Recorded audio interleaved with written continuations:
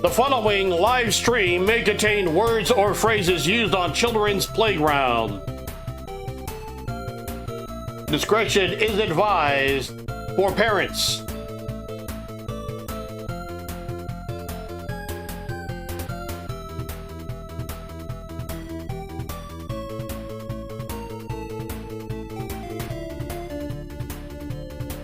Streamer is a Gen Xer and is a product of his time.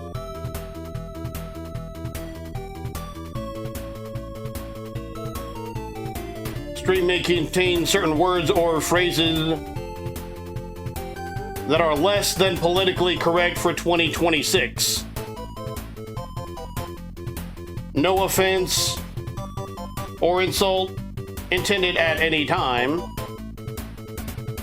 Streamer does take to a point input on how to do better. That being said, if you want respect, you gotta give respect. You gotta give it to get it. So, you be cool, we'll be cool, and everything will be cool. Cool? Cool. I am said streamer. The thoughts and opinions expressed on this stream are mine and mine alone and do not necessarily reflect those of Twitch, its sponsors, its affiliates, or even my own affiliates. They are mine and mine alone.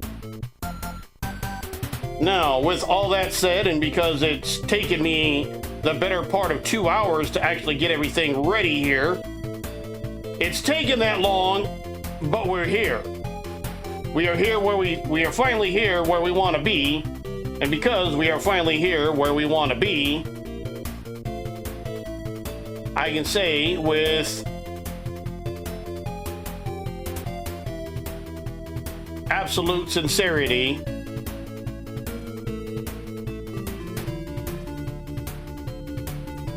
it is a pleasure being back, and we're live coming to you from Bakersfield, California. My name is Joseph. And we got a little special here tonight. Go ahead and bring up our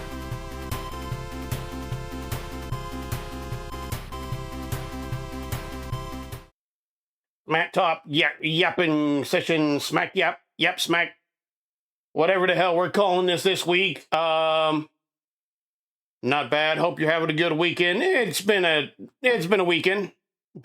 I guess it hasn't been too bad. Spent most of yesterday asleep, honestly, just trying to catch up on some rest, and then normally, excuse me. Normally on overnight streams, you will see me usually running Fire Pro Wrestling World, running a league. The main reason that I run those is because the game essentially and effectively plays itself.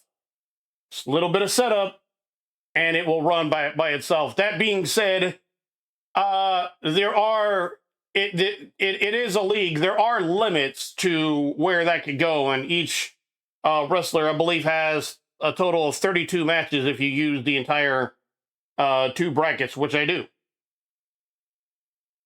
So, at the end of those leagues, we end up into a situation where we're going to be playing out here tonight, where you have a championship tournament. Top 3 wrestlers, top 3, or the wrestlers that finished in the top 3 in both brackets advance to a tournament. The winners of the A bracket and B bracket advance automatically to the semifinal. So the quarterfinal will be the ones that faced off, the ones that finished in second and third place in both the A bracket and B bracket. And of course, they are competing for the overall winner of the league. So the last almost 2 months now, I've been running the Winter Wonder Slam League. And here we are now at the championship, or the championship round, the championship tournament of that league. So a quick tournament to determine who's going to be the winner of the league overall. I will probably be running at least a couple of non-tournament matches. Maybe not as many as I was going to, since it kind of took a lot longer than I was planning for, a lot longer than I was anticipating to actually get this thing underway. But anywho, we are here. And I think we are ready to go. So let's look over to our tournament here. And as you can see, let's go over here to this league real quick. And in the B bracket, Davey Boy Smith Jr. wins the B bracket. Human Tornado and Sage Sin finish in second and third place. Human Tornado just one match behind Davey Boy Jr. Sage Sin just one match behind Human Tornado. And in the A bracket, SoCal Crazy wins the A bracket. Ray Horace, Ray Horace one match behind, and not a full match behind the Fly Daddy Jardy France. What that means is anybody who did not finish in first, second, or third place in each one of these brackets, they're done.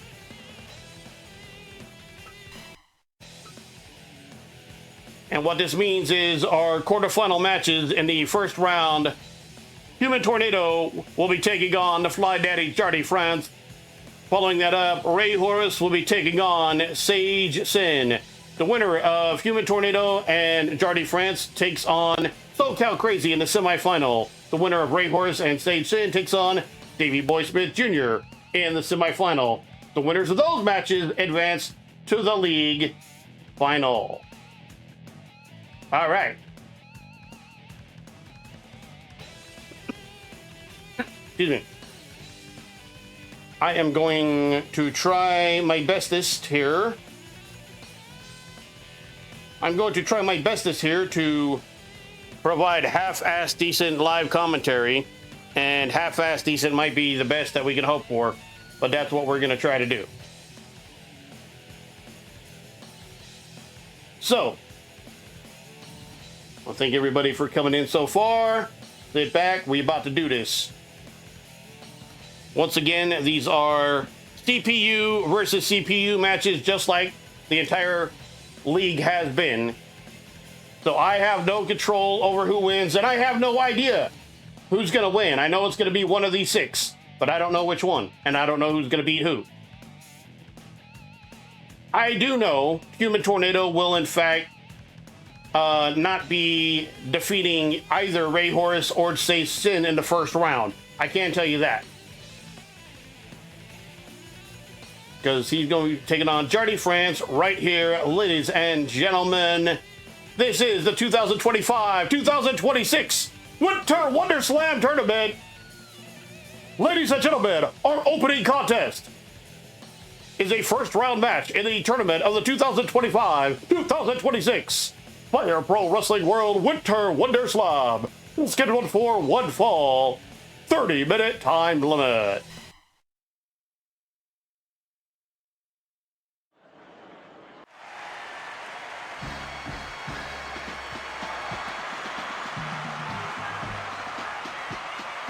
Making his way to the ring first, from Los Angeles, California, entering with a record of 24 wins, 7 losses, 120 points.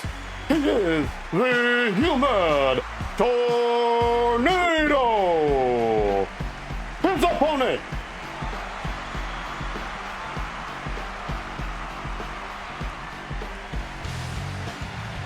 entering with a record of 21 wins, 8 losses, and 2 ties, 109 points, the Fly Daddy Jardy France. Referee for this contest, Sparky Ballard. One fall, 30 minutes. First round back. All right.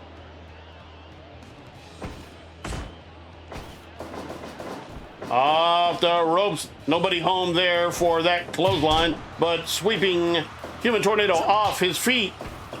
Tries something there, but catches a pimp slap. As arm drag takedown. This is going to be a fast-paced match. Fast-paced, very quick, very fun. Two of the most fun guys to watch. Nightmare takedown by France.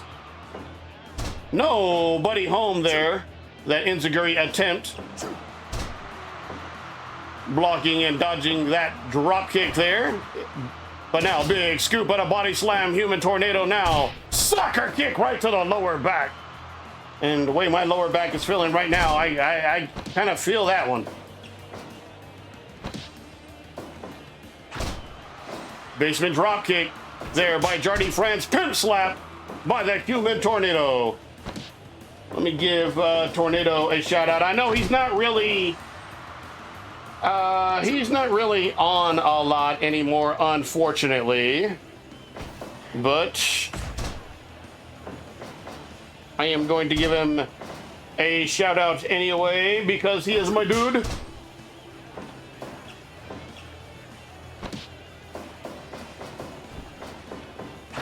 Basement drop kick there by the human tornado. Forearm shot by Jardy France. Irish whip and a reversal now. Nice kick there by the human tornado. Now front face lock and somersault senton right there by the Fly Daddy Jardy France. Now we got a strike exchange here. Series of chops. Somebody ordered a plate of chops that was not me. But off the top we got 1, 2, no. Catching the attempt at a kick and a dragon screw leg whip. Nice maneuver there by the human tornado, but counter and now Hurricane Rana by the Fly Daddy Jardy France. Jardy now front face lock, bringing his opponent back over to the corner. Drop kick attempt, nobody there. Front face lock once again, and leg drop to the back of the head there by Jardy France. Now off the rope. Big running tackle right there by the human tornado. Tornado now. Bullwind, arrow lock. This could be a submission, but Jardy France able to escape. And over the top rope to the outside goes the human tornado. Now Jardy France, Acai moonsault. Now we go to a single leg crab there on the outside. You can't get the submission, but you can still work over the leg. It is a 20 count here on the outside. Yes, Vendetta Pro Wrestling did use a 10 count, not the 20 count typically used in Mexico and Japan. Shots right there, giving him the old Charlie horse to the thighs there.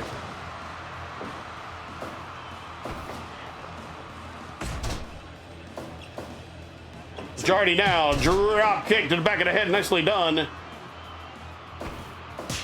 Reverse knife edge chop by Jardy France, but now a series of hard strikes right here by the human tornado.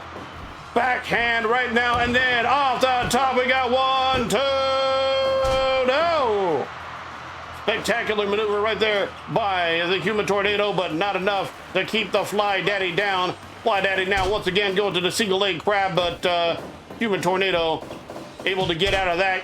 However, he is not able to get away from that drop kick right there by the Fly Daddy Jardy France.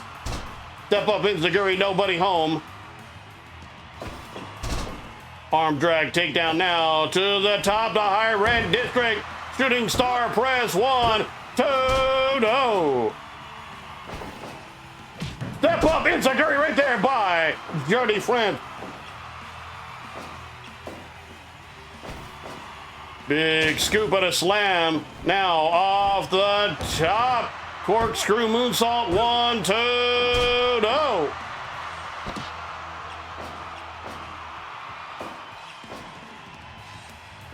Hard hitting, high flying, and exciting action right here. This first round match. The first of the first round matches. Jardy France now off the top. Tornado DDT, hooks the leg. We got 1, 2, no. DDT. DDT there by Jardy France. Now off the ropes, human tornado hitting that one leg drop kick. Single leg drop kick, I should say. Now, look at that step up axe kick there by the human tornado. Nice lucha arm drag counter there by the Fly Daddy, Jardy France.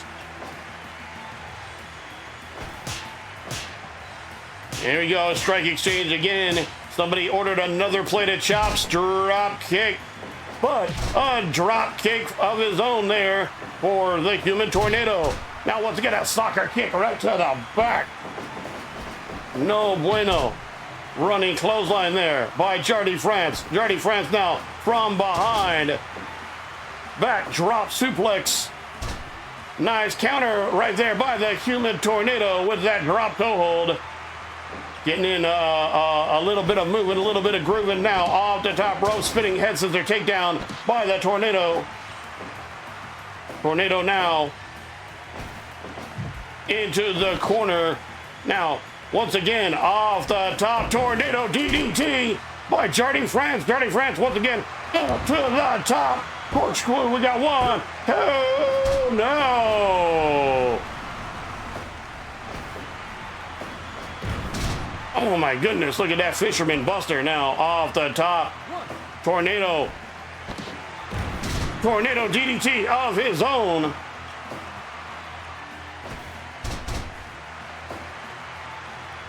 Lucha arm drag counter there. And 450 splash once again. We got one, we got 2, 3. Your winner advancing to the semifinal. The Fly Daddy, Jardy France. Time of the fall, 14 minutes, 12 seconds.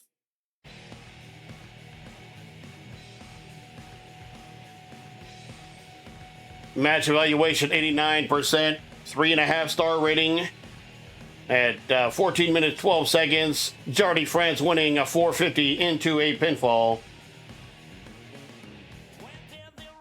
The Jardy France advancing to the semifinal, the Human Tornado. Thanks for coming.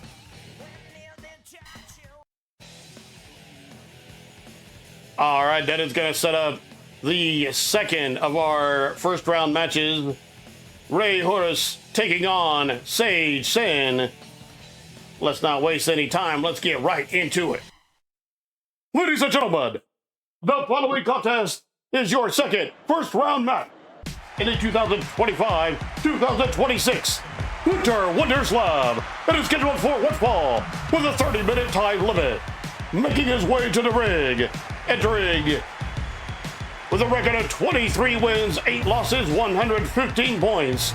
From Tijuana, Baja California, Mexico, Ray Horace. And his opponent, from the town of Halloween, she enters with a record 23 wins, 8 losses, 115 points. The Pumpkin Queen, Sage Sin. Referee for this contest, Sparky Ballard. One fall, 30 minutes, first round back.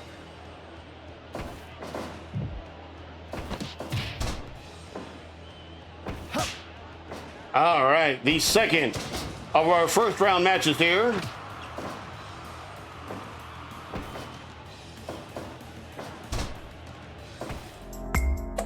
Damn it. I just wanted to stay right there. God damn it, no.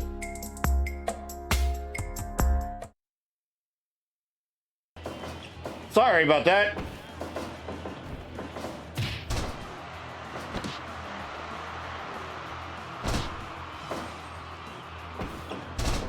Damn it. That's one of those things we'd edit in post, but not really going to be any post, so.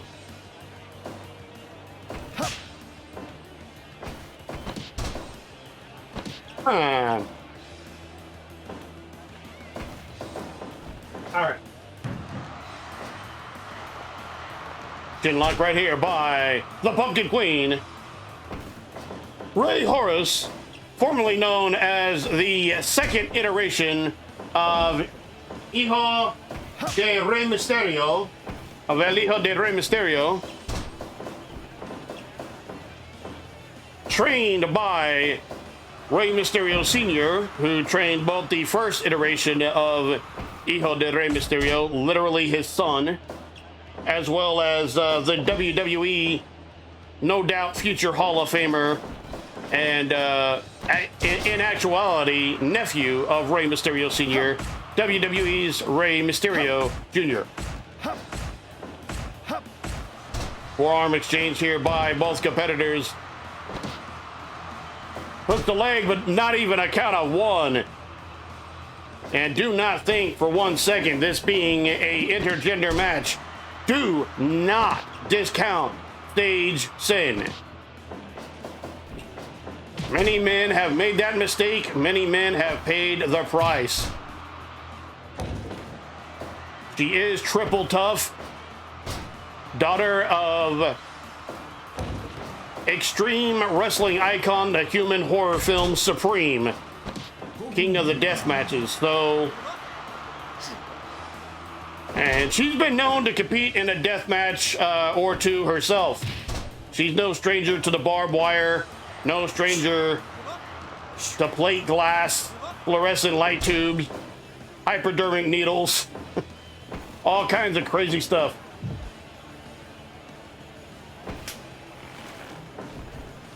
Off the top, nice lucha arm drag right there off that springboard by Rey Horus.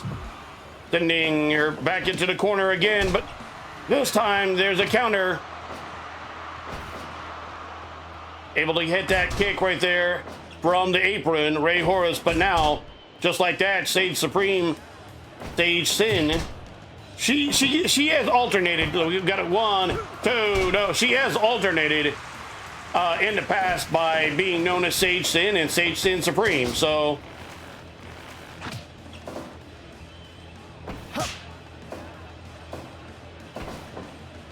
super kick. I personally prefer Sage Sin Supreme, but it doesn't matter what I prefer.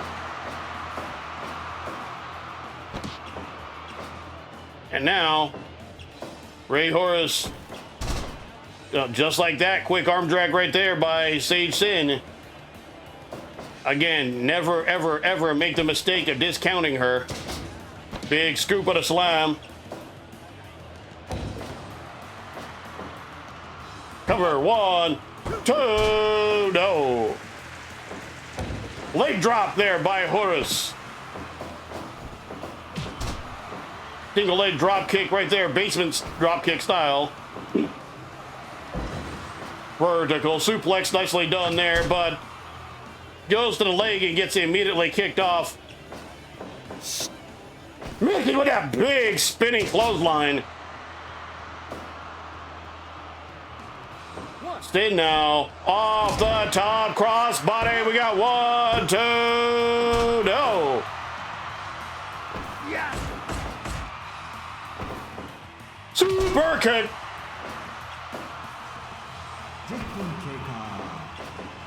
Oh my goodness. Into a pile driver. And now, sunset flip power bomb. 1, 2, no. Big vertical suplex there by Sage Sin. Sage. Single leg. I thought you were going to go for that backdrop suplex. Rey Horus now, Irish whip, reversal, do-si-do, and then a knee right to the midsection. Inverted DDT, dropping him right on the back of his head, but he is quickly back up. Matter of fact, he is back up first. Nice drop kick right there by Rey Horus. Overhand chop. Another overhand chop. And just a big left hook there. but not enough to take control. And just as I say that, running clothesline by Sage. Arm drag takedown by Sage. I got a thing that says that we got an ad starting up. I don't think so because I had that canceled.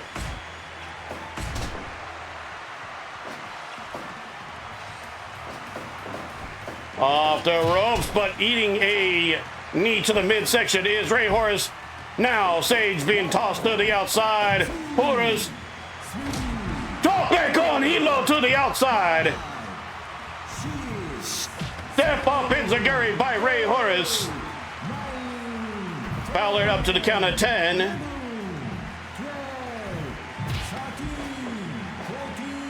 Sage in quickly getting back into the ring. Ray Horace taking a little time there.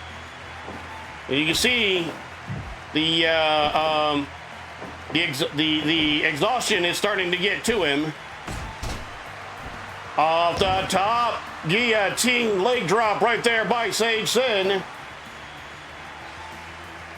Let me remove this notification of a 3-minute ad. We don't really give a damn about that at this point.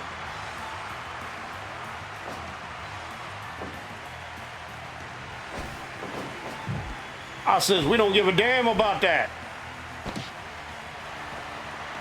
1,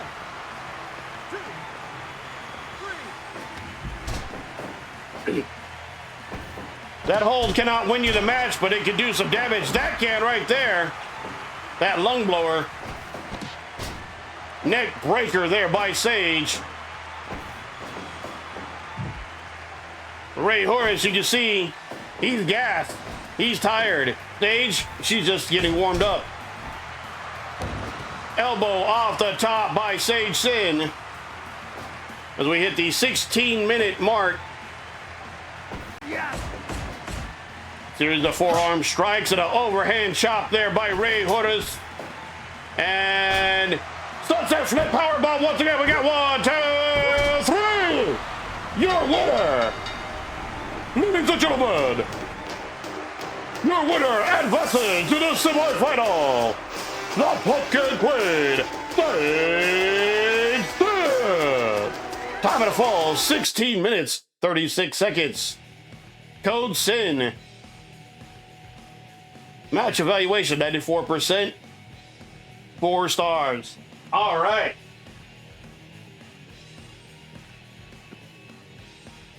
The entire first round is now done. That means coming up here in just a bit, we will be having our second round matches, our semifinal, I should say, as Jardy France will take on SoCal Crazy. Following that, Sage Sin will take on B bracket winner Davey Boy Smith Jr. That is coming up in just a few. You got to take a quick break. I'm going to try to clear my throat. I don't know if it's going to work or not, but I'm going to try to. And then we will be having some non-tournament matches before going into the semifinals. So stay with us. We got more coming at you.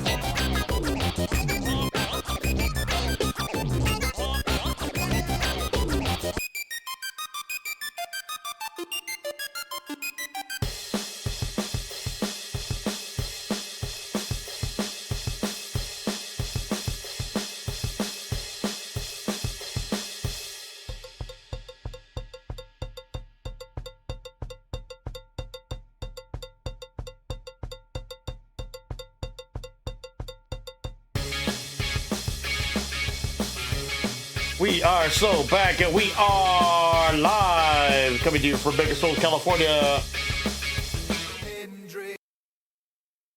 All right, the first round is complete.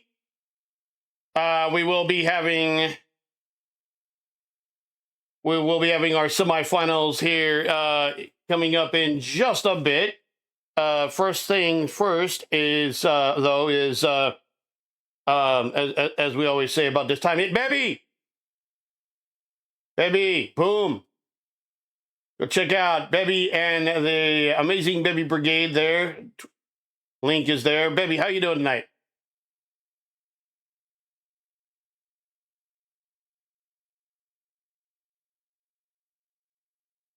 Let's see. We are going to have...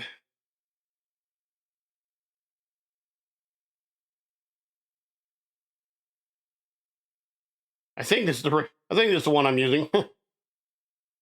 Non-tournament match coming up here. Let me set this up real quick.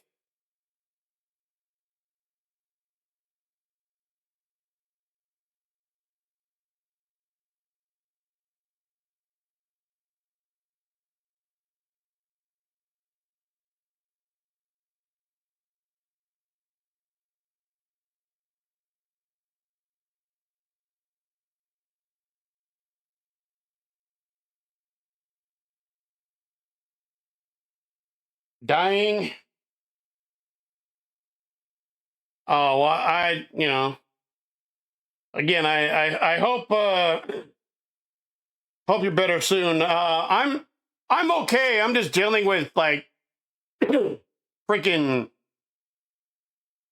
throat congestion. It's just like making it hard as hell to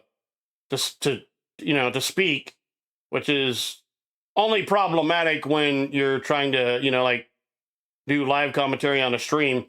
I was having some technical stuff going on earlier. Basically, just either some things weren't set right, or just wasn't working because fuck me, right? That's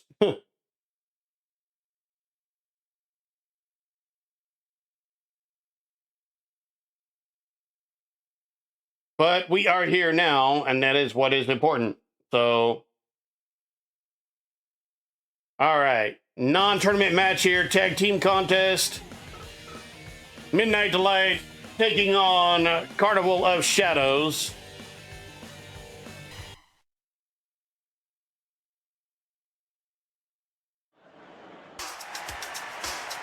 Ladies and gentlemen, the following contest is a tag team match scheduled for one fall. Introducing first, from Sunset Boulevard into Hollywood Hills, at a total combined measurement 18 3/4 inches, Billy Blade with his lead, the Midnight Delight.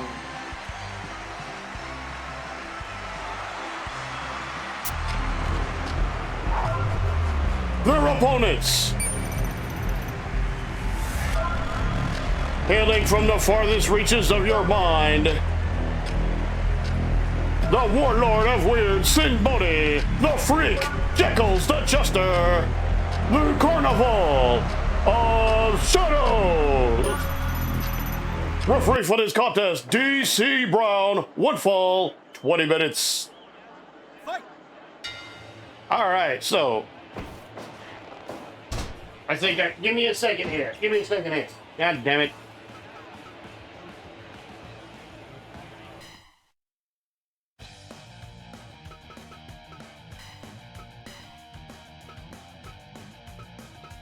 I just caught that.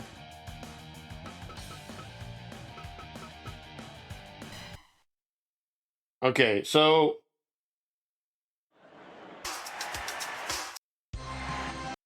there we go. At least feeling a little less sick after a month or more.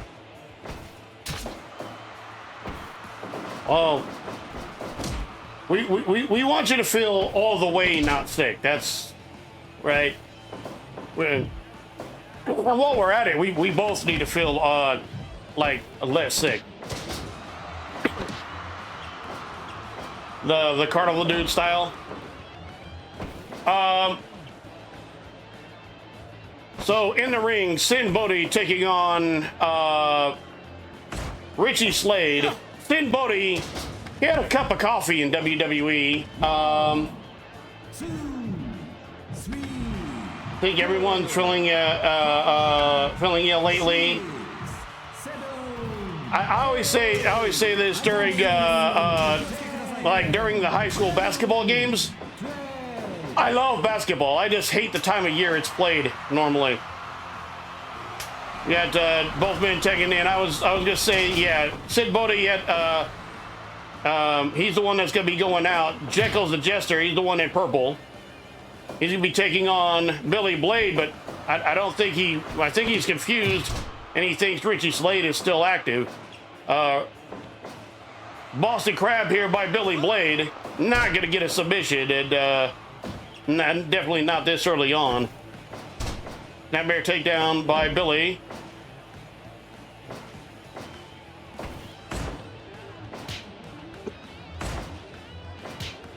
Somewhere around here, I have, or at least had,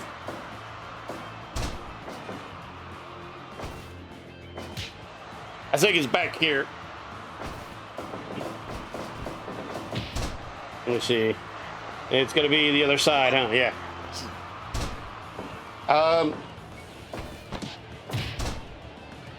You guys probably wondering what the hell am I doing? I got a bag here behind me, being hidden by our good friends at NVIDIA Broadcast, or my good friends anyway. I don't know if they're friends of yours or not. Good. Adjust that there. All right, get some cop drops.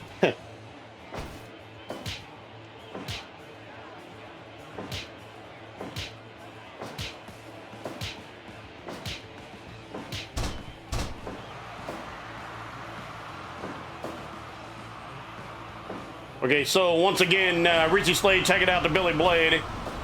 Billy Blade now going to work double team right here against the Warlord of Weird, Sin Bodhi.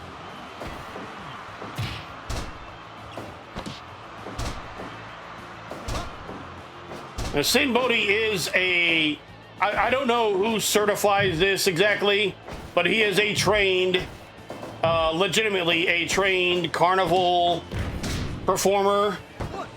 I know he's done some work. He's done some high-level work with the Canadian National Karate Team. So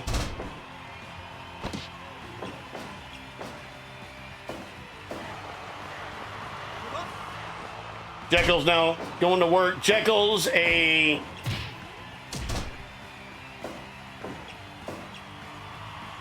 certified big clothesline there by Billy Blade. Jeez. Probably not anymore. I was gonna say Jekyll's a certified genius. The problem is he's so damn smart that his IQ is so high that it kind of it basically drives him insane.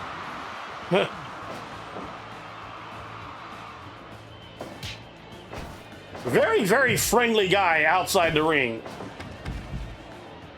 Very, very friendly, very, very playful.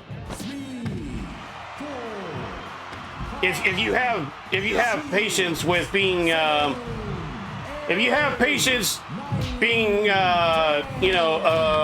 the wrong end of practical jokes sometimes, nothing harmful usually. Now, if you happen to be an upcoming opponent of his, well, that might change things off the top. And well, nobody home. I'm sure that is not the first time that Sin Bodhi has went straight down on his face.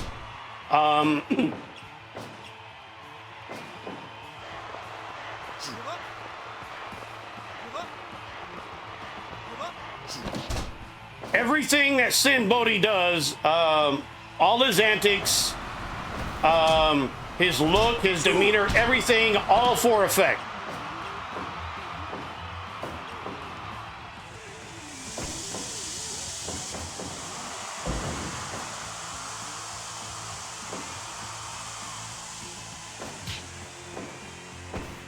Definitely a guy who likes to beat you psychologically before he beats you physically.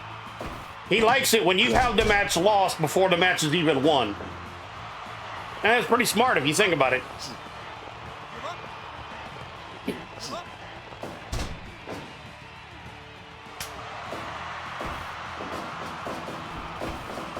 Billy Blade, he's been in a few situations with WWE development in the past. He used to work with Deep South Wrestling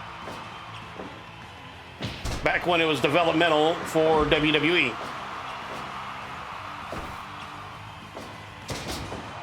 Nice belly-to-belly suplex there by Billy Blade. His style is, well, I mean, his style is definitely glam rock inspired with just a little bit, just a hint of vampire. Basically, think of the Lost Boys. Think of the Lost Boys, and that's kind of Billy Blade's style and vibe.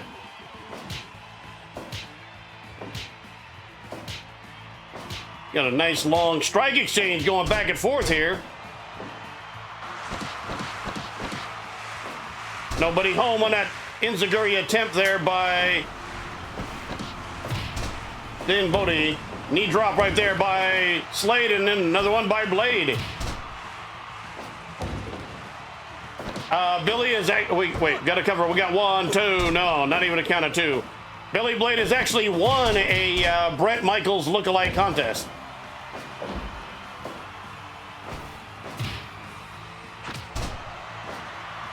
Which, if you know... Sling Blade right there by Richie Slade. Younger of the Midnight Delight.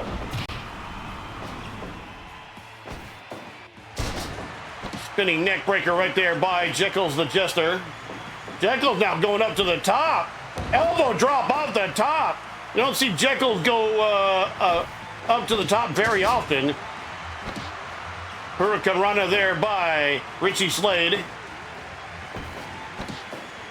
Up and over a Diamond Dust. We got cover. We got 1, 2. No, he's too close to that corner right there. And Sin Bodhi, rather. Step up enziguri by Billy Blade. Trademark offense. A Sling Blade right there by Richie Slade. Sling Slade, you might say. Double team. No, Jekyll's fighting out of that. DDT right there by Billy Blade. And yes, Billy Blade is the legal competitor, so he can make the pin, but he elects not to. Another DDT. Thought about hitting them ropes, but Jekyll's quickly back up to his feet. Jekyll's now tagging out. Double clothesline there by the Carnival of Shadows. I keep saying Sage. It is Sin Bodhi, not Sage. Sage is not out there. Sage would probably fit in with this group pretty well, though. Sage has never really had any affiliation with the Carnival of Shadows. She has had an affiliation with the group known as Creep Show. Off the rope, Sin Bodhi clothesline. Arm drag takedown. Now off the ropes, Billy Blade catching that back elbow. Tagging out to Richie Slade.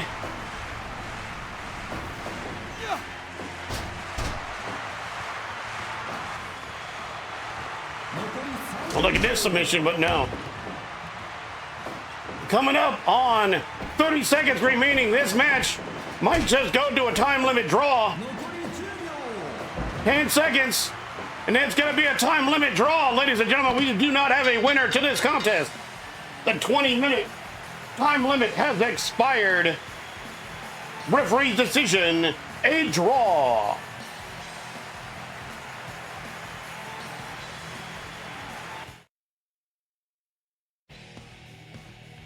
Match evaluation 96%, 4 1/2 star rating.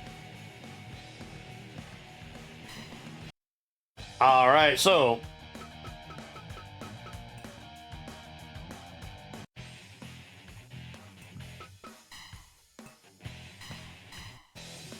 time for us to advance to the semifinals of the 2025-2026 Winter Wonder Slam. Beeg Gaming, thank you for joining us. It me, Bevy, always. Bevy, by the way, Bevy, are you planning on streaming at all tonight, or do you know?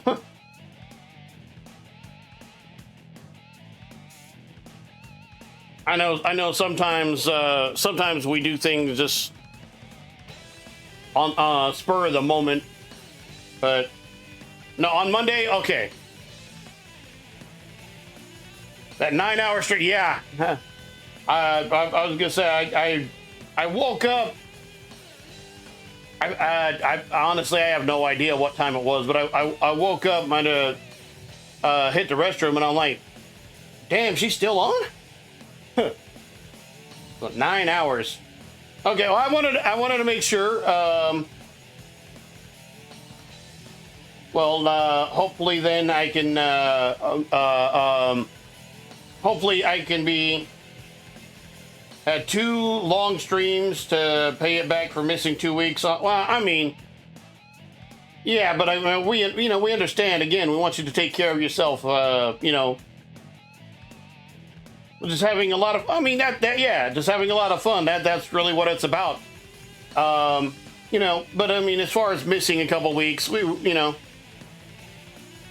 your fans are going to be there for you. We want you to be, make sure you take care of yourself physically. That is the most important thing. And, glad to have you back on stream. Glad to be able to spend, portions of my work week hanging out with you guys, hanging out you and the entire Bevy Brigade. I don't know if he's here. If not, fuck you, Paul. No, I acknowledge you, Paul. I acknowledge you, Paul. Right?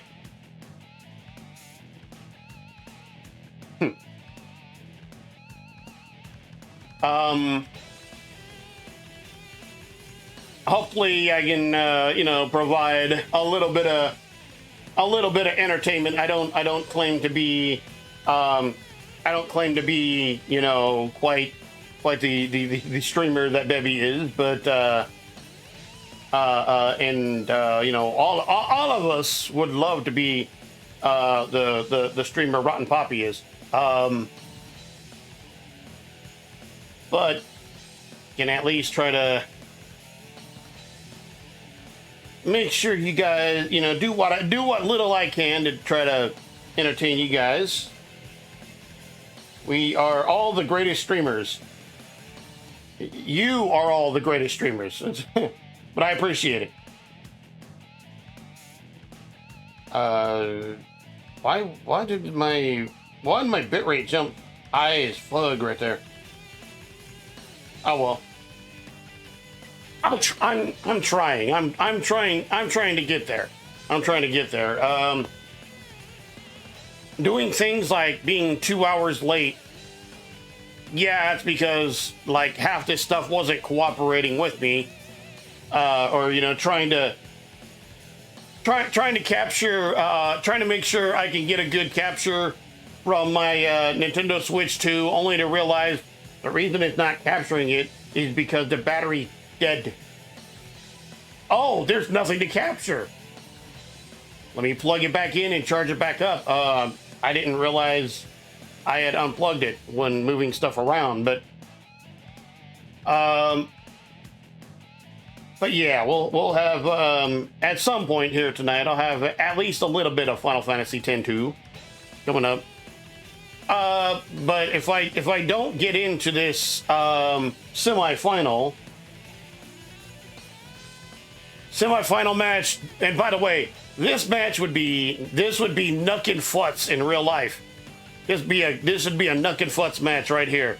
SoCal Crazy, winner of the A bracket, taking on the Fly Daddy Jardy France. This would be hard to call in real life, much less. Let's give it a shot. First, let's go ahead and save right there. Let's give it a shot. And ladies and gentlemen, the following is a semi-final match in the 2025-2026 Fire Pro Wrestling World Winter Wonder Slam. It's scheduled for one fall with a 30-minute time limit. Making his way from San Diego, California, the winner of the A bracket, 24 wins to 7 losses, SoCal Crazy. His opponent, entering this semifinal match with a victory over the Human Tornado, the Fly Daddy, Jardy France. Referee for this contest, Sparky Ballard. One fall, 30 minutes.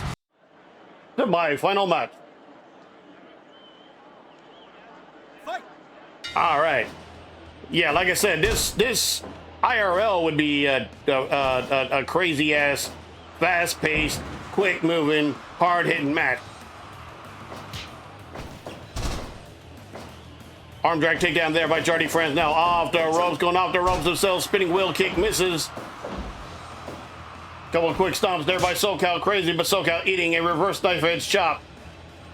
SoCal Crazy now being taken over. Arm drag takedown by Jardy. Nobody home, trying to get that clutch in, but hitting a series of chops. Very, very quick chops right there. Now look at that eye rate by SoCal Crazy. Vertical suplex sending SoCal Crazy to the outside, but quickly back into the ring. Stop up Enziguri, nobody home on that. Headlock takedown by SoCal Crazy, the former Vendetta Pro Wrestling Heavyweight Champion.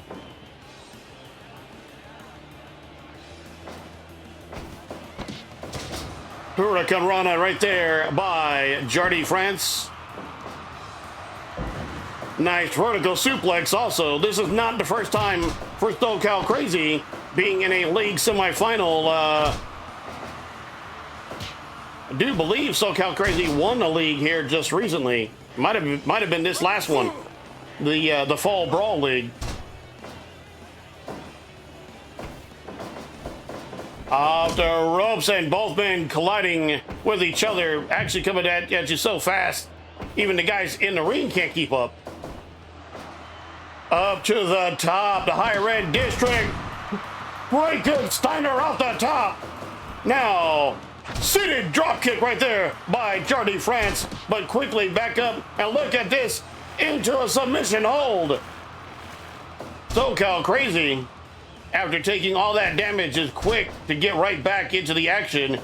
SoCal now up to the top, decides to go against it as Jardy gets back up to his feet a little faster, I think, than he was expecting. Float over DDT by Jardy France. Now single leg Boston Crab, really gonna stretch out that stretch out the thigh and put some pressure there on the I forget what it's called, Never mind. We're past that. Elbow drop right there by Jardy France. Brain Buster. Buster by Jardy France. A series of knee drops quickly there to the back by SoCal Crazy. SoCal Crazy now going back up to the top. This time 450 off the top. It connects. And then looking into cross arm breaker. That arm bar right there. But Jardy France making his way. Jardy France able to get out of that. He's trying to make his way to the ropes to force the break. Little chop exchange right there. Another plate of chops being ordered. Not sure if he hit that submarine drop kick or not. Off the ropes. This time, I know he did that time. He got that one. Off the ropes. Hurricane Rana. Nicely done. Now, Jardy France. 450 splash. We got 1, 2. No. Kicked out. Off the ropes. Nobody home and just landed straight on your ass, right? There's no other way to put it. It'll send shock right up your spine. Single leg Boston Crab here. Once again, stretching out that quadricep. Off the top senton bomb there by SoCal Crazy, but now SoCal being sent into the corner. SoCal being set up to the top. Jardy France, look at this nice reversal to 1, 2, no. Sunset flip power bomb, not able to keep him down. Springboard moonsault, 1, 2, no. Fast and furious Michinoku driver. 1, 2, no.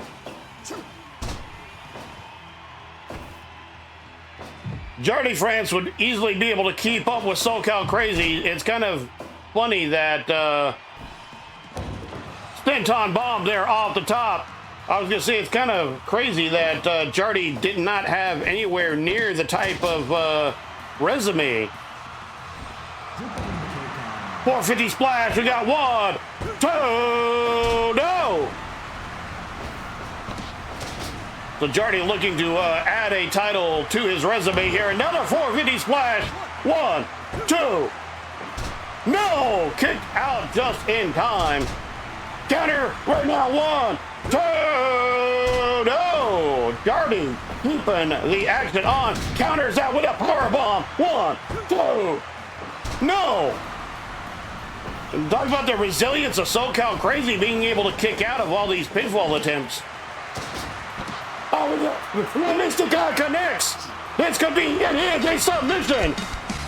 Ladies and gentlemen, the winner of this bout by way of submission, advancing to the championship bout, SoCal Crazy. Time of the fall, 11 minutes, 21 seconds.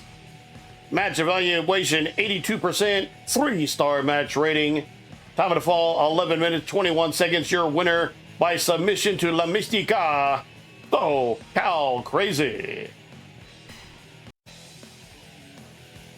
All right. I kept mentioning Sage Sin earlier, even though it was Sin Bodhi in the match. Well, we're going to see Sage Sin here in action. And once again, yes, it will be an intergender match. Do not make the mistake of thinking that Sage Sin is in any kind of disadvantage whatsoever.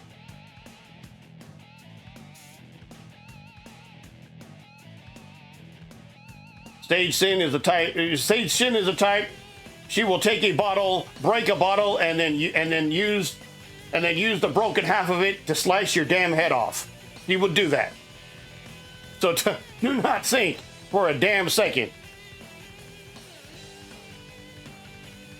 that there's any kind of disadvantage also. Oh, and by the way, she actually happens to be a pretty damn good wrestler.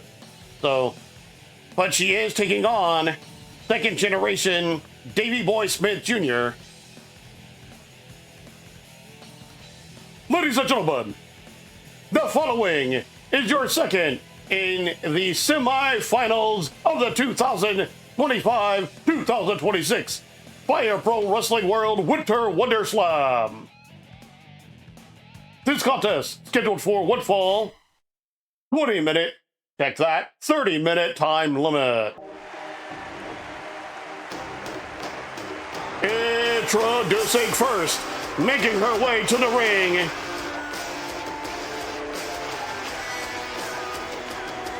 advancing with a victory earlier this evening, Beeg.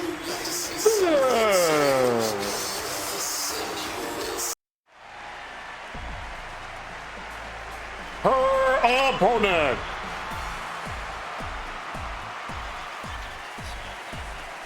from the dungeon in Calgary, Alberta, Canada, the winner of the B bracket with 25 wins to 6 losses, 125 points, the former WWE World Tag Team Champion, Davey Boy Smith Jr. Referee, Sparky Ballard. I'm holding this controller like it's going to do anything.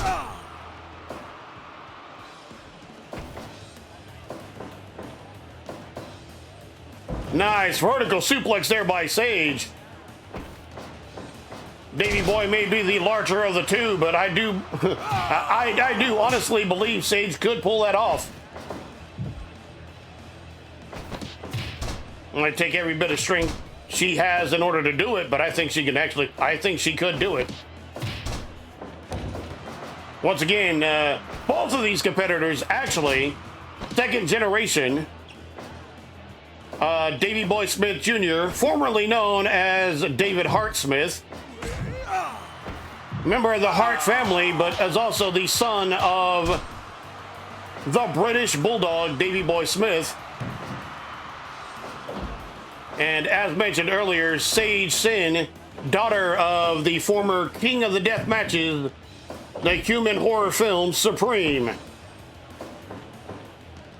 Reversal on the vertical suplex there by Sage Sin. And butterfly suplex, we got one. No, only a count of one. Nobody home on that clothesline attempt, but now pile driver tombstone style. And now into an Indian deathlock. I'd be very, very shocked if Sage submitted at all, much less that early on. Arm drag takedown by Sage Sin, and now into a chin lock.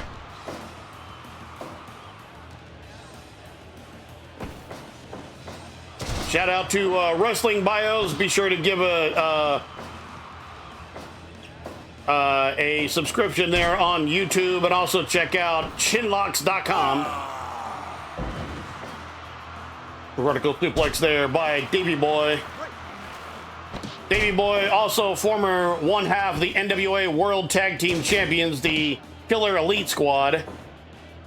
He was teamed up with Lance Archer.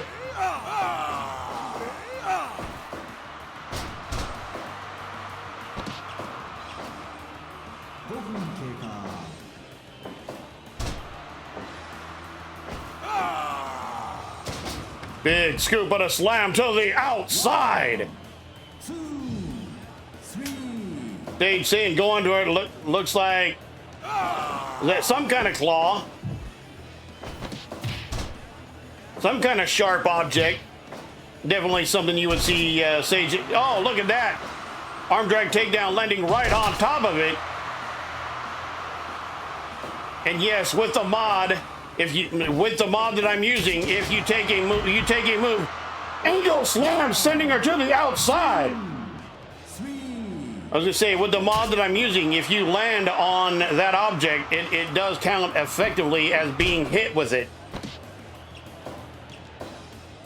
Even if you're the one giving the move. Chin lock right there by Sage Sin. Drop, toe hold, nicely done. And I was gonna say, that is where Sage would really have an advantage here is in speed and maneuverability. Knee drop to the back of the head. Angle slam there by the British Bulldog. We got 1, 2, no. Still another British Bulldog, I guess I should say. Look at this, a sharpshooter. Paying homage to the Hart family. Again, which he is a member of. Now, single leg grapevine here.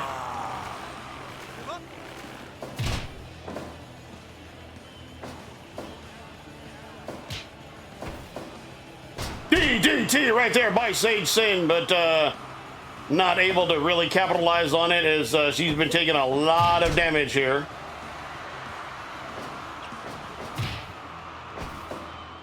So another DDT there by Sage Sin. What this does do, even though she does not really able to follow through with it, it does give her a second to rest and recover. And now off the top, tornado DDT following up with an elbow drop.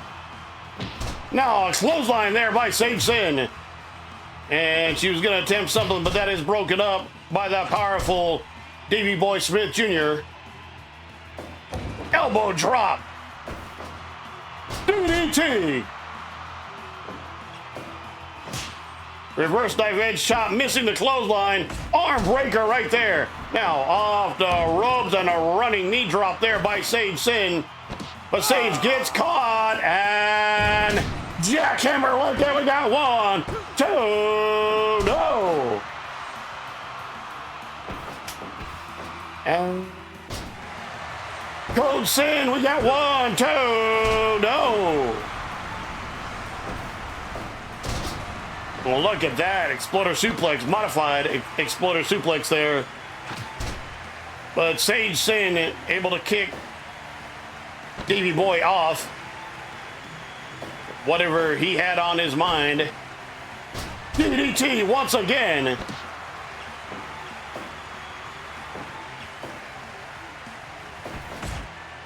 Back elbow by Davey Boy Smith, but then another one.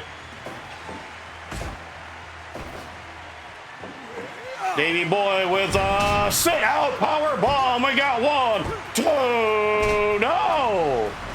Trademark offense there, and Davey Boy saying that's it, but whatever he had in mind, that got countered with a arm breaker right there by Sage Sin. She is caught once again with that exploder suplex.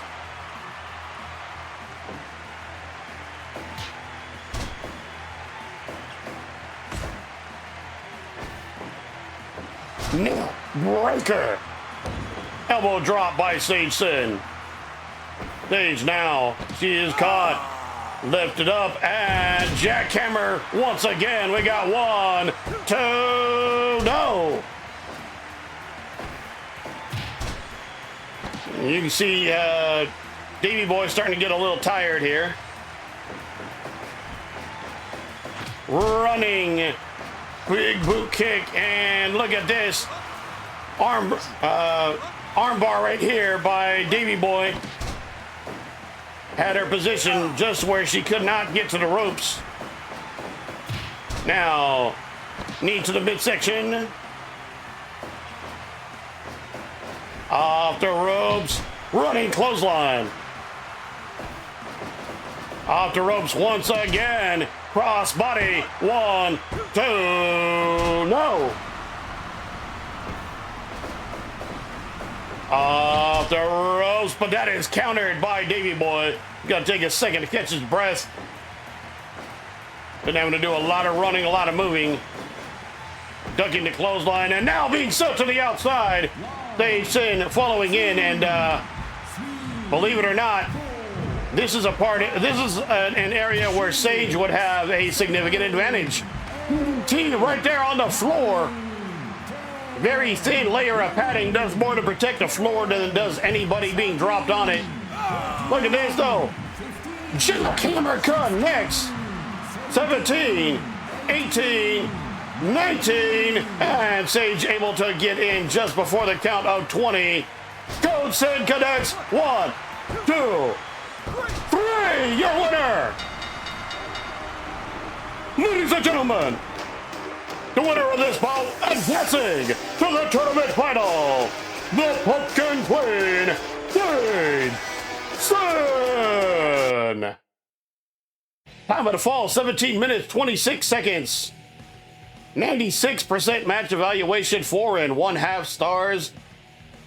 Once again, in 17 minutes, 26 seconds, winner by Code Sin into a double leg hook. Stage 10. So, the final match is set.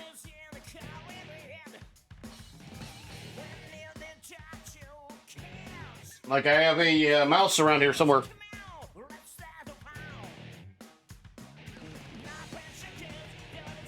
I have no idea what the lyrics to this are. I just know the dude singing something.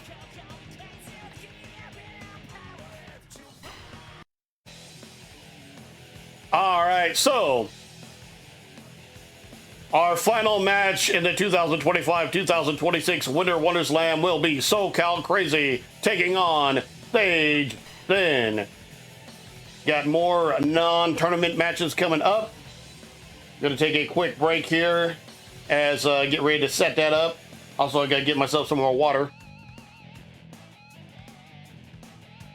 Leia would not let me live it down if I did not have water available, so I gotta have water. Shout out to Force Ghost Leia. Matter of fact, let me literally do that. Move this out of the way here.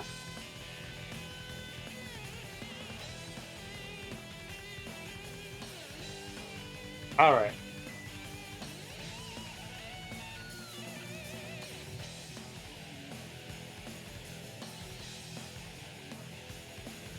All right. So we're going to take a quick break, and then once again, we've got a couple more non-tournament matches before we go into our tournament final to end the 2025-2026 Winter Wonder Slam. More action coming at you in just a bit. Stay with us.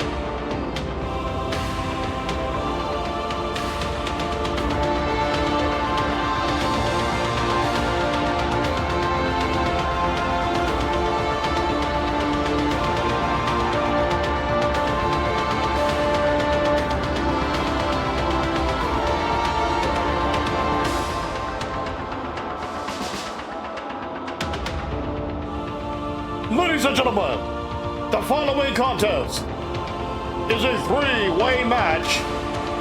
It is for the Tri-Force Championship. One fall, no time limit.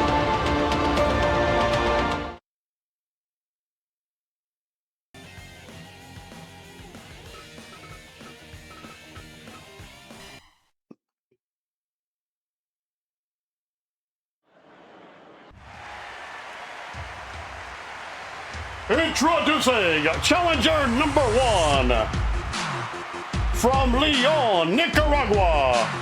He weighs in 189 pounds. He is the former Tri-Force champion, Vintage Dragon.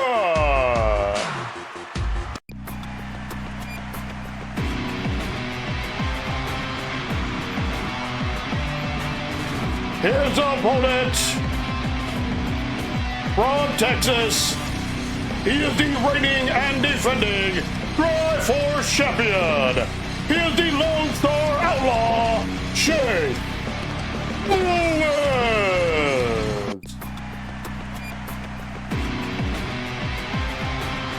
Wait, what the hell just happened? Hold on.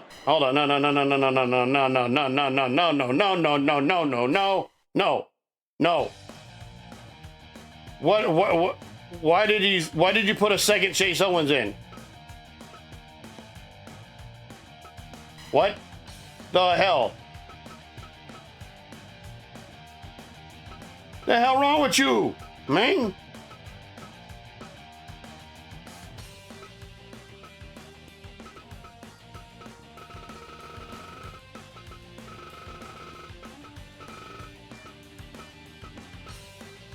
No, it's Vito Fratelli. What the hell just happened?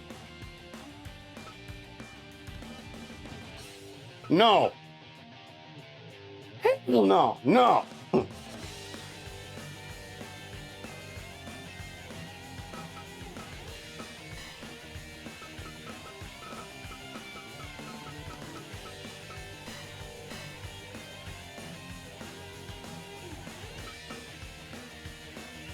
Anyway, let's try that again. All right, take two. Take two. The hell?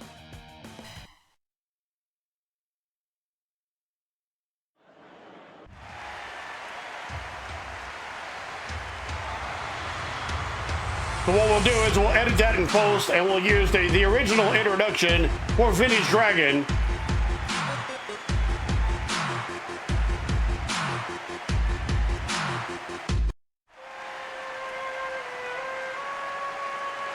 Challenger number 2.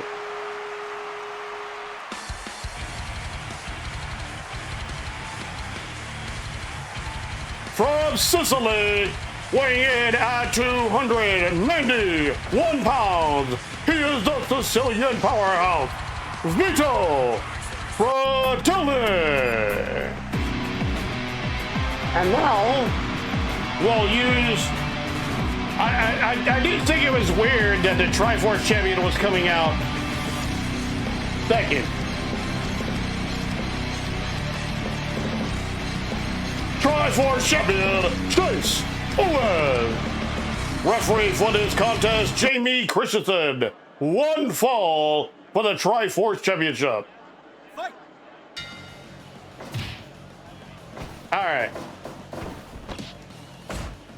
All right, Tri-Force title on the line, three-way, the only championship that is defended in strictly in three-way matches. I can't say that for certain. There might be others. You punk! You punk! Vintage Dragon, of course, the former Tri-Force champion. Vito Fratelli, having never held that title. Vito Fratelli was the LLI heavyweight champion, the initial champion. And of course, Chase Owens, a former member of the Bullet Club. Now the Lone Star Outlaw.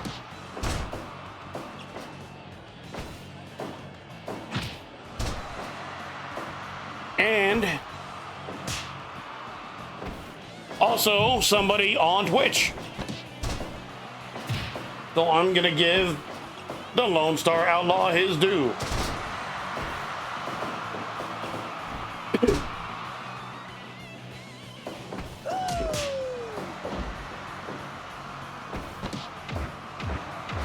There's the headbutts there by the Sicilian powerhouse. Here you got Vito Fratelli, who's going for the cover. One. Vito Fratelli, who's almost pure power. Doesn't necessarily lack speed and wrestling ability, but power is his game. You got Vintage Dragon, who is almost entirely speed and maneuverability, and then you got Chase Owens, who's got kind of a little of both.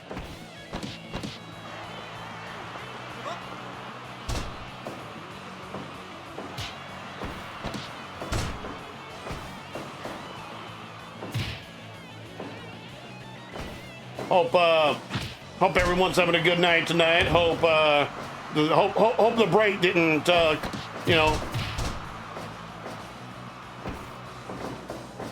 didn't have too many people to say, screw it.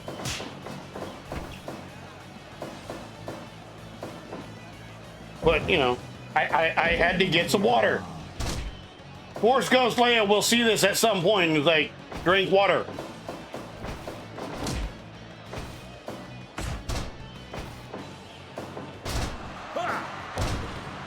Now, she's not scolding when she says that.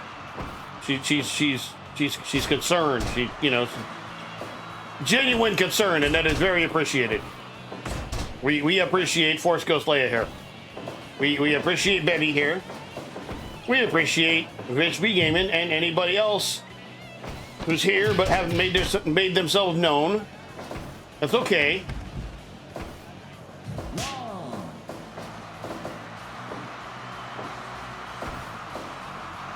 DDT right there by Vintage Dragon. Vintage Dragon also held both the Lucha Pro heavyweight and tag team titles.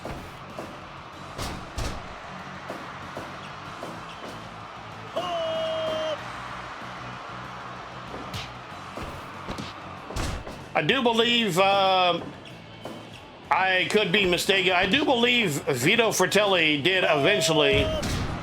Gotta sit out powerbomb one. Okay. I was gonna say, Vito Fratelli, I do believe he did eventually win the Lucha Pro Championship.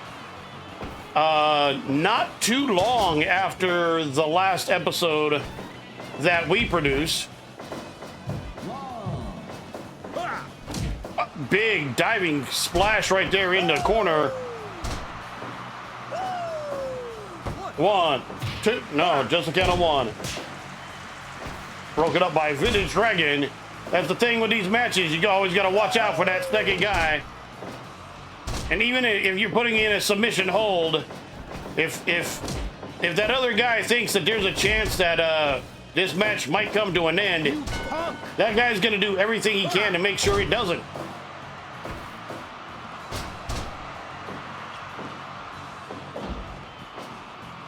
Stomp to the legs right there by Chase Owens. Double two maneuver. Tossing Chase into the air. And just letting him crash down uncontrolled. Chase now. Being the champion, he has the biggest target on his back. He can lose the title without being pinned. You do not have to pin the champion. You simply have to win the match. But one, two, no. Vito was very confident right there. Sit out power bomb. I'm very, very surprised that they're letting this go. They're not going after the guy. Super kick. Senton right there by Vito. This drop kick right there. Chase being pulled out the way by Vito Fratelli, only for Vito to lay him out. One way to make sure you get both competitors, both of your opponents.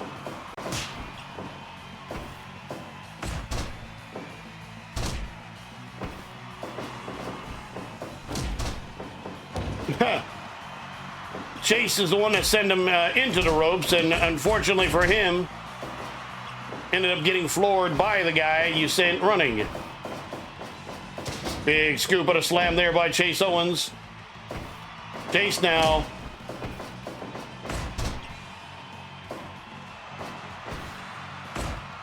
Forearm shot there by Vintage Dragon. Chase being sent to the ropes, but Vito Fratelli right on top of Vintage Dragon once again. Triforce Championship is at stake. Chase Owens, the defending Triforce champion.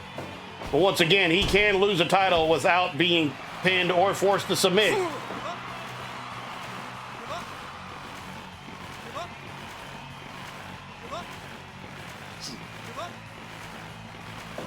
I'm starting to wonder how much longer Vito Fratelli was just going to let that continue to go on. And super kick right there by Vintage Dragon, but got a critical off of that headlock. Vito Fratelli with them big ass powerful arms just crush your head like a grape. Neck breaker there by Vintage Dragon. Vintage now going up to the top. Senton by Vito. Another senton by Vito. And, well, whatever plans that Vintage Dragon had, that went out the window. But now Chase Owens being sent to the outside. 3, 4, 5, 6, 7. Kind of surprised that they have a count out going on here. I'll be brutally honest with you. This is supposed to be one fall, but it might be set. It might be set to be an elimination match, which we have done elimination Triforce matches in the past as well. And in that case, I can understand why people aren't so quick to move in to break up a submission hold. If you can eliminate one guy, it then becomes a one-on-one match. Kind of makes sense, actually.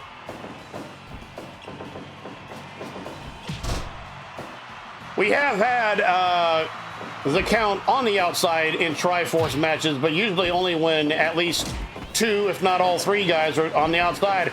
Referee Jimmy Christensen taken out now. Drop kick, basement drop kick to the back of the head there by Vintage Dragon. Man, Jamie, get your ass up. You're all right. Get up. Look at it. How the hell are you busted open so damn easily? Come on now. Super kick. Face first into that top turnbuckle. Goes that super kick right there by Vintage Dragon. Vintage now. Oh, Vintage gets caught. This could be no counters. 1, 2. Only a count of 2. Big takedown right there by Vito Fratelli. Insecurity there by Vintage Dragon.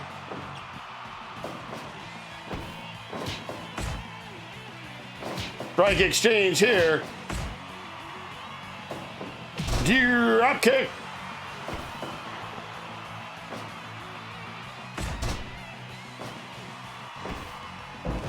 Chin breaker right there by Vito Fratelli. Nice counter.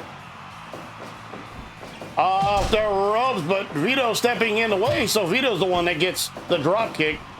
I think it was originally, look at that. Off the top now, Vintage Dragon 6-star Swanton.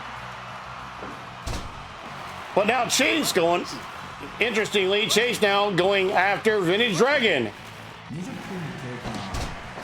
At the 20-minute mark on this match. Backdrop suplex there. You have had one time limit draw, but the time limit has been waived for this contest. That will not happen here. There must be a winner.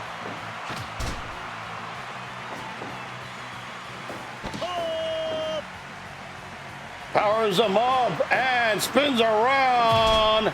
Thought he was going to go for La Fiena de Tempe, but that is broken up by Vintage Dragon. And Vintage Dragon getting stomped in the corner for his troubles. That's the way to say thank you. Of course, he wasn't actually trying to save Chase. He was trying to save his own match. Reverse knife edge there. Now with the logic they're displaying, it seems again like it's the first fall wins the match. Once again, a big toss there.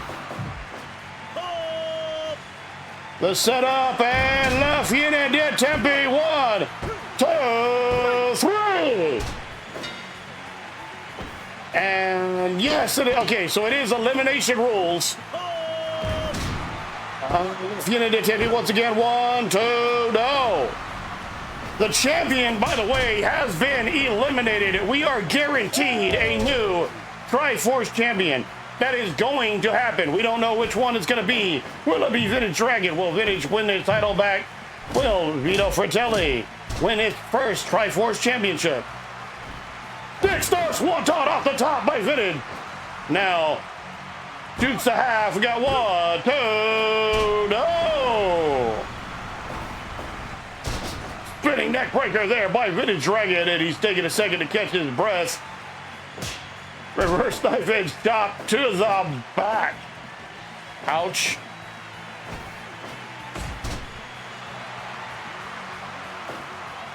Now, 6-star Swanton hooks the leg. 1, 2, no. Snap suplex there by Vintage Dragon. Vintage once again going up to the top. Now, 7-star Swanton. DDT.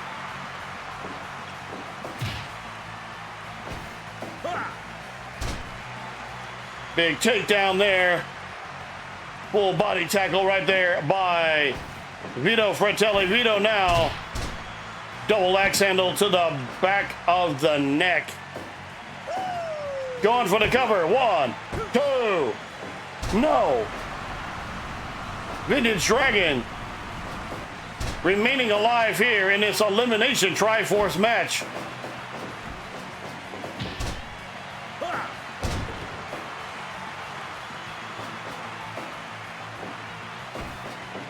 Super kick right there by Vintage Dragon. Vintage hooks a leg. 1, 2, 3. Your winner, ladies and gentlemen, the winner of this bout, and new Triforce champion, Vintage Dragon. Time of the fall, 26 minutes, 35 seconds. Chase Owens, the former champion, now eliminated by La Fiera de Tempe. Just over 4 minutes later, Vito Fratelli would be eliminated by a hook leg pinfall. Match evaluation, 98%. Your winner and new Triforce champion, Vintage Dragon.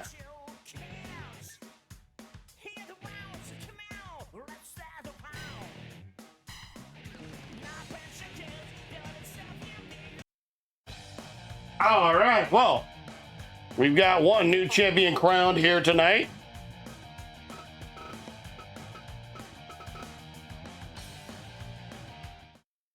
May not be the only one. We're going to have 2 more in our series of non-tournament matches before we have... We're going to have at least 2 more, I should say, in our series of non-tournament matches. We have the Tag Team Championship will be at stake.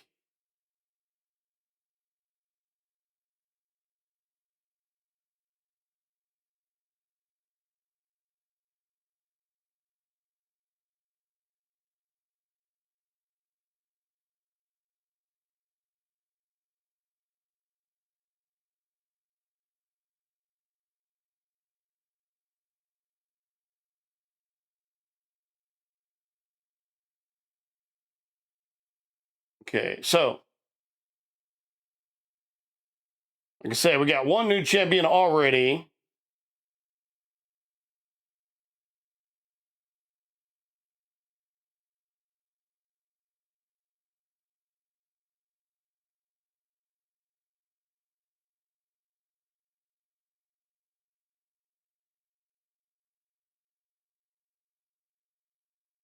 Oh, here we go. Long way down. Long way down there. All right, so the winners of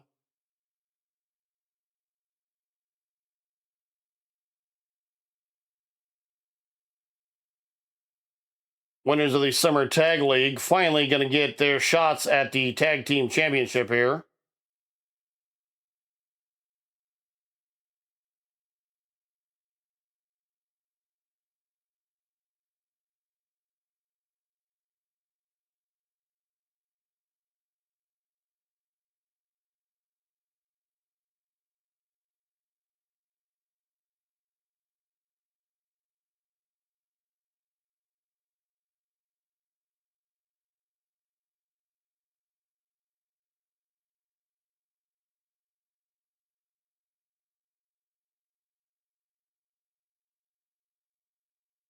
And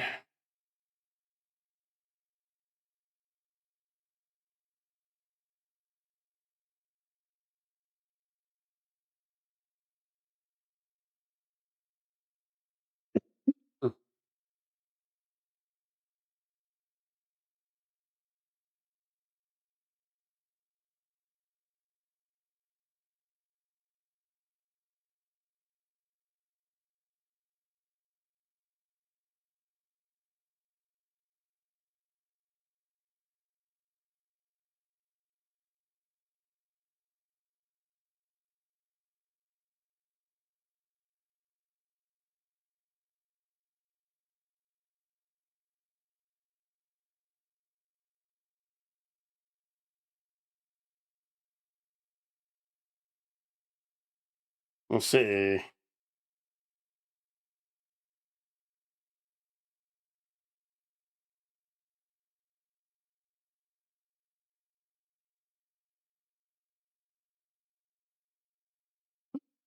Hmm.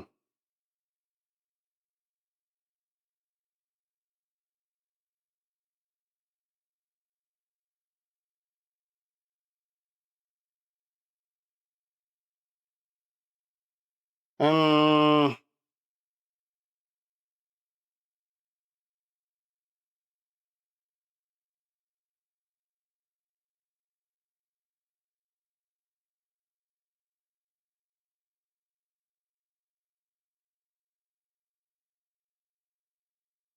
okay. Oh yeah. Well, real quick. International Tag Team Championship match. Hell no. We got Vish Begeman just cheered 100 bits. Wishby Gaming. Thank you for the bits. Thank you so much for the bits.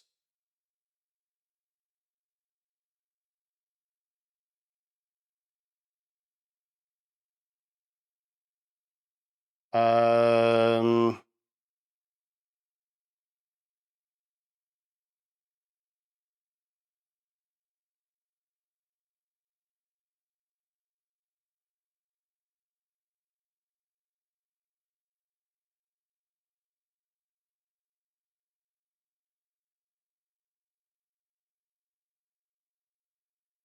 Oh, it completely okay. It completely undid something that I meant to do here. I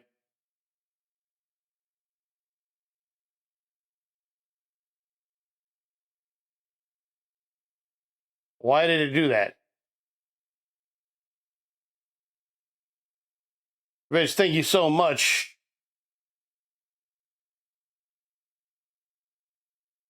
Give me just a second here. And what? No. What? Damn it.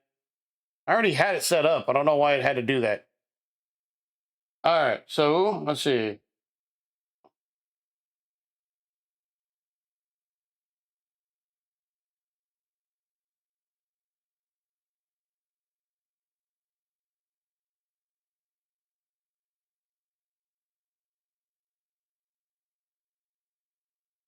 Crew, be sure to give it a follow. Check out Vishby Gaming. Last playing Mario Kart World. Okay. I ain't played that in a minute. I have it. I played it for like a little while. I like it, but I don't know if I like it better than like I don't know if I like it better, if that makes any sense.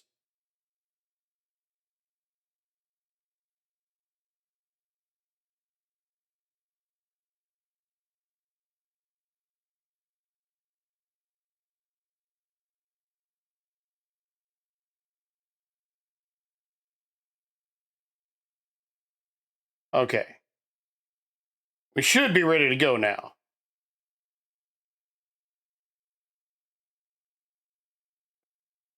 All right, let me put it back onto the... All right. Ladies and gentlemen, the following contest is a tag team match. One fall, no time limit, and it is for the vacant International Tag Team Championship.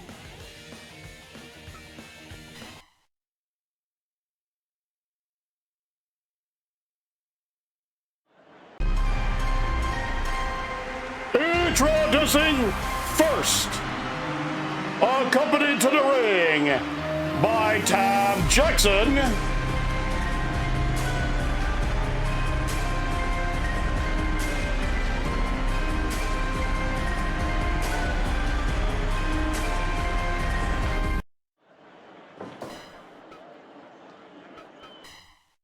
What did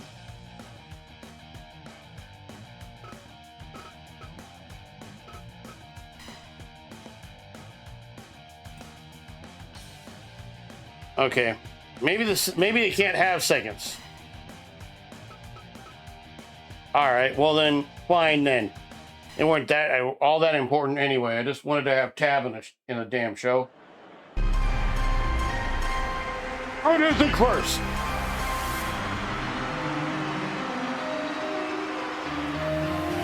from Rancho Cucamonga, California, they're the winners of the 2025 Summer Tag League, Nick and Matt Jackson, the Young Bucks. Their opponents,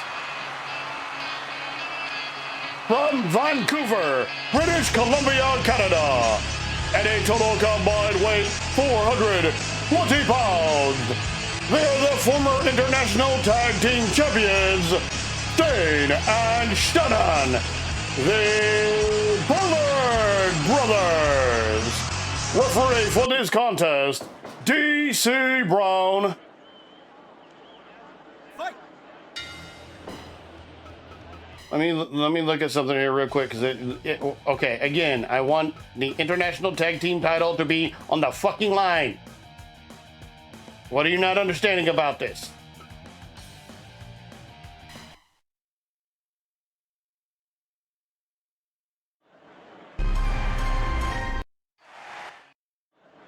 International Tag Team Championship match. There you go. Fight. Thank you.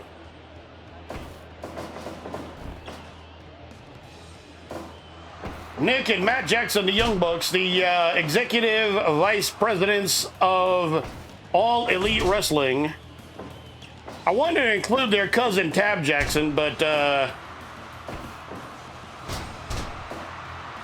it just didn't work for whatever reason. Shane and Shannon Ballard, a team that known all throughout California, known all throughout the West Coast. They may not be known nearly as much as they should be outside of California, but I'll tell you this much. We got a cover right here, not even a count of one. If you ask The Miz, if you ask Chris Masters, if you ask Frankie Kazarian, if you ask Christopher Daniels, if you ask John Cena, if they know Shane and Shannon Ballard, yes, they know Shane and Shannon, bro.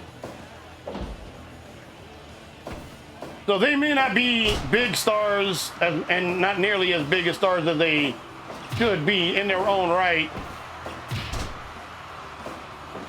Edge and Christian, they once used the Ballards as a version a version of Los Conquistadores. Of course, not the original Conquistadors.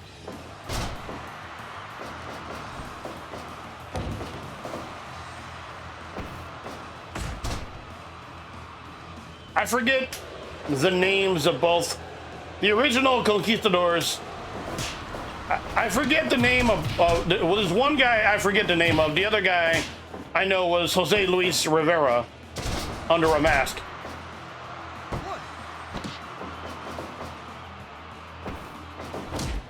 Cocky bastards are the Young Bucks.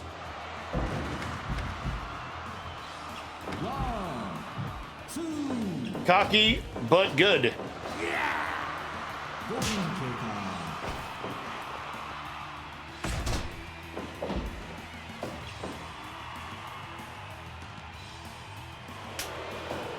Tag in to Shannon Ballard. Shannon Ballard and Shane Ballard both going to work on Nick Jackson.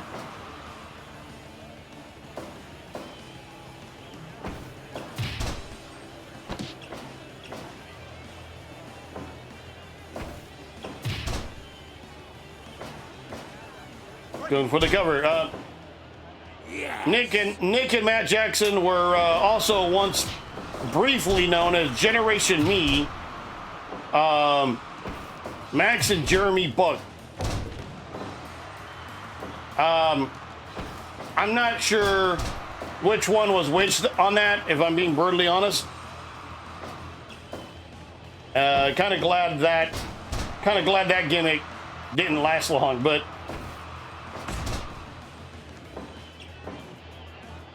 six-time former IWGP Junior Heavyweight Tag Team Champions, former IWGP Heavyweight Tag Team Champions,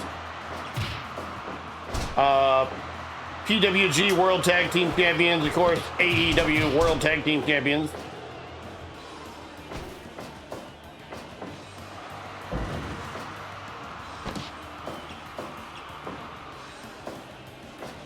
We didn't quite get to see what we got to cover. 1, 2, no. Shane Ballard is significantly more dangerous in tag team matches than in single. And Shannon Ballard's just dangerous in general. So as Nick Jackson just catches a damn beatdown right there.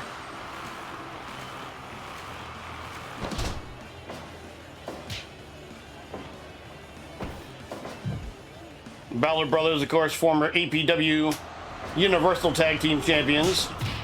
Also, in Vendetta Pro Wrestling, I want to say 5, maybe 6 times.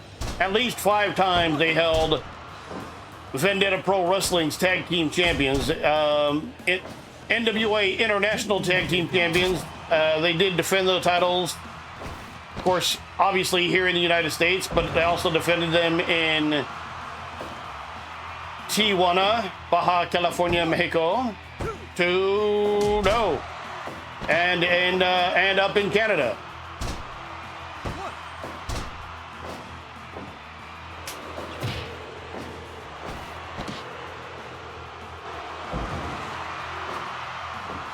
We tried many times to get them a shot at the NWA World Tag Team Championship, but for various reasons that continued to fall through. Senton off the top there by Nick Jackson. Super kick, the super kick party beginning here for the Young Bucks. And now catching him, springboard Hurricane Rana, 1, 2, no. Backbreaker and body slam there by Shannon Ballard. But meanwhile, Nick Jackson, somersault senton. Nobody home on the drop kick that's going to allow Shane Ballard to tag into Shannon.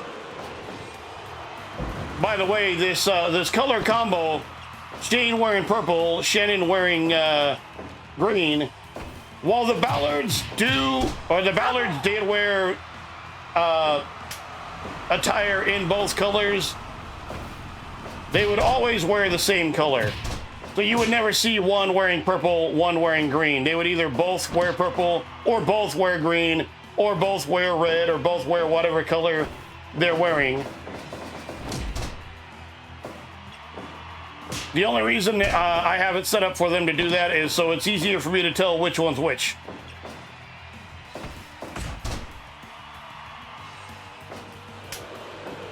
Shane Ballard now being tagged back in, as is Nick Jackson. Shannon Ballard off the rope, hitting. And look at that. Suck it, says Nick Jackson. The pink and blue cheetah pants. Super kick right there by Nick Jackson. Nick Jackson now springboard Hurricane Rana, but no. Too close to the ropes. Shane Ballard now fighting off both of the Young Bucks. Too sweet right there by Nick Jackson. Of course, the Young Bucks, both members of the Bullet Club. Inside the ring, back body drop, and that's gonna send Matt Jackson back to the outside. Matt was going for a super kick, but he got caught by Shane.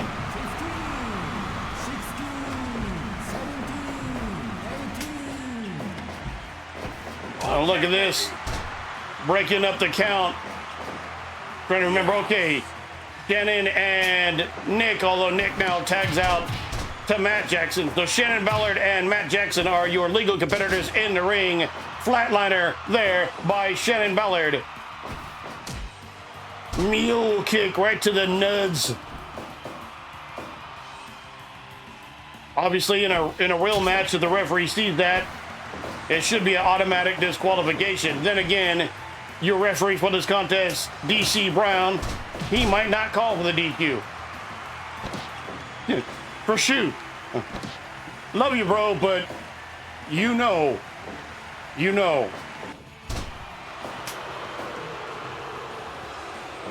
And yes, all competitors here are all based on real-world professional wrestlers. All guys that I've worked with in the past. Standing moonsault, we got one. No, Shannon Ballard quickly in there to break that up. Now Nick Jackson gets tossed to the outside, and Matt Jackson left in there with Shane. Shane gonna make the tag out. That's gonna tag in former Vendetta Pro Wrestling Heavyweight Champion Shannon Ballard. Super kick right there, but once again, Shannon is your legal competitor. Shane does fall onto that barbed wire wrap baseball bat. Let's just say I'm kind of familiar with the business end of a barbed wire wrap baseball bat. We'll just leave it at that. The ropes, running clothesline there by Shannon Ballard. Super kick there. And we got 1, 2, no. Tombstone pile driver. We got to roll up here. We got 1, 2, no. Somersault senton there by Nick Jackson. Matt Jackson now. Then Shannon Ballard off the rope. Spin kick right there to the face. Super kick there by Matt Jackson. Nick Jackson now running. Pop up. Hurricane Rana. 1, 2, no. Broken up by Shane off the ropes. They're paying very little attention to Matt Jackson, who makes them pay attention with that super kick. Flatliner there by Shannon Ballard. Tag once again to Shane. Front face lock there, but that's not going to really do much other than pull Shannon out of his corner. He is not the legal competitor, so you can't pin him or force him to submit anyway. Scoop slam there by Shane Ballard.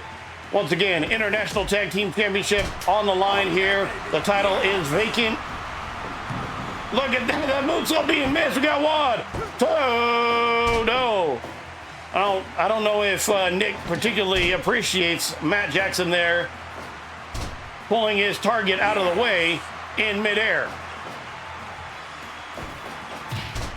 Less bang for your buck by the Young Bucks. Off the ropes, running knee drop. Counter right there, drop toe hold by Matt Jackson. Matt Jackson, though, being kicked off, and now there's the tag that's going to bring the former Vendetta Pro Wrestling Heavyweight Champion into the... Only to catch a super kick. Air Canada right there by Shane Ballard. Shannon, will he take advantage of it? Shannon Ballard, standing clothesline. Drop toe hold, nice counter there by Matt Jackson. DT.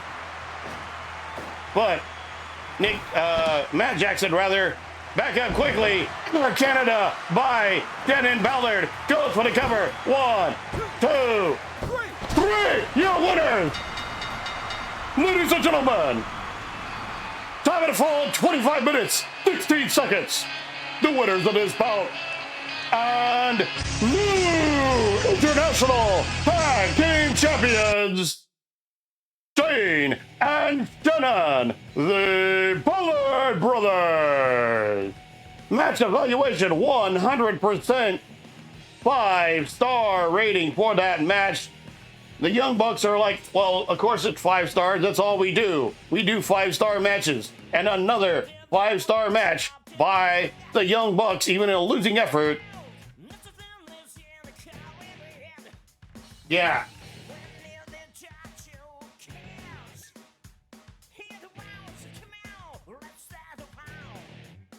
All right, we're going to have 2 more. Oh, yeah, hold on. I got to put in the input here. Forgot. I forget these. I'm forgetful in my old age. Become forgetful.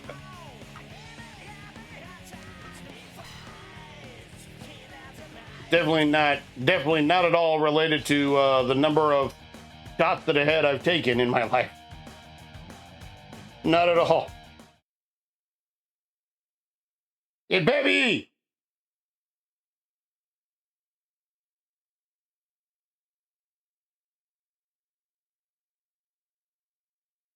All right, let's see. So many things to handle. All right. Coming up next, a 6-man tag team match.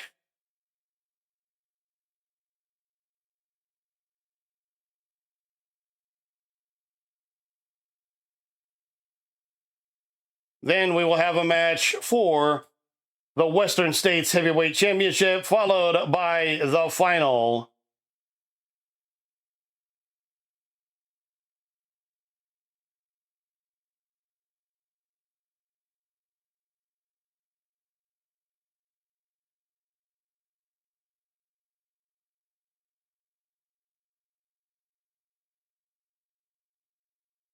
See, we'll bring in, I think, where's he at? I passed him a long time ago. I did, didn't I?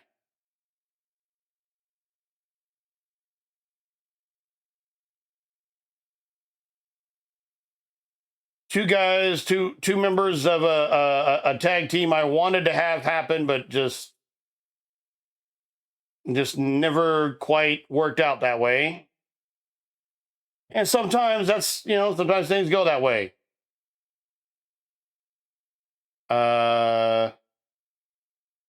Oh, hold on. I know why he's not there, because he is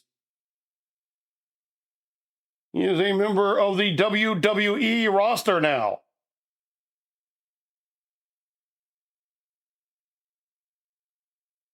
Okay. Their opponents will be...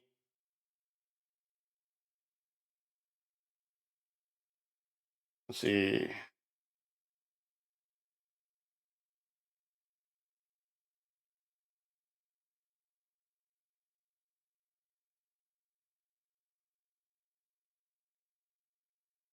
Yeah, I think so. I think we'll go with this.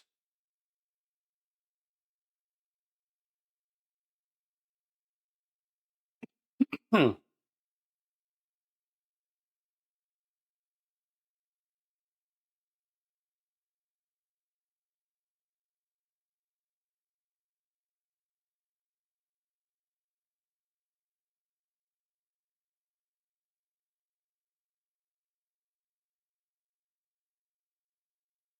All right. Let's change referees here real quick. Hell yeah. Here we go. All right. Ladies and gentlemen, the following contest is a 6-man tag team contest. It is scheduled for one fall, 45-minute time limit.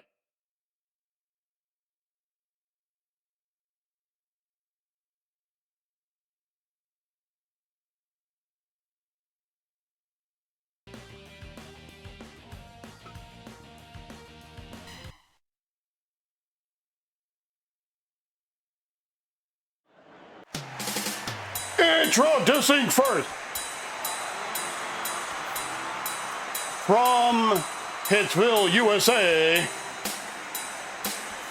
the Last Temptation, Ricky Ruffin. His tag team partner from Harlem, the Shogun of Harlem, Jimmy Mayhem. And their tag team partner, Joe Henry. Their opponents,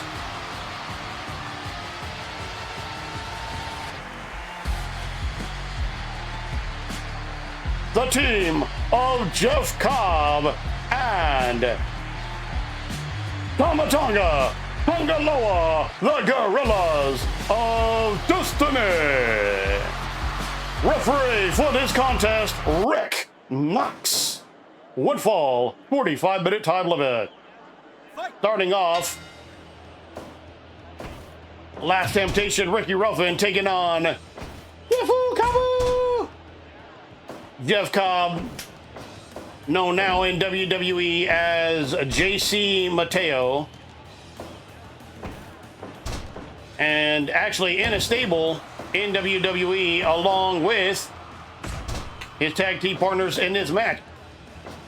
Not even a count of one.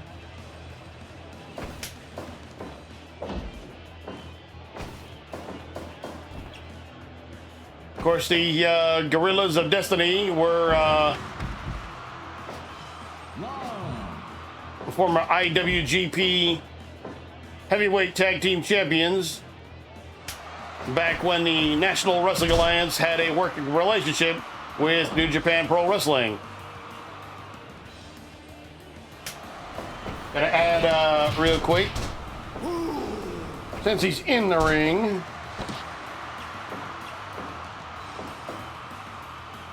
my man Jimmy Mayhem.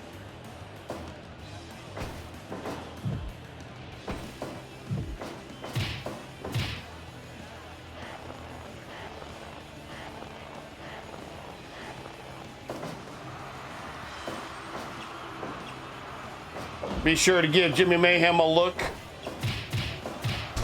They're youtube.com/@BadLossMayhemTV. And get that man a Sprite.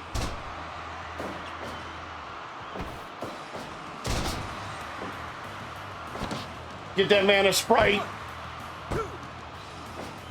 The only Diddy that he recognizes is Diddy Kong.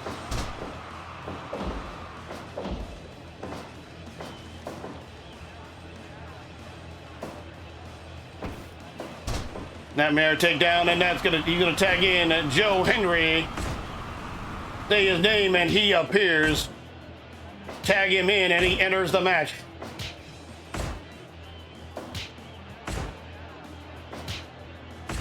Strike exchange here with Tongaloa.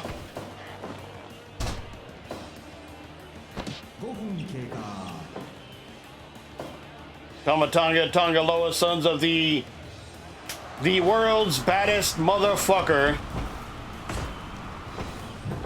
Not according to himself, but according to literally everybody who's ever had. Oh, look at that.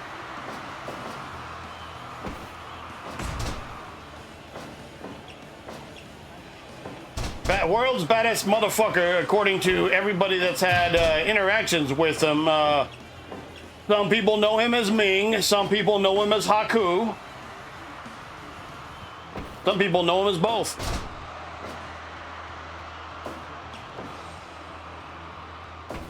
I've only had limited interactions with the guy, and he's like a big old teddy bear. He's like greatest dude like ever. But then I didn't piss him off either. So Jake Roberts once said if he had Haku pissed off, Haku was standing there and Jake Roberts had a tank and a pistol to go up against Haku, that Jake would step out of the tank, take the gun, run off into the wilderness, use the gun and blow his own damn head off so that way he doesn't piss off Haku.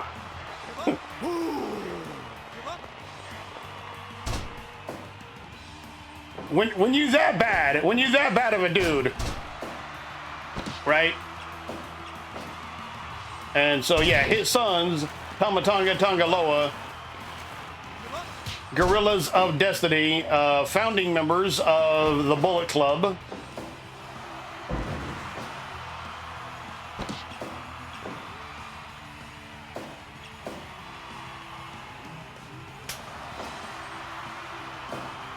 Joe Henry tagging back in now. Joe Henry double teaming on Tangaloa. Tamatanga now going to work on Joe Henry.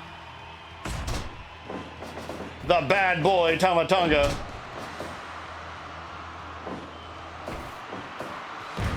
DDT.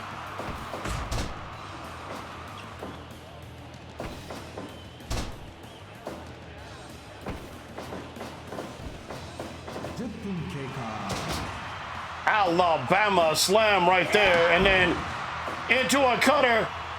This could do it. 1, 2, no.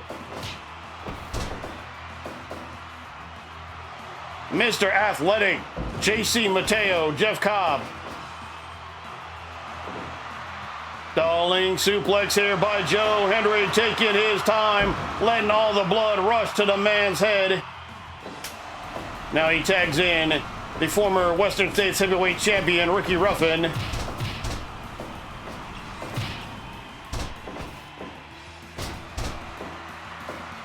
Known in some circles as the Last Temptation, as in the old music group, The Temptations.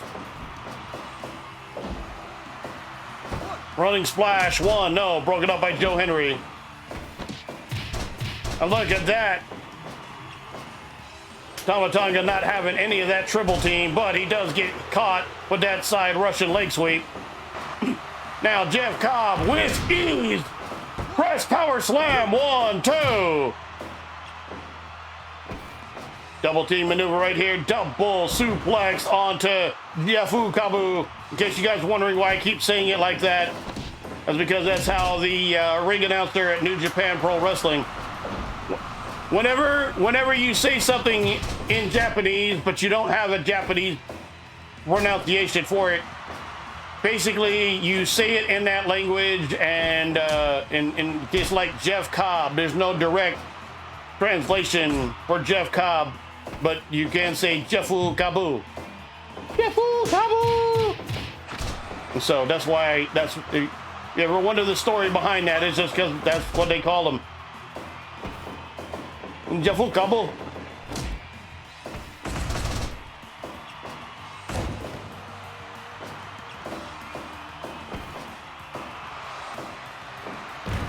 Once again, press power slam by Cobb. 1, 2, no. Shogun of Harlem kicking out of that converse. But he gets caught in that gut wrench suplex.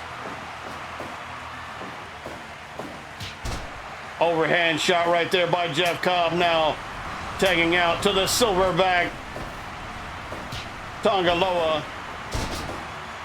Neck breaker right there by Ricky Ruffin on to Jeff Cobb, but Tangaloa, the legal man in the ring, running splash right there. 1, 2, no. Like Strawberry versus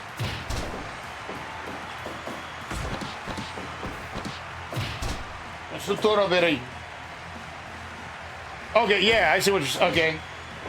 Now that I see it, at first I'm like, what? But then I actually say it, and it's like, yeah, yeah, yeah.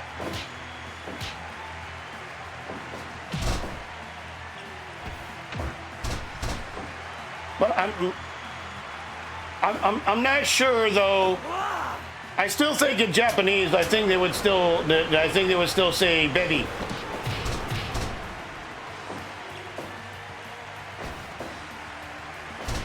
I'm not sure on that though. Don't. They might say baby. Ooh. I don't know. 1, 2, no.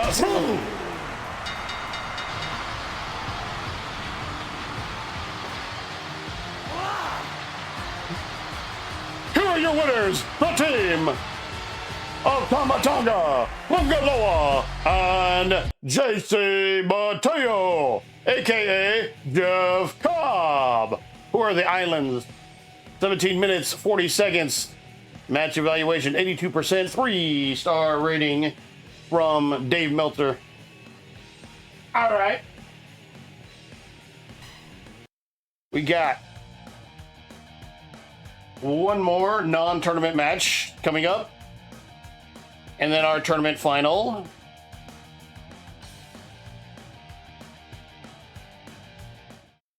Let me set this up here real quick like.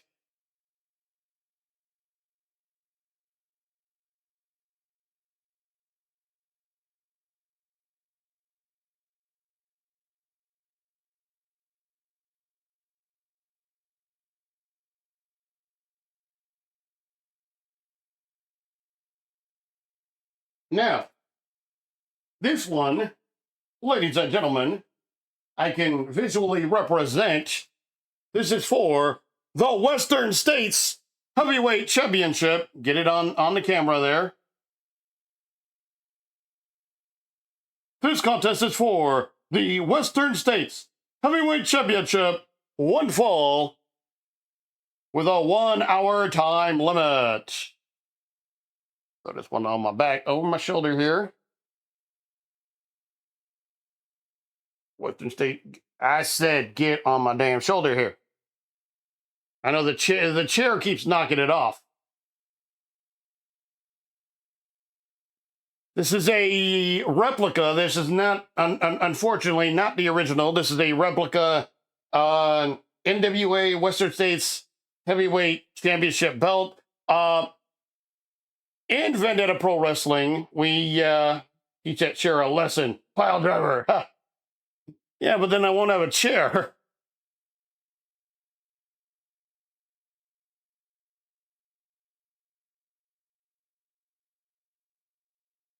All right.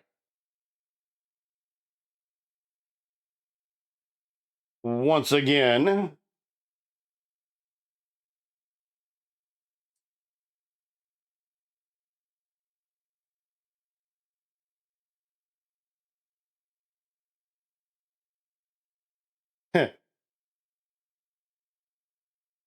I have in the past had to sit down on the floor.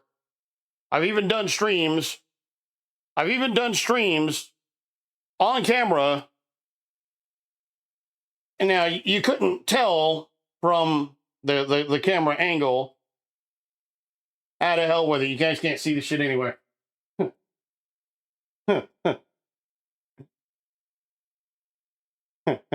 You guys can't see the shit anyway. I'm over here trying to like. Why? You can see like the corner of it. In Vendetta Pro Wrestling, we the belt that we had, it was a not a replica, but a duplicate. It was made by what's his name? David think McFly, I think.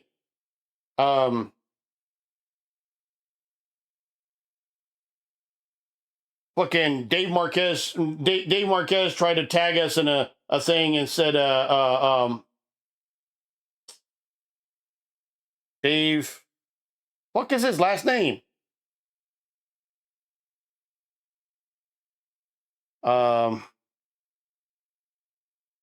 friends with him on Facebook and everything. Fuck.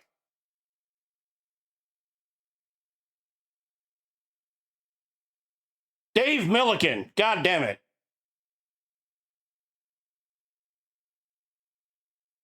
Like, dude makes belts for WWE, AEW, UFC, New Japan. Like, the original 1986 belt design was done by Reggie Parks. And then this guy was basically, Dave Milliken was taught by, and he was taught by and worked with Reggie Parks. And so now if you want to get a genuine, you know, a genuine repro of a one of the 1980 style belts, original thickness, all the details, everything, Dave Milliken is the guy to go through. Now, that belt will run you about $1,500. This replica cost me like $130. So, from fucking Pakistan. But I mean, honestly, it was already made. It was already, he already made it. So he was selling it on eBay. I'm like, yeah, sure, I'll take one. And it's pretty close, but it's not exact. If you know what to look for, you could tell it's like, okay, there's a couple small details missing, or a couple things that measure not quite right, not quite exactly to spec. It's pretty goddamn good, I'm not gonna lie.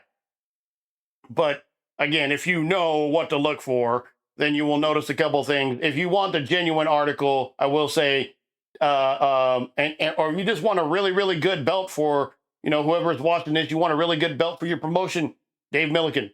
Now, I will say this also, Milliken is fucking busy because WWE, AEW, UFC, fucking like all, like, he's making all their shit.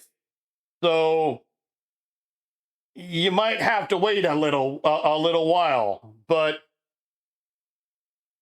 and again, if you want a genuine, I will say though that the actual plates, so Milliken is really, really good about the leather and doing like the paint work and the finish job and all that.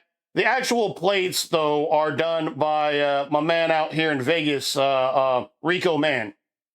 And then like he'll actually do the he'll do the plates. I don't know. I imagine, but I'm not 100% certain if I'm not sure if he or Milliken does the actual gold plating. Because they're not 100% in. They're not 100% gold. They're basically, they are thick gold plated belts. This one is not even thick gold. This is fucking gold foil over, like, this shit will come off fairly fucking easy, to be honest with you. Like I said, this one cost me like $130, and there's not $130 in gold there. But the leather work's actually pretty goddamn good for a Pakistan belt. No, you know, not trying to shit on, you know, or say anything bad about Pakistan. I'm just like, I've seen some of their work, and some of their work ain't great. This one, pretty goddamn good. So, anyway, enough of the fucking bullshit. Let's put the Western States Heavyweight Championship on the line here. Ladies and gentlemen, this contest is for the Western States Heavyweight Championship. One fall with a 1 hour time limit.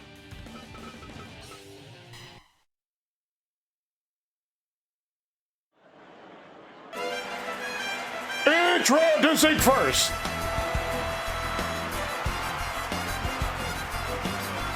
from Van Nuys, California, he weighs in at 240 pounds, Ricardo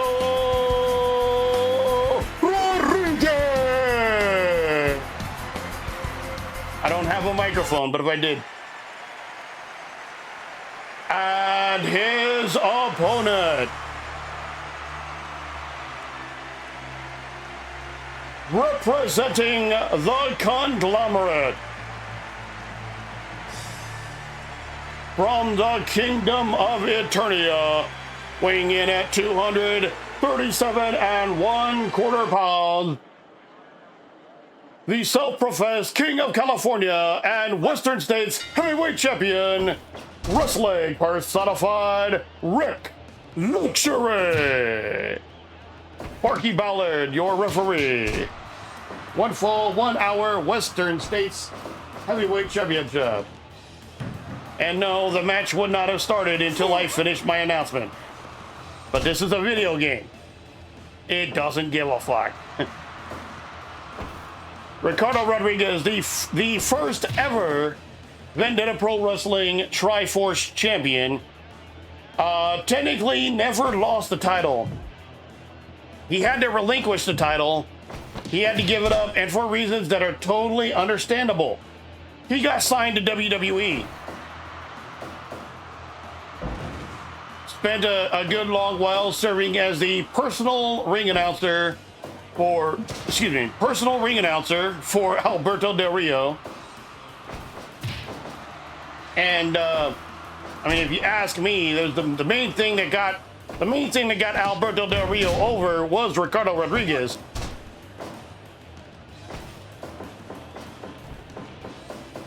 Rick Luxury, in real life IRL longest reigning Western States Heavyweight Champion, any version of it of all time.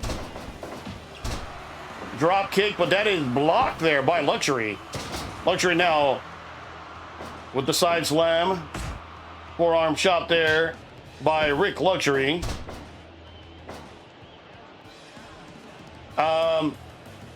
We need to put a tattoo on we need to put a tattoo on one of his shoulders. He has a tattoo, and it does say on there, wrestling personified.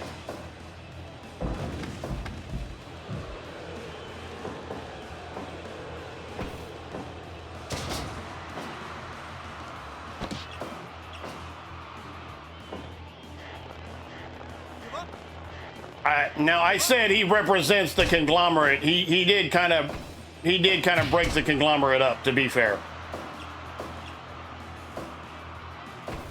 I just like to say that he represents the conglomerate because because I'm the founding member and manager of the conglomerate. So I used to manage Rick Luxury IRL, and then Rick, he turned on me, damn it. But how did he turn on me? Figure 4 leg lock applied. And it's not how he turned on me, by the way. His buddy, his pal, his friend, Jimmy Ray,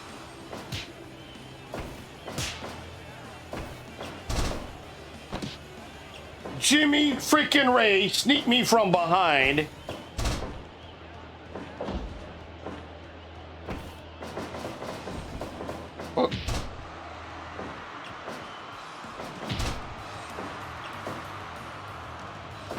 And now we're buddies, and now we're buddies here on Twitch. Jimmy Ray sneaked me from behind, and you know how I mentioned earlier about having been on the business end of a barbed wire wrap baseball bat. Yeah. Guess who was holding Lucille? Jimmy Negan Ray. Luxury alignment. This could be it. 1, 2, no.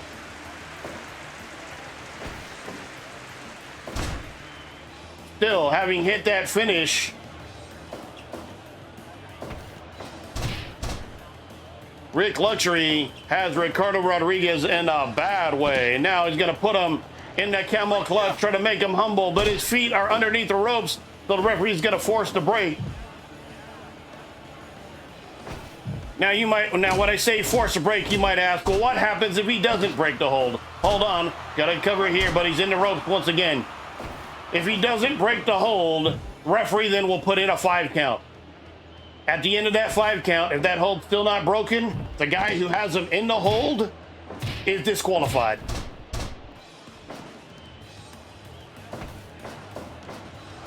Nice counter right here into a Kimura. But again, too close to the ropes. Back body drop counter there by Ricardo Rodriguez. Hook of the leg, only gets a count of 1. Into the corner goes Rick Luxury now. Nobody home for Ricardo Rodriguez. That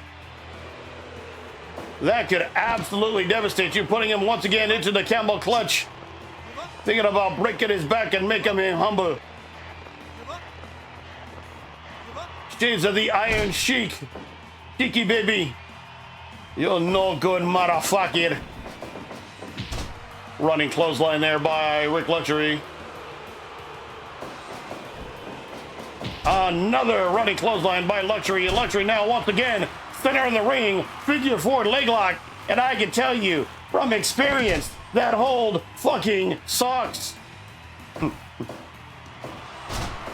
You know how wrestling is fake, right? It's fake. That hold is real as fuck. That breaks your fucking leg. It sucks.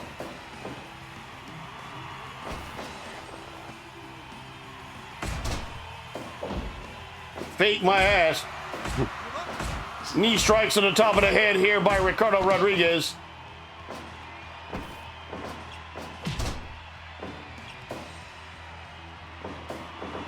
Off the ropes, running clothesline once again by Rick Luxury. Luxury now. A shot to the midsection that breaks up whatever Ricardo Rodriguez was planning on doing there. Lucha arm drag counter right there by Rodriguez. Now, inverted atomic drop. Not an illegal maneuver since it is not a direct low blow, but it, as you can say, you can probably tell there's obviously some incidental contact. Another running clothesline here, and then falling into a pin with that elbow. 1, 2, 3. Ladies and gentlemen, time to fall. 14 minutes, 3 seconds. The winner of this bout, and still Western States Heavyweight Champion, Wrestling Personified, Rick Luxury. 14 minutes, 3 seconds. Match evaluation 73%. Dave Milliken. 2-star rating there by what's his face? I can't think anybody's fucking name right now. Everybody's name is Dave. Anyway, Western States Heavyweight Champion Rick Luxury, still the champion. I don't know how the hell, if I'm not moving the belt, I don't know how the hell it's moving from there. But anyway.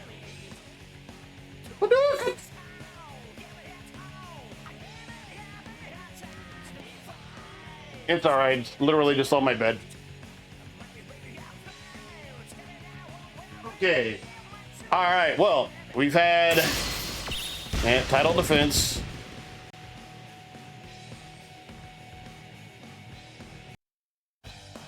All right. So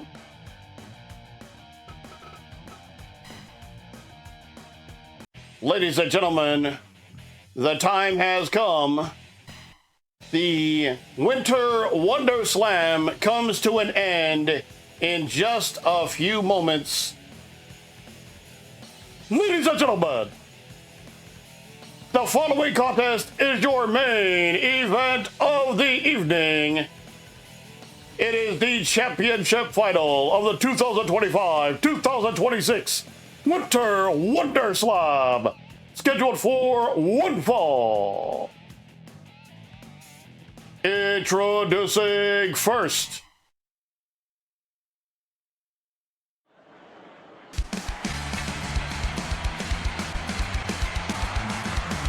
the winner of the A bracket from San Diego, California. He weighs in at 187 pounds.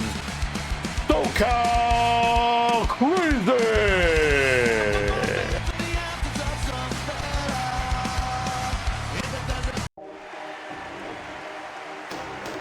His opponent,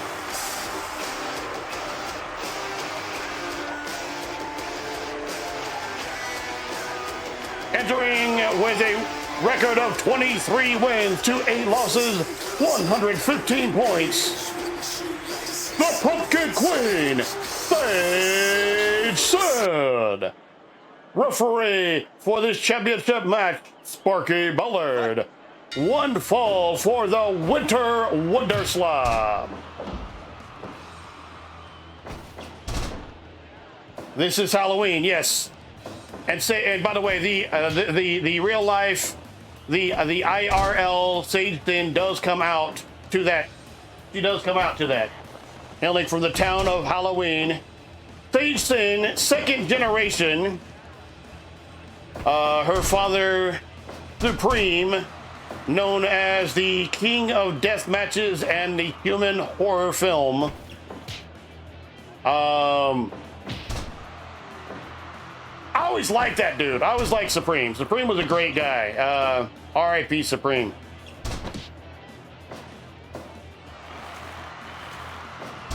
Submission maneuver right here by SoCal Crazy. SoCal Crazy, a veteran, entered the professional wrestling business in 1992. Beginning his training as a luchador. He was like, I don't know, he's like 14 years old, something like that, I think, at the time.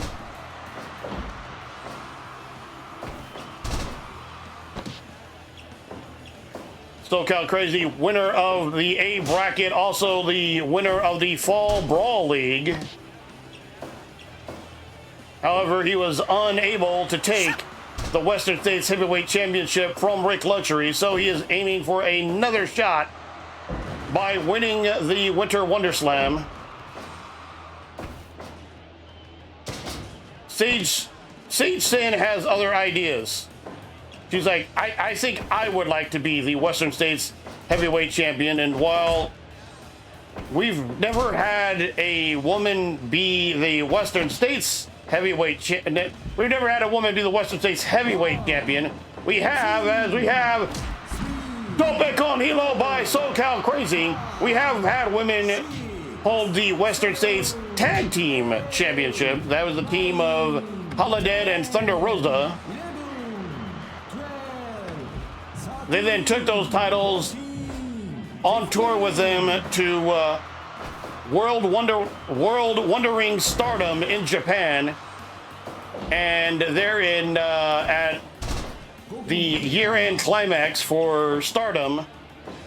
Japanese national television, the Twisted Sisters did defend our tag team titles, then the NWA Western States Tag Team Championship at Korakuen Hall in Japan. Shortly after that, the National Wrestling Alliance elevated those titles from Western States to International Tag Team Championship. It didn't hurt that the previous International Tag Team title happened to be vacant at the time, so Boston Crab here by Sage Sin. Now, Sage has held SenCal Pro Wrestling up in San Luis Obispo. I will give her the credit she deserves. She held the 5 Cities Championship. She's the first ever holder of the 5 Cities Championship. So she has held a predominantly, but not exclusively male title. None of the titles are exclusive to males, by the way.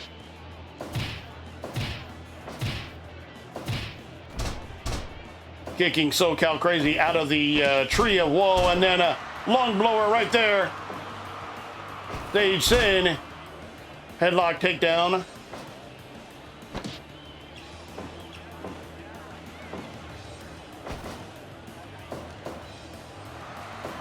Another sit out power bomb by SoCal Crazy. We got 1, 2, no!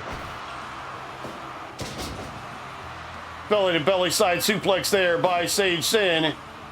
Taking a second to recover after taking that sit out power bomb. Nobody home in the corner there as SoCal Crazy Senton Bomb.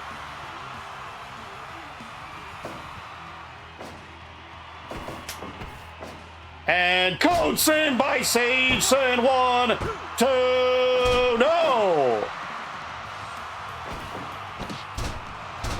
Lung blower. Counter into a power bomb. 1, 2, no!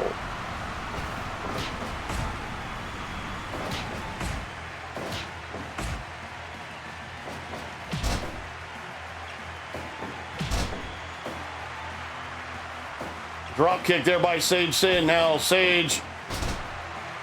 Northern Light suplex. 1, 2, no. Another Northern Light suplex. This time Sage Sin's feet are in the ropes that will break up the count. Side slam by Sage Sin. Once again, this is the final, the championship match of the Winter Wonder Slam. All the nights that you would see overnight streams and you would see this logo on the side or on the center of the ring, all of those matches, all of those nights, everything is led up to this match right here. Neck breaker by Sage Sin. Sage now being sent into the corner. Series of reverse knife edge chops there by SoCal Crazy. SoCal, another chop there to the back. SoCal going up to the top. Senton Bomb off the top. SoCal Crazy now. Hip toss. Arm breaker right there by Sage Sin in a series of stomp to the back. Code Sin once again. 1, 2, no!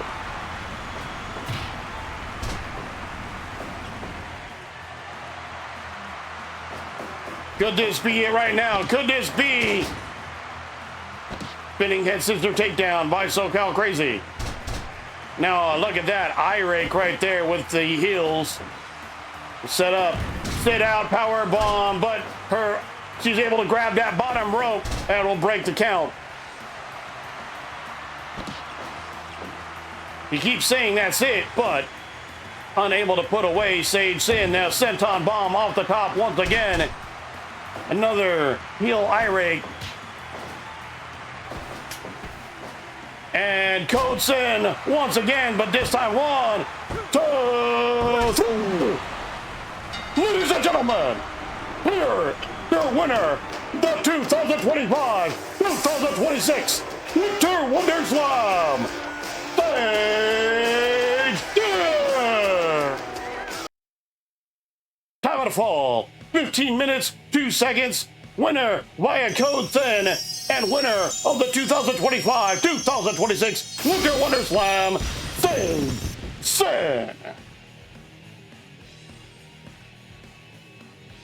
Give me just a second here as I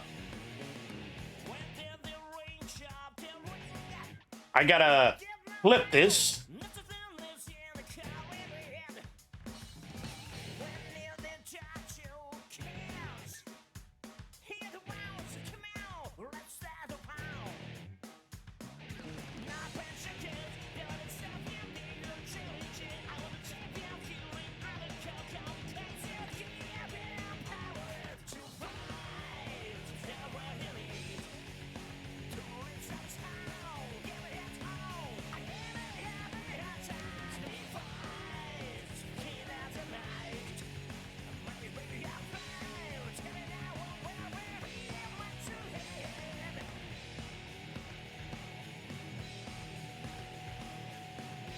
All right, let's see. Gotta edit the layout here.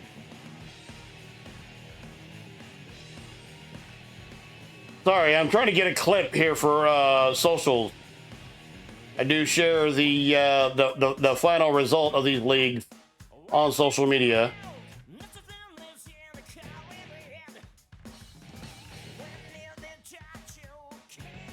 Stage Sin picking up the victory here at the 2025-2026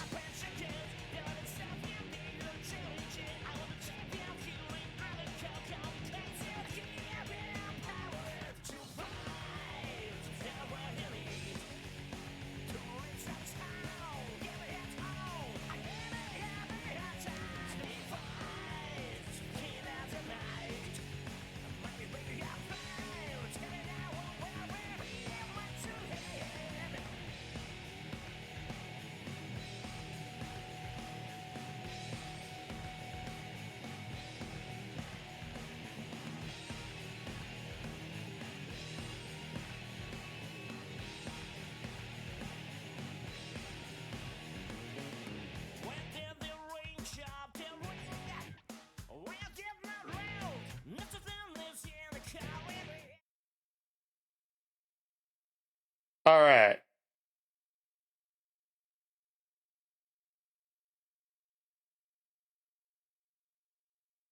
Um, 2025. Stage Sin wins the 2025-2026 Fire Pro Wrestling World Winter Wonder Slam. Save clip.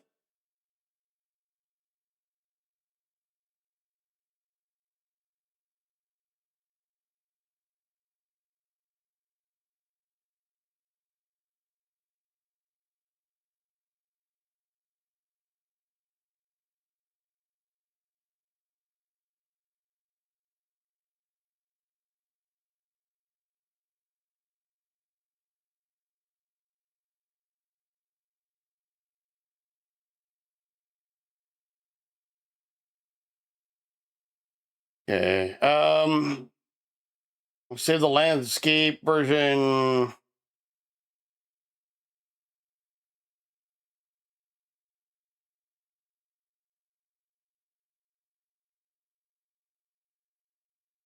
What do you mean it ain't connected?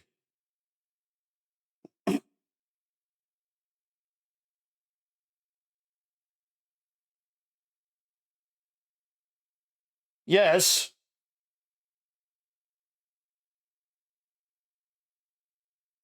Okay, share to Instagram.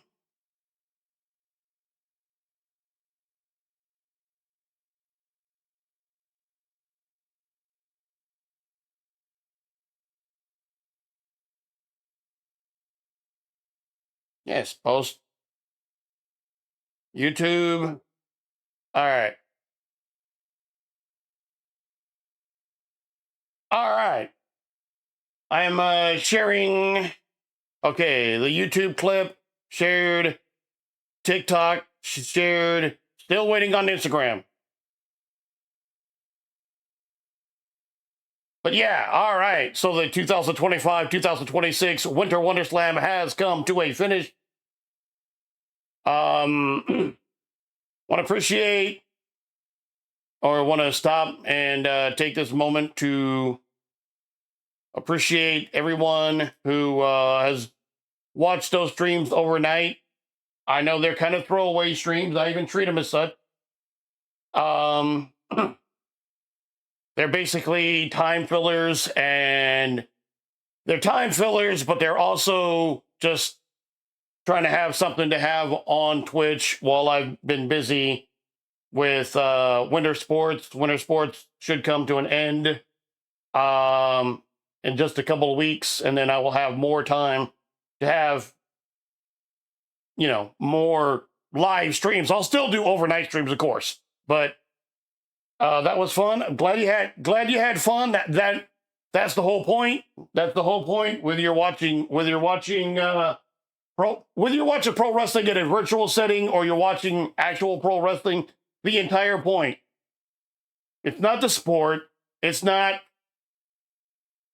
the I mean, to some extent, it is the spectacle, but it's not about the athletics and about all the other. It's about having fun.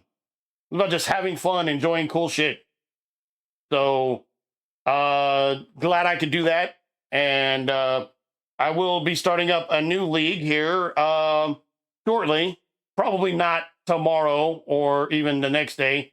Probably go a good week, and then start up like another tag league since the winners of the summer tag league couldn't you know couldn't close, right, because that's the whole thing. Okay, cool, now they got that shot at the international tag team championship, but the Ballard brothers had other ideas. Sage Sin, of course, now is up for a shot at Rick Luxury and the Western States Heavyweight Championship. I gotta switch gears here real quick, which means I gotta do a couple different things. So we're gonna take a break. I'm gonna switch gears. We're gonna be going from Fire Pro Wrestling World. I got to set up, and we're gonna be playing at least for a little bit. It's what, 9:50? Okay, so at least a little bit. Play some Bebby. I know you're looking forward to this. Final Fantasy X too. Plus, I can take another one of these and kind of rest my voice a little bit.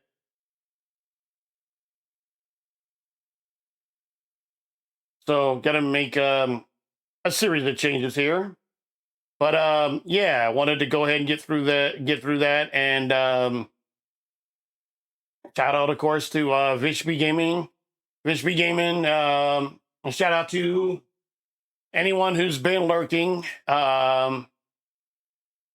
Anyone who's been lurking. I know numbers kind of dropped off a little bit there. That's okay. That is the end of one chapter, but the beginning of another one. And just like in pro wrestling, the story never truly ends.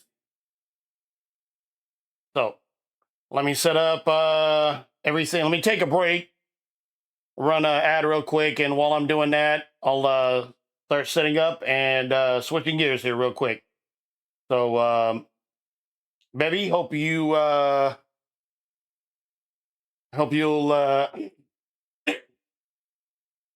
be able to continue to hang out as I set up Final Fantasy X too.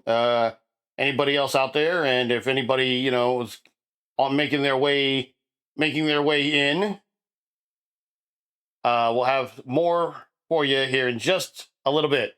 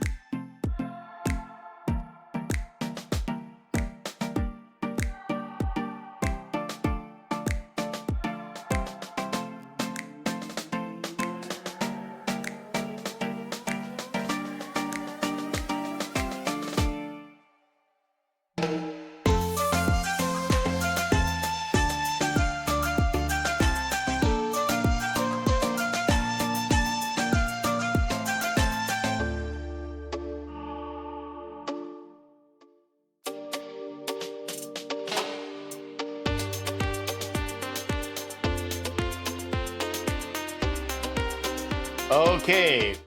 Well, we are back, bros. However, I seem to be running into a challenge. Let's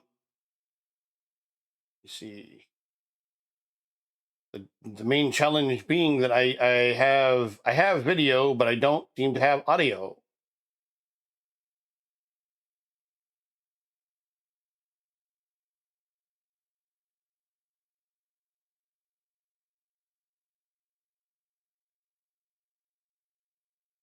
Hmm.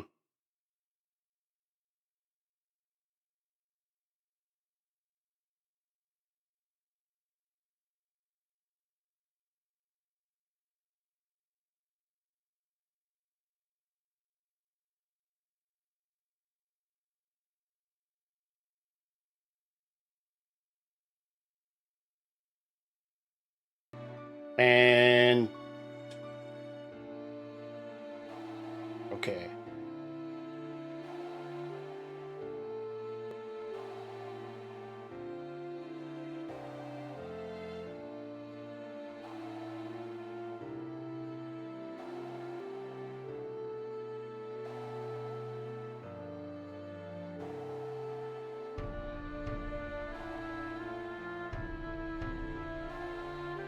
Hmm.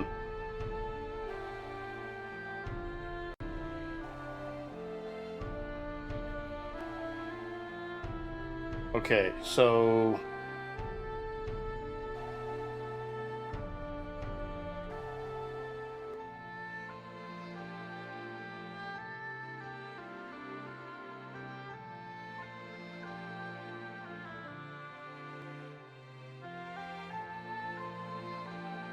hmm. Okay, so now it looks like I got the audio from okay, I got game audio.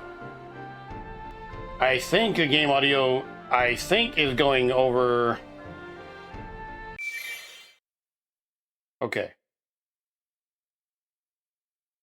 I think we might be good.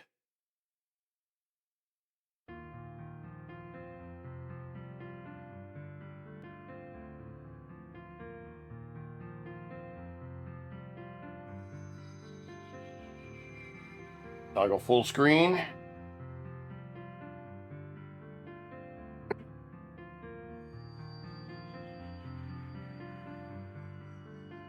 By the way, I've tried to change the I've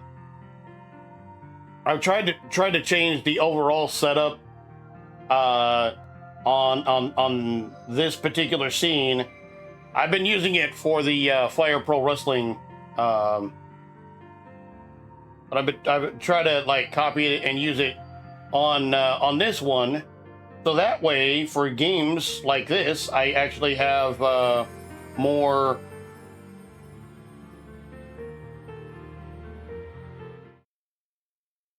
Oops.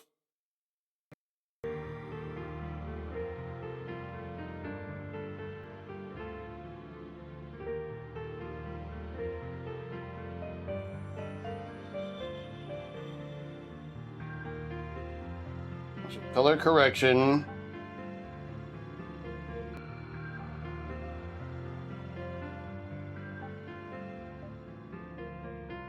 I want to turn the opacity on that down. Like, I don't want it to be completely invisible, but I also don't want it to be like.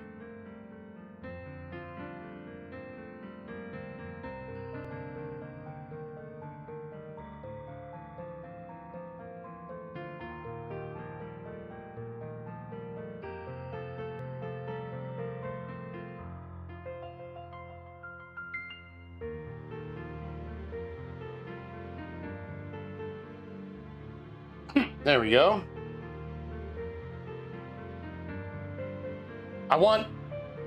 Excuse me. I want chat to be like visible in the screen, but I don't want it to be so visible that it like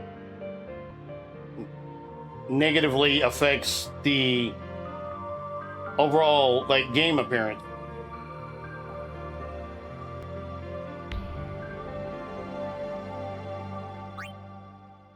load from here. All right.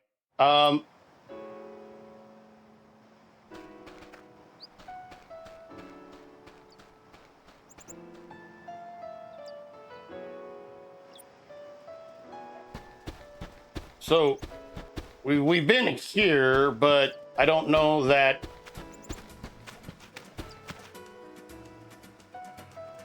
Maybe I should go check it out. But if it's not really,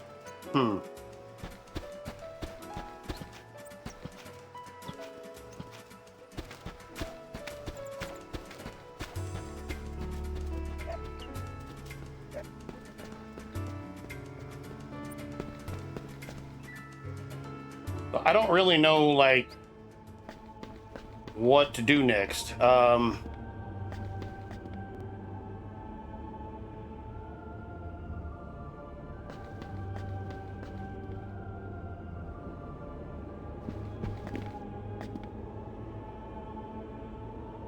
They say that only a key etched with the emblem of Besaid can open this chest.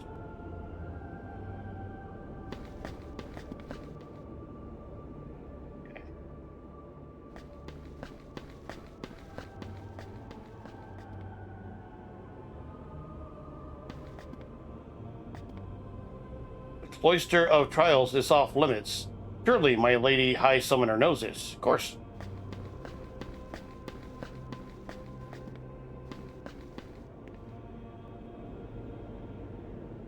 What did I do? That's a good question. What did I do last? Lady Yuna, I don't suppose you've been to the cave by the ruins. I don't think so. Stop by after you've seen the cave. I'll tell you something quite special. The cave by the ruins. Maybe that's what I gotta do next. Yeah, what did I do last? Honestly, what did I do last?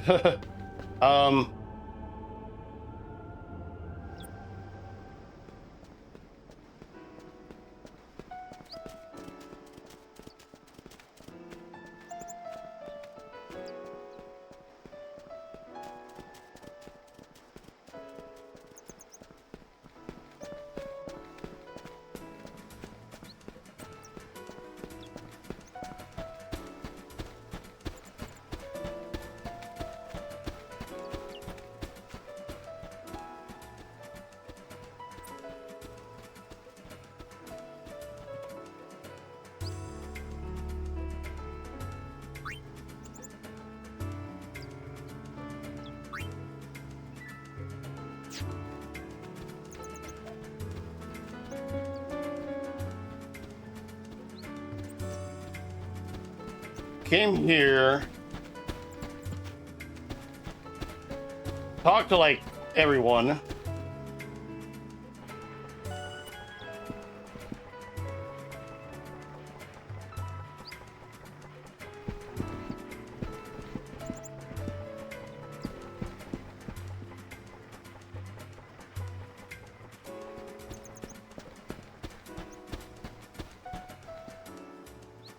Guess it wouldn't hurt to go through again, though, right? Well, look who's here. Hope you decide to stick around for a bit. Okay. All the Crusaders have gone to the mainland to join the Youth League. Orox, we're just killing time until Blitz season starts up, yeah?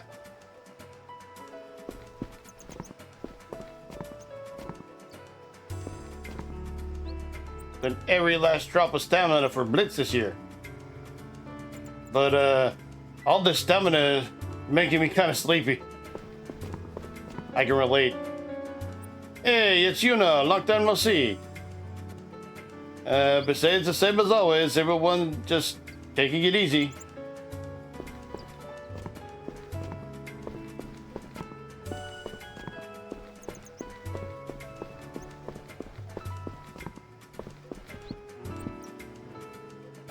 Yuna, how could you leave without telling any of us? We've all been so worried, but, Look like you're having fun, so I guess it's okay with me. Oh yeah, as long as it's okay with you, Keepa. As long as it's okay with you, bro.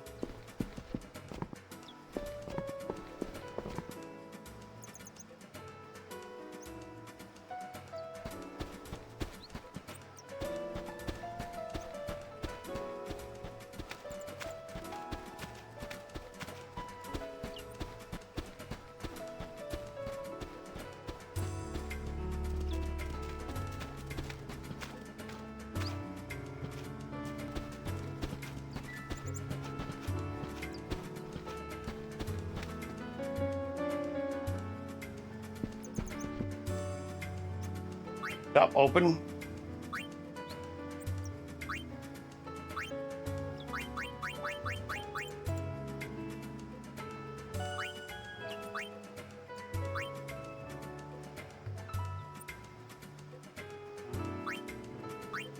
Doesn't matter, I don't have the money for that shiz anyway.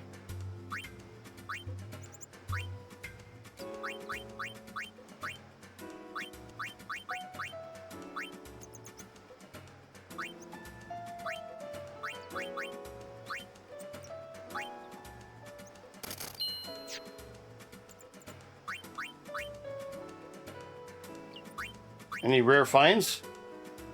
I had a key with an emblem of Besaid on it, but I already sold it to a traveler. It was on his way to the cave up north, wherever that is. That's... Cave up north is where we're going, I guess.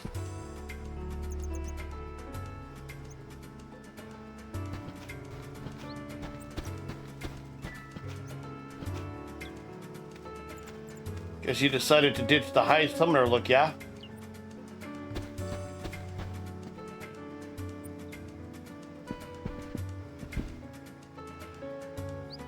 Got to help. I got to help my wife with the housework once in a while too, yeah?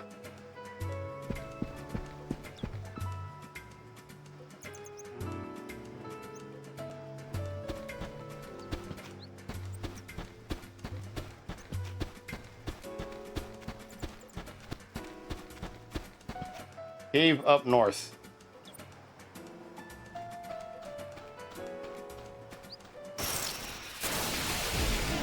Ambushed.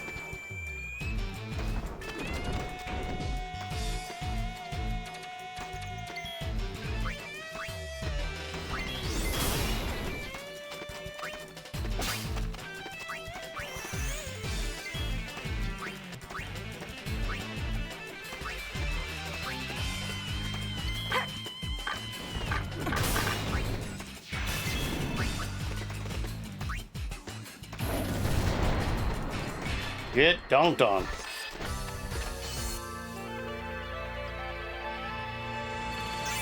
Budget grenade.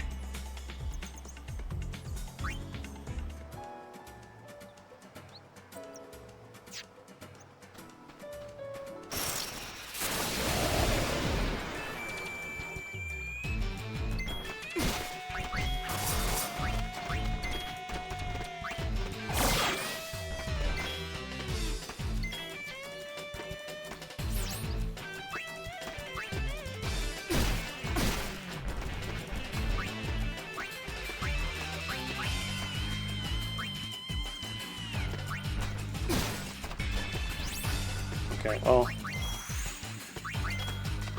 So over here getting murdered while Ashes to ashes.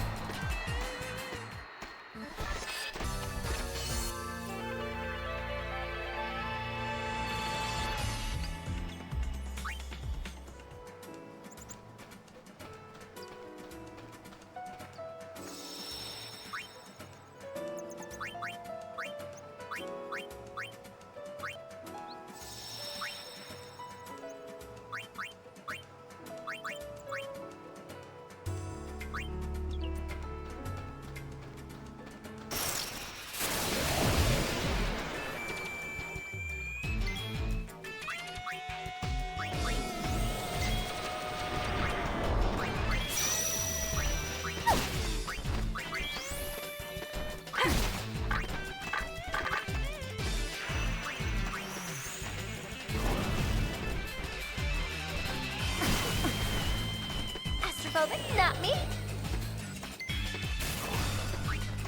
Searing light.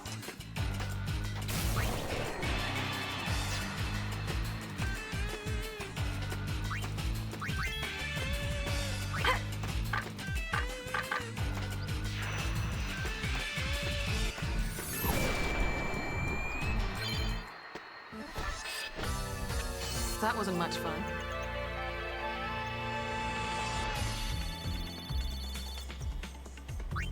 Okay.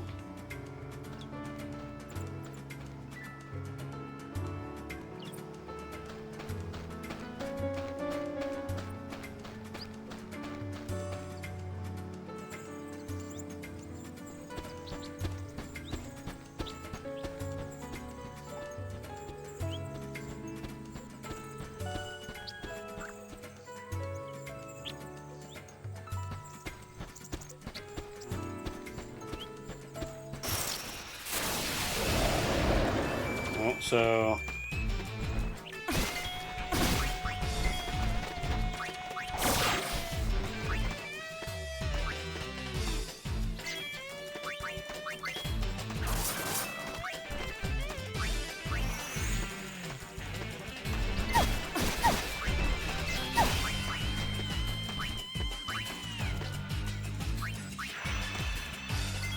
Ashes to ashes.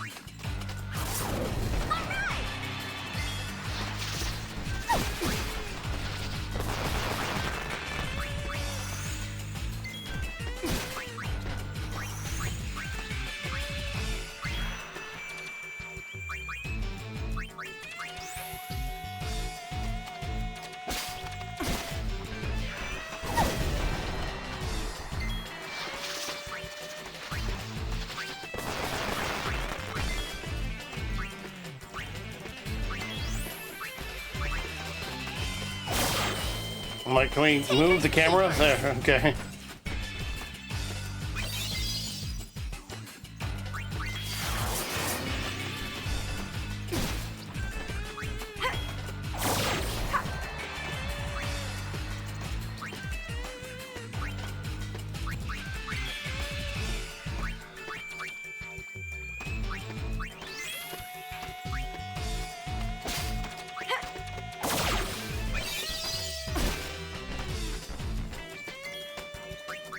Down you go.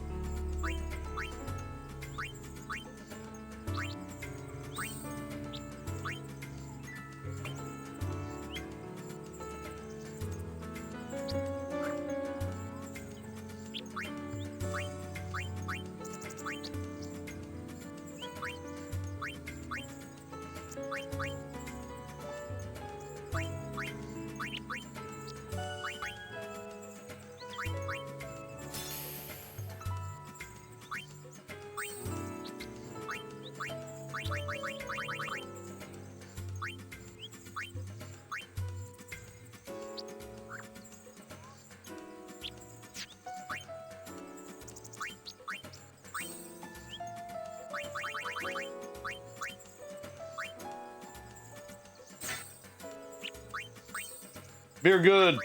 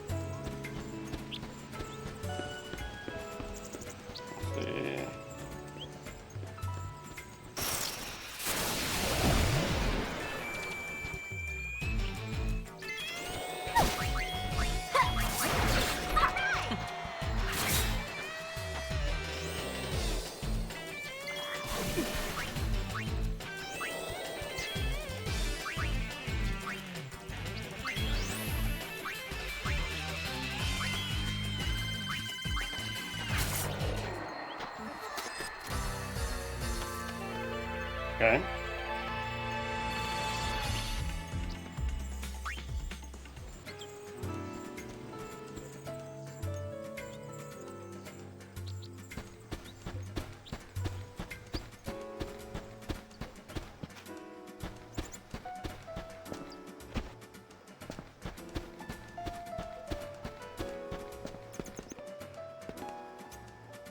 There appears to be some kind of switch.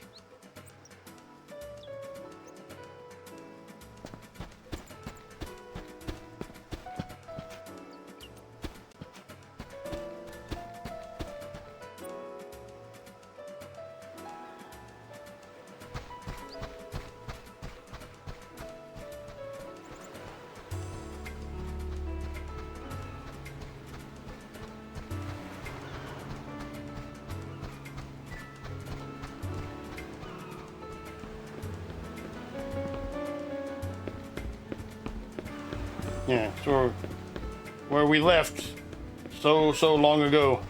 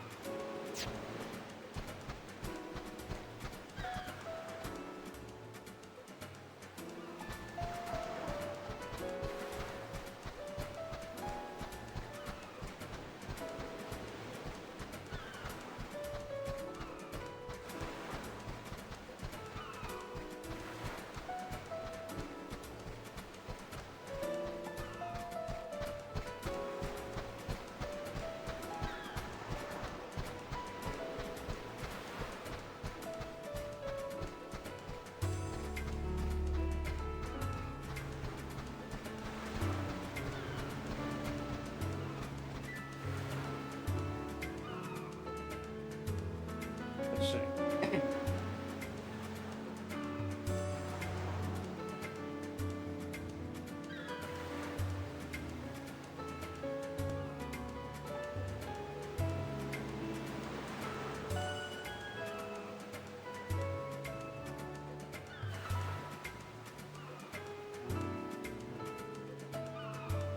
All right.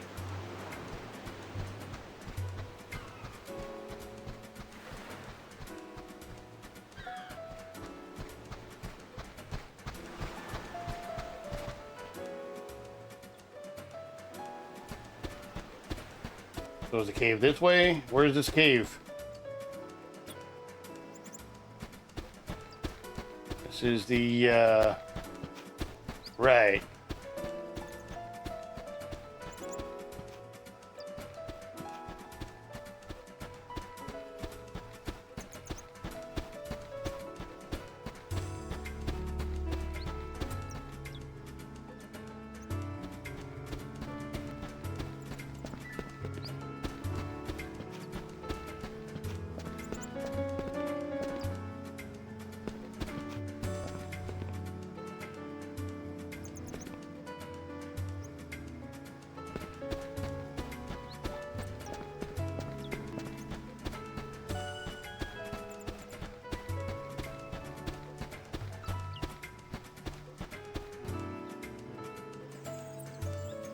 Okay, so not there.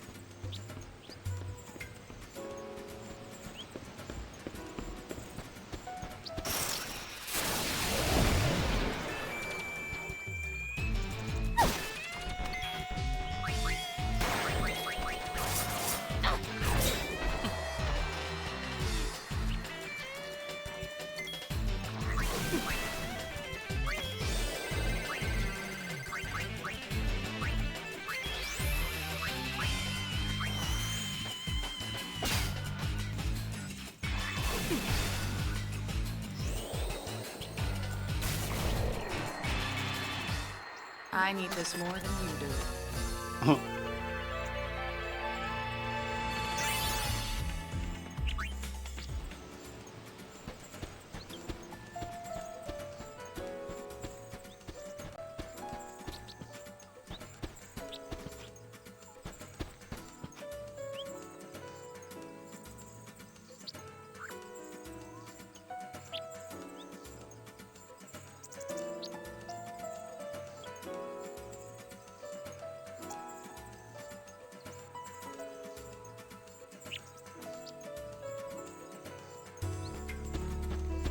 Okay.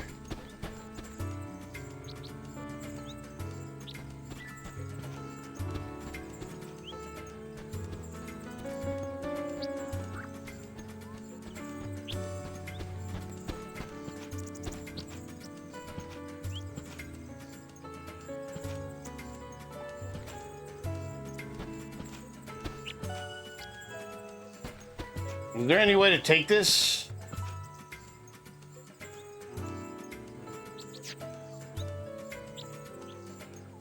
Is this even something we take?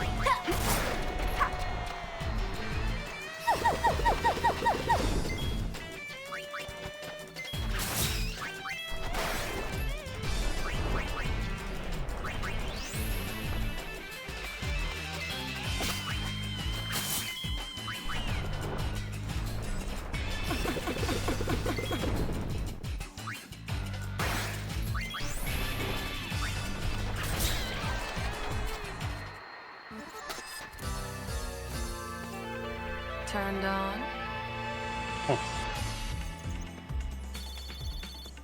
2 potions.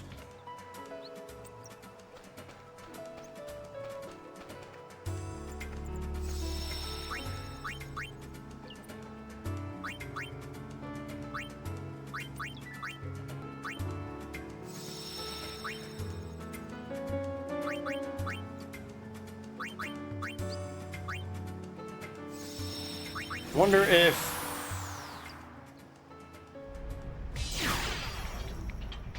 cave up north.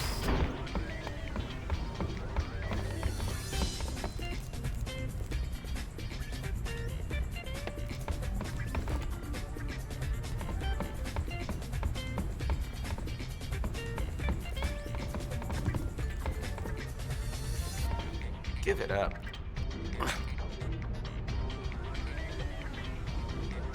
If the fiends are too tough for you, come home lickety split, you know. We can find weaker fiends around Spira for you to kick around until you're stronger. Then you try the mission again.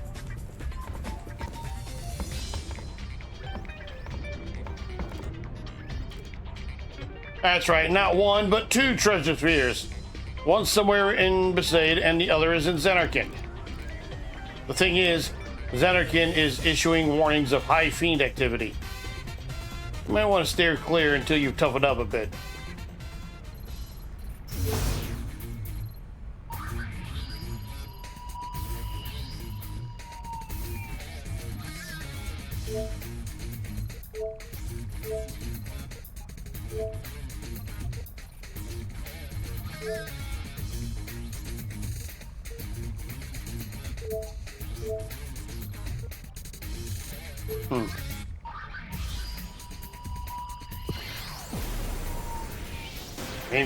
Maybe it's the next island over. Can you guess where this is? It's Killica Port.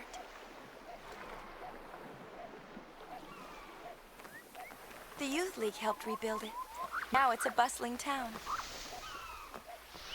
At the time, everyone was grateful, but lately, well, there have been signs of trouble.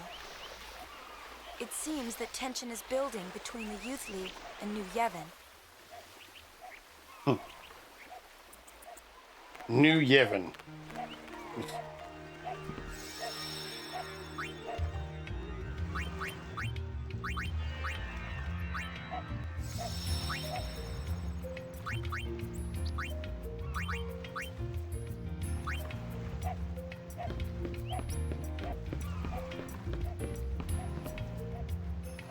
Fort Killica never recovered if it wasn't for the Youth League.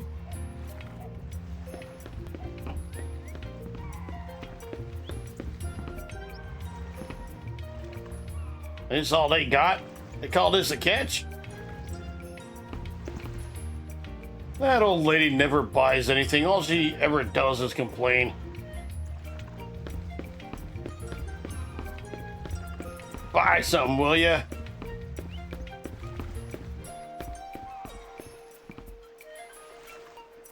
Let me hold it.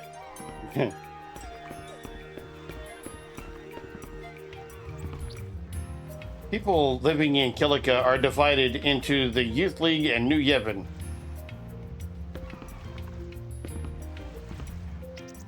We'll be taking some things up to the temple tomorrow.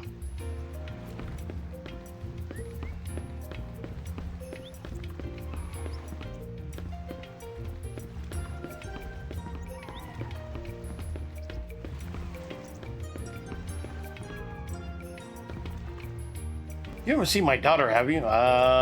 Don't know.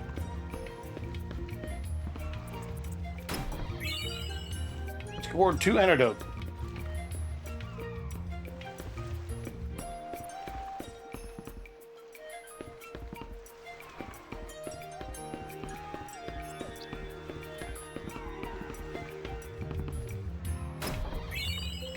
Scored 2 eye drops.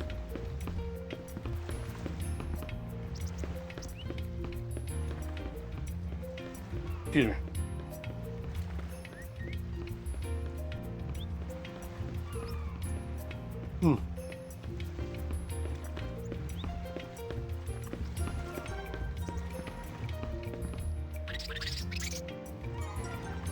Found it in the woods.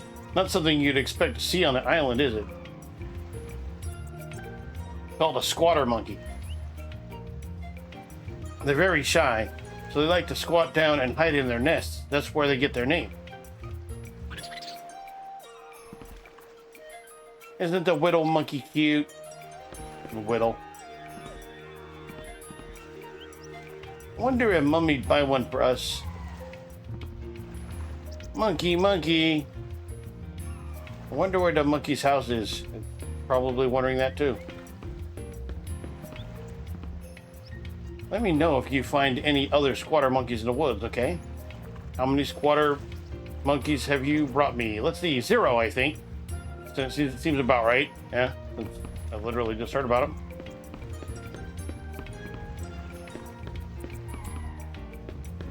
Oh, okay. Back down there.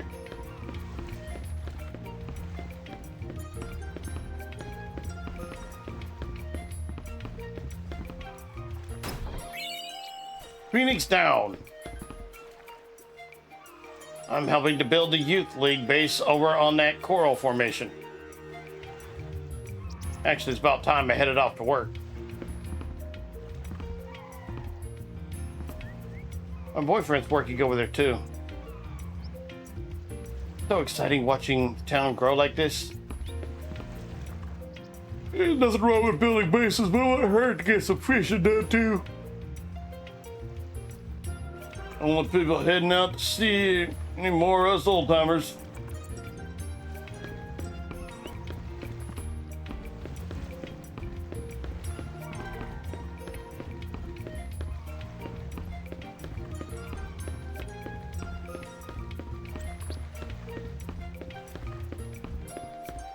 All right.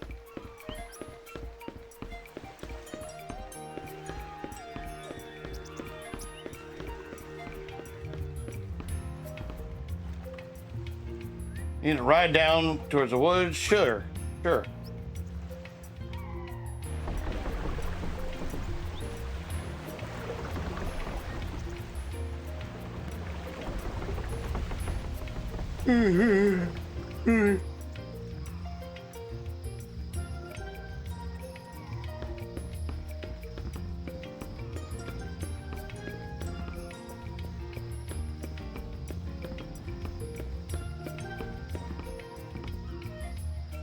Town's more beautiful than it's ever been. Better than before Sin destroyed it.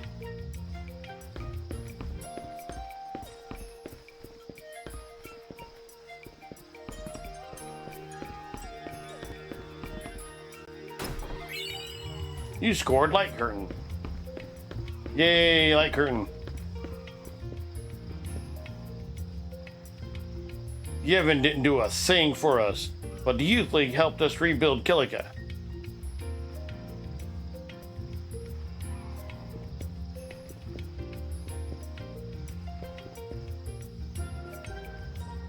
Let's play We're in the Youth League. You can be the new Yevon bad guys.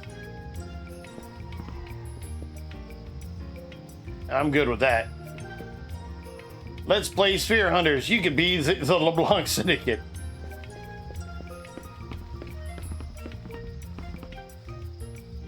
Going to the temple? I wouldn't if I were you. Kilika sure changed a lot in just 2 years. So have you, for that matter. Maybe I should join the league too. I bet all the training's hard though.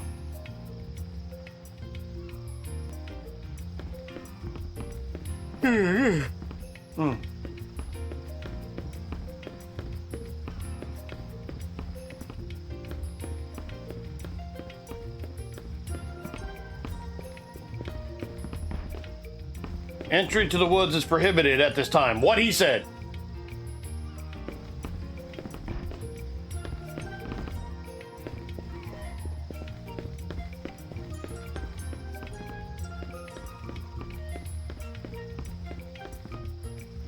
The Youth League organized the entire reconstruction of the town, and using machines made the work that much easier.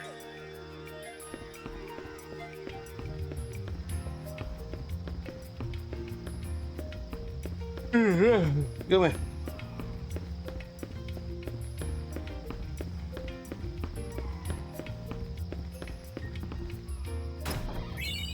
You scored Star Curtain.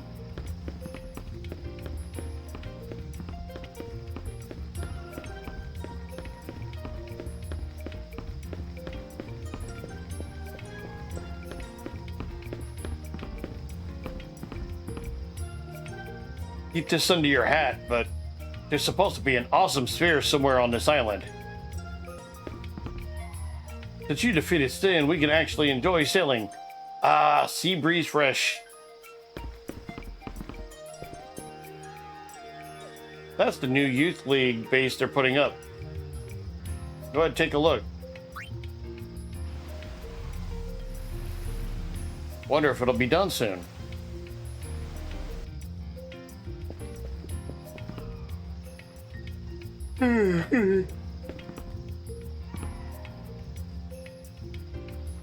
This is a vessel of the Youth League. We travel between our headquarters and places throughout Spira.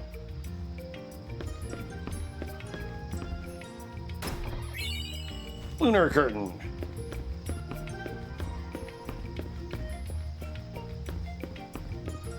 All right.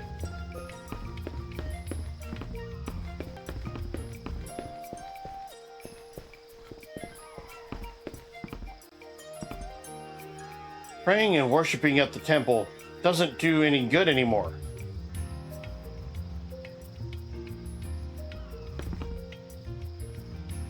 I know we don't have the teachings of Yevon anymore, but I still don't feel right if I don't pray at the temple.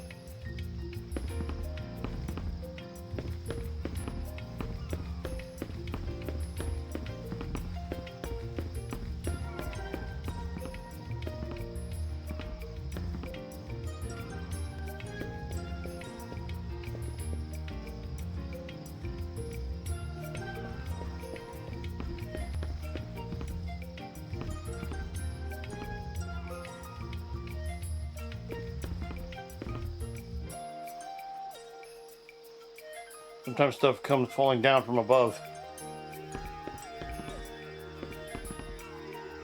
You know, there's an ex-summoner living here?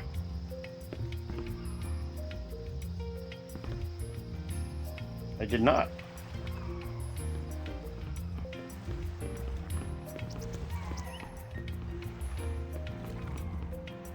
Balloon, balloon! Balloon.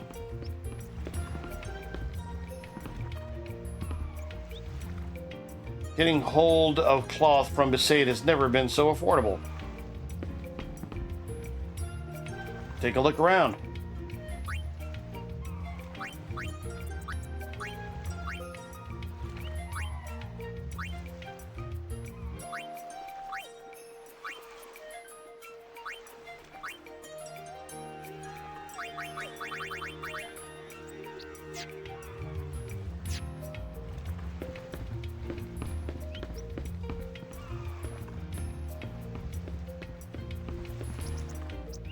How about a fresh piece of fruit from the woods?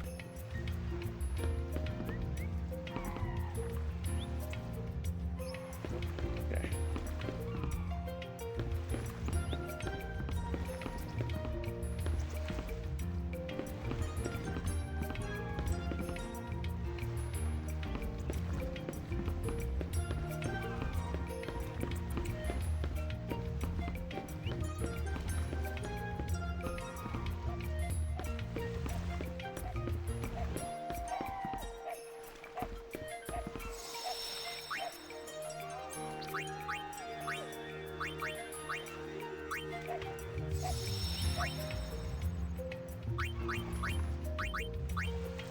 Okay, so I have kind of returned back to the annoyingly familiar feeling of wondering where the fuck do I go and what do I do next?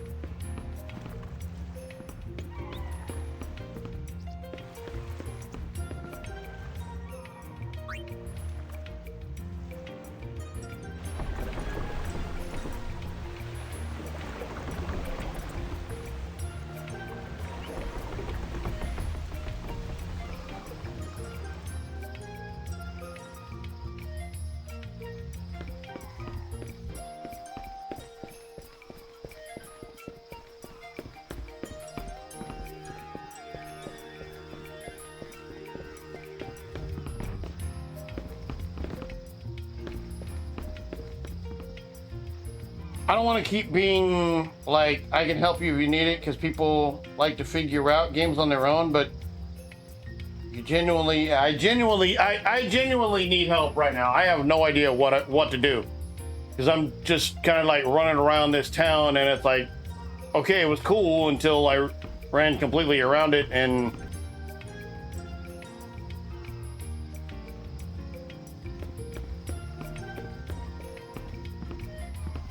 I didn't get this, so there's that. 2 holy waters, and that's always good. I didn't get that from earlier, so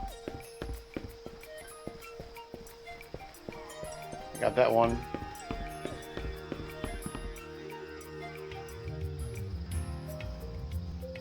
That's all there is to do here besides collect to Donna. I don't know, but so might be Donna. okay. My. Fine, have it your way. Donna. Go on, leave. Donna. Mm-hmm. Ah!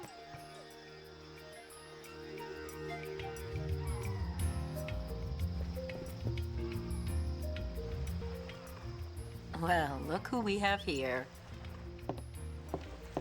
Good to see you. What's with Bartello? Well, nothing out of the ordinary. I am with the Youth League, and he is with New Yevon. It makes living together rather difficult. Oh. But you've been together so long. To each his own. Exactly. Butt out.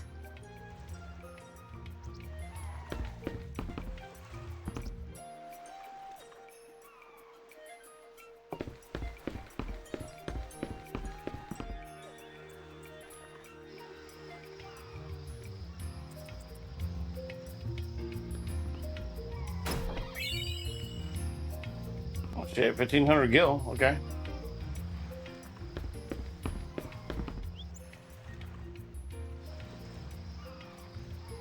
So yeah, I was in what was that, Besaid Island, and kept saying something about a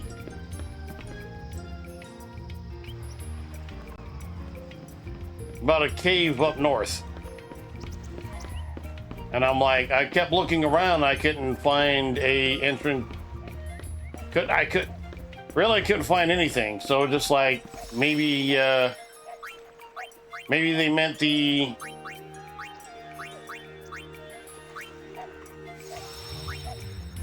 yeah, maybe they meant an island north of.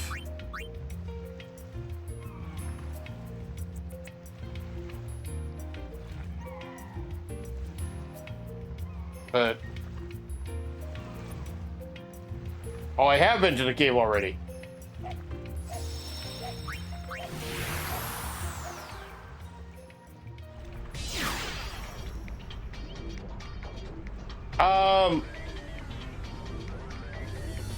I would say for the most part to guide, but in this particular case, I don't know what to do.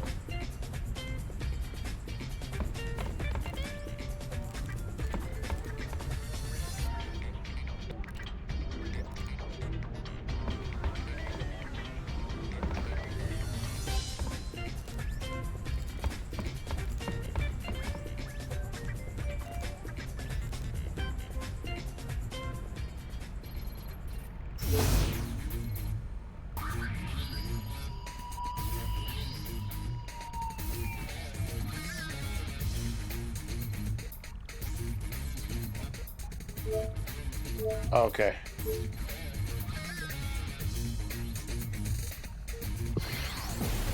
So go back to Besaid. Cave is in the red door before the beach. You code to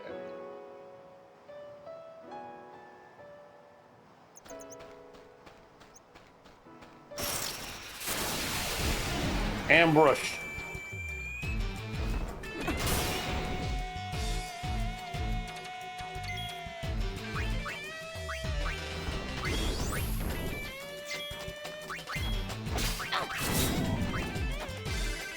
Oh, budget grenades.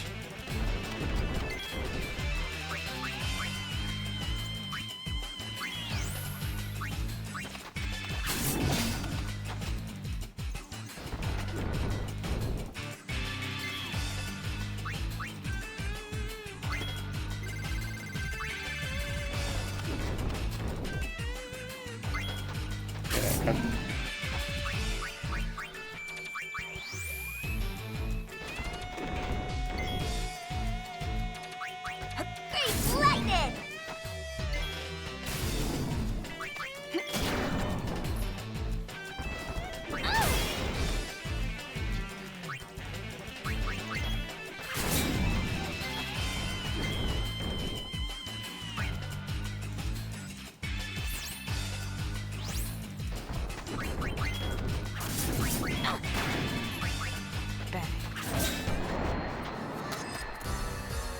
So Nope. what's next?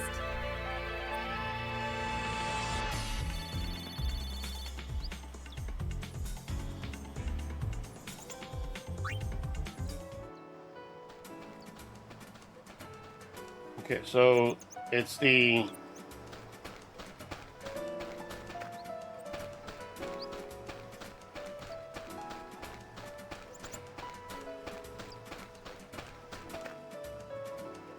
two.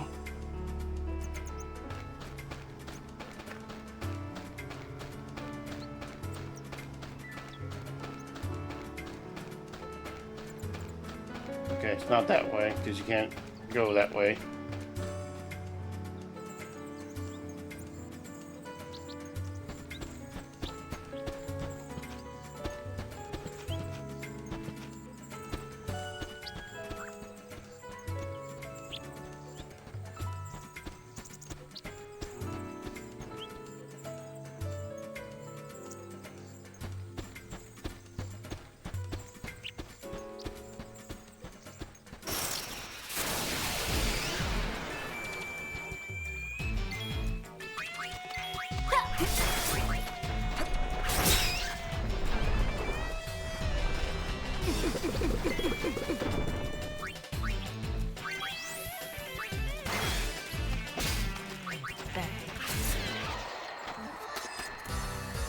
That's it?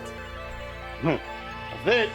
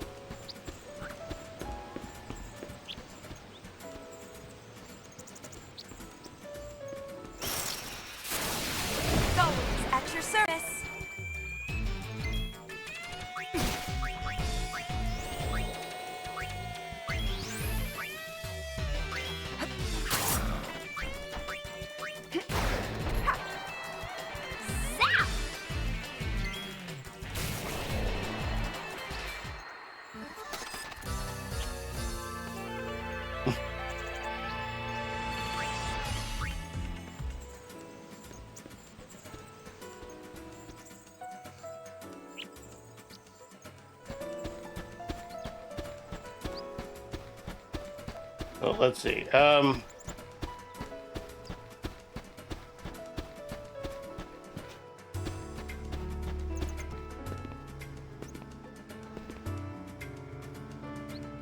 There appears to be some kind of switch.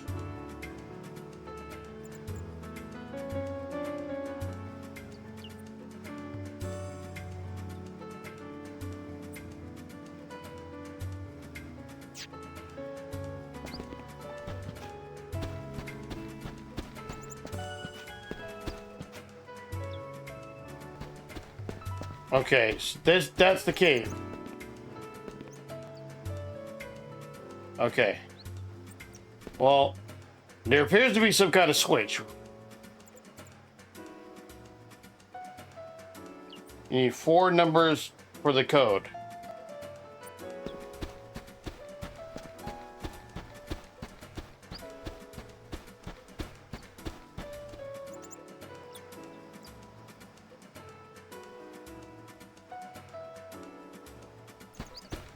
At this point, yeah, because I'm...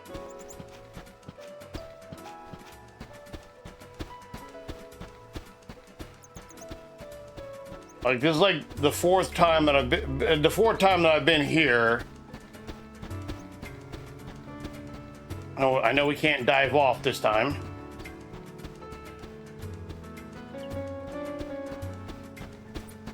I know that one gimmick said 2, so I'm gonna guess that was part of the code.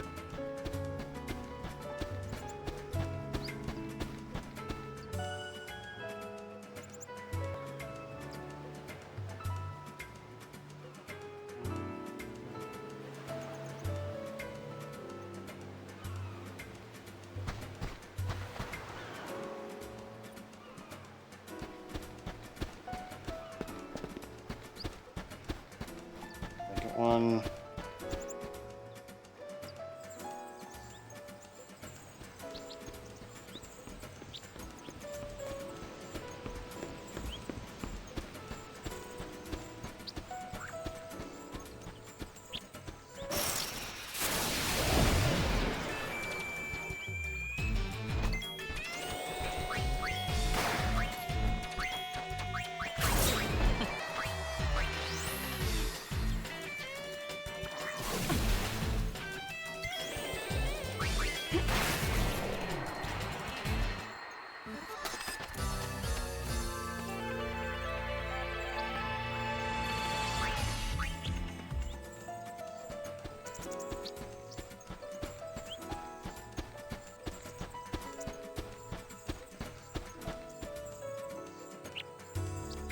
And then the other 2 are on the beach.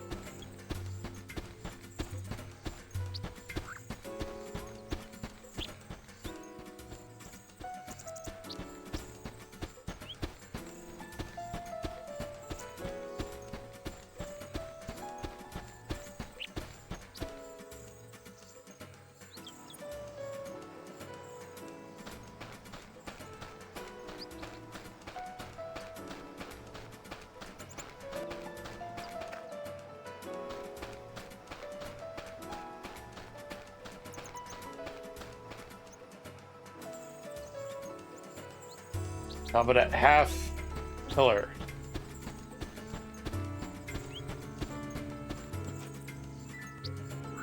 Cross move, blue switch.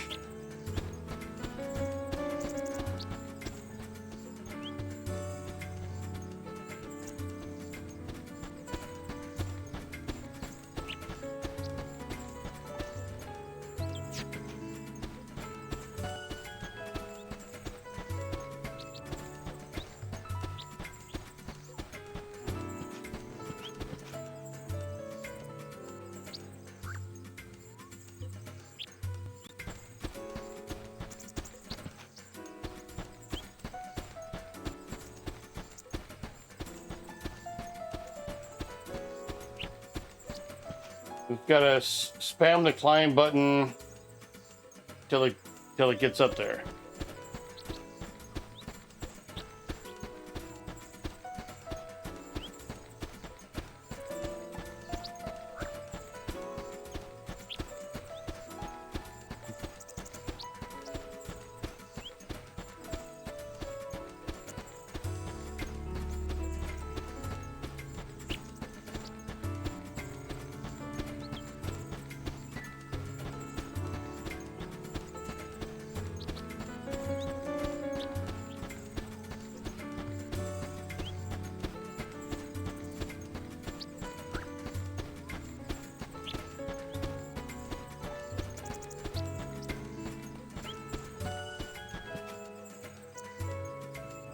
Supposed to just climb you up there. Yeah, that's...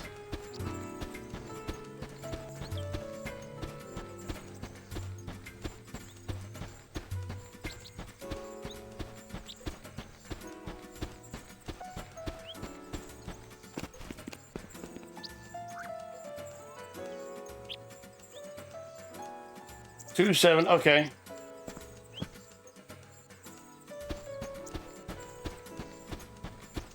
Sure.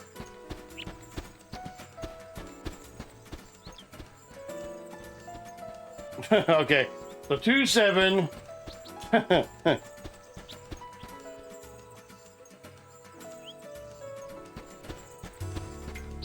I'm not gonna lie to you. I would have never have gotten that.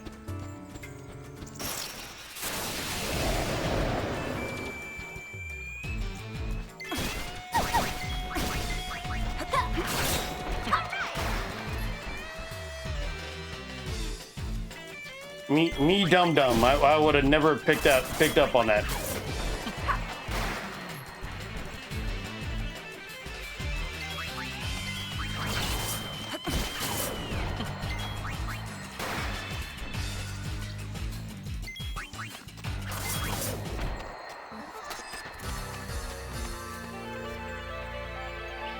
Maybe the OGs, the shinies are a little more obvious. I was like, okay, I'm pressing every button on the controller and like nothing was happening. So I was just like,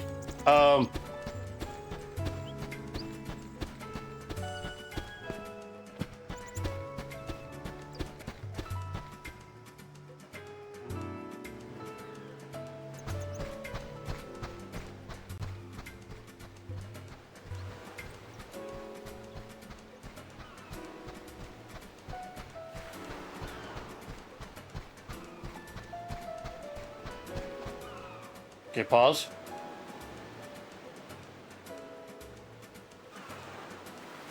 Go back to the entrance, okay.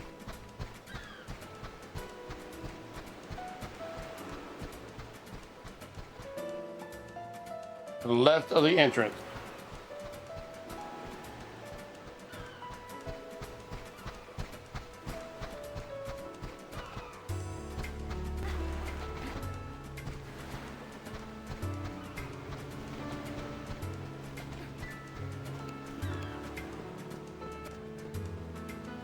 Two, 7, 8.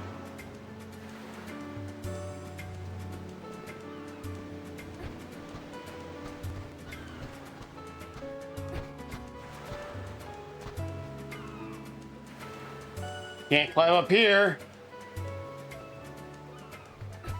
Oh, I didn't mean to go all the way back. Far end of the beach. Okay.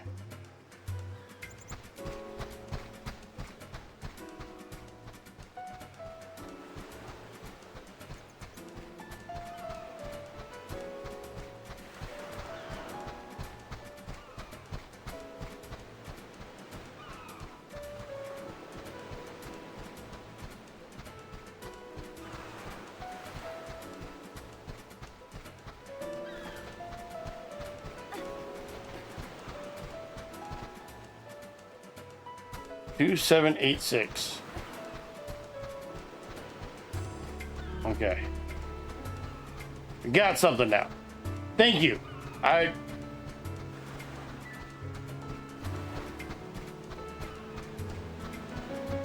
Thank you so much for that. I would not have. I would have not. Me dumb. I would have never picked up on it.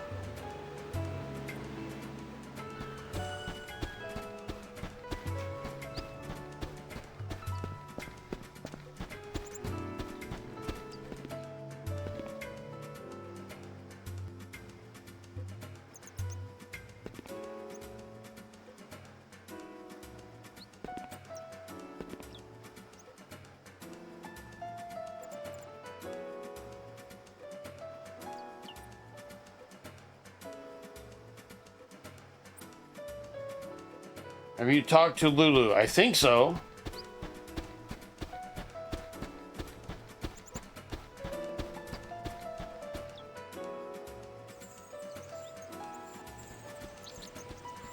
Pretty sure I have.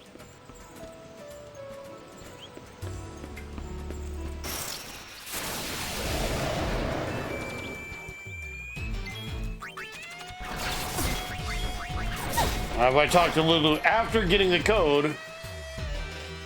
No, I have not.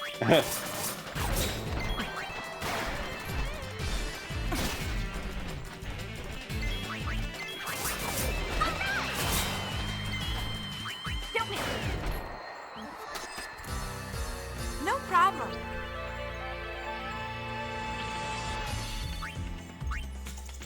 Yeah, this was quickly going to become one of those games I don't finish.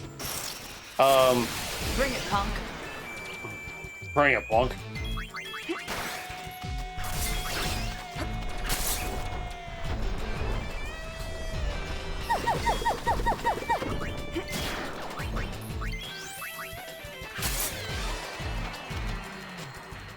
Sorry we have to win. I'm not.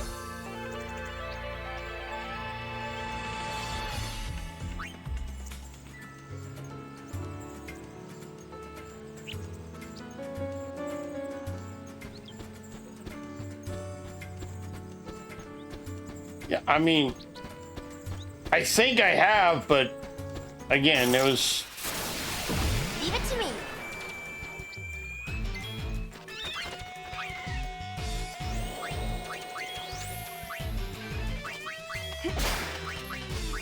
Hand it over.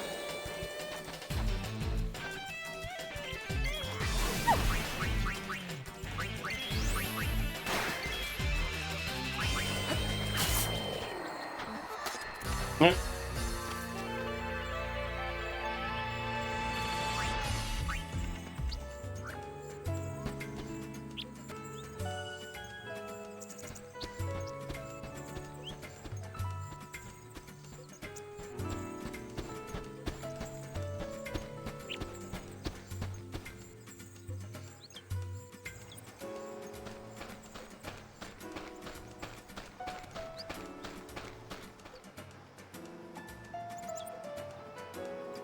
At least, I mean, yeah, true.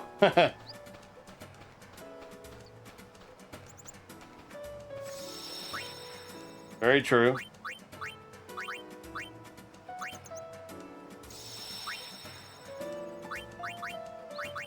So I actually only had one basketball game this week. On Tuesday, we had a rain delay that. Not a rain delay, but a fog delay, rather.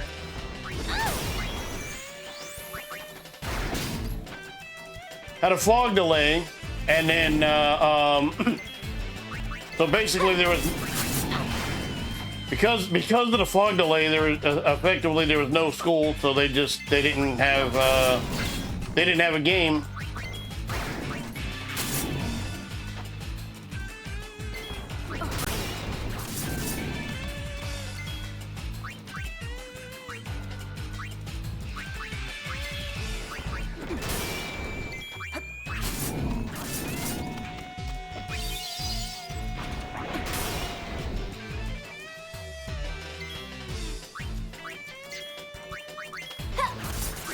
Actually, that's not what I wanted to do.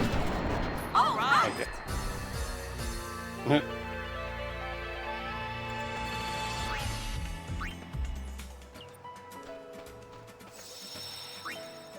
just to.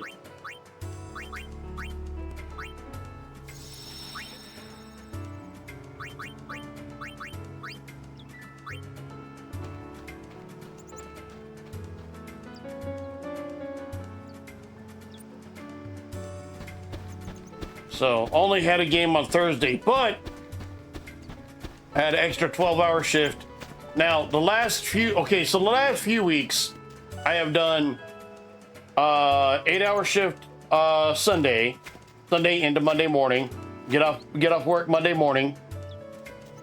Come home. Every Monday is a 12-hour shift. Every Monday.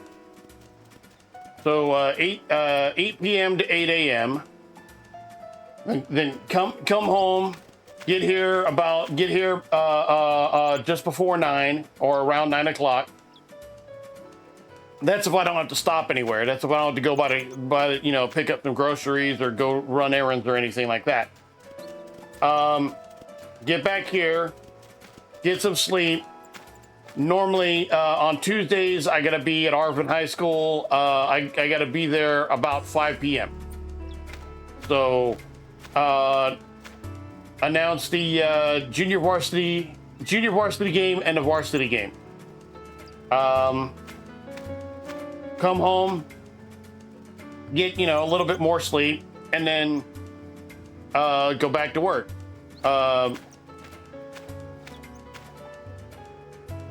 Wednesday, the last few weeks, Wednesday, regular 8-hour shift.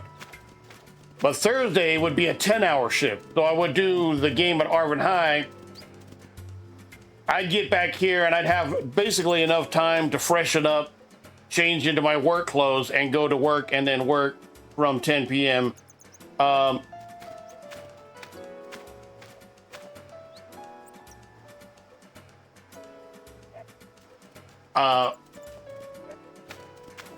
Like Wednesday into Thursday, 10 p.m. to 10 p.m. to 10 a.m. No, my bad. Midnight to 10 a.m. Midnight until 10 a.m. on Thursday morning. And then from there, come home, get a little bit of sleep, do my basketball game. Friday or Thursday into Friday, 10 p.m. to 8 a.m. I may have even made that even more confusing than what it really was. This last week, no 10-hour shift, but Monday did my usual 12-hour. Tuesday, again, the game got canceled, so did my regular 8-hour shift. Wednesday, however, that's what I did, another 8 p.m. to 8 a.m. Did a game on Thursday, and then midnight to 8 a.m. Friday. Slept pretty much Friday, and then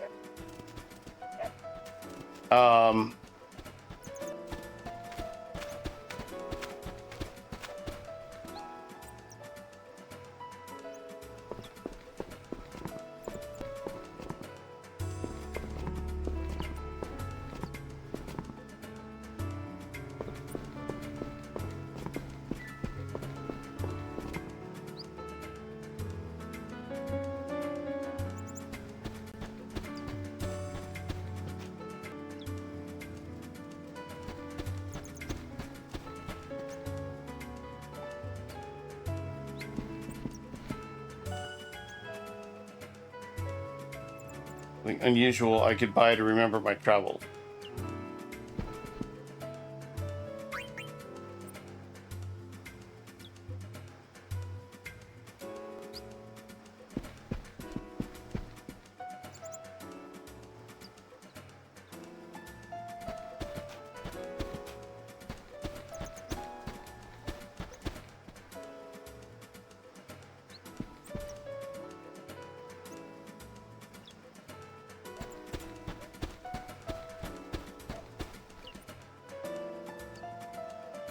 There we go.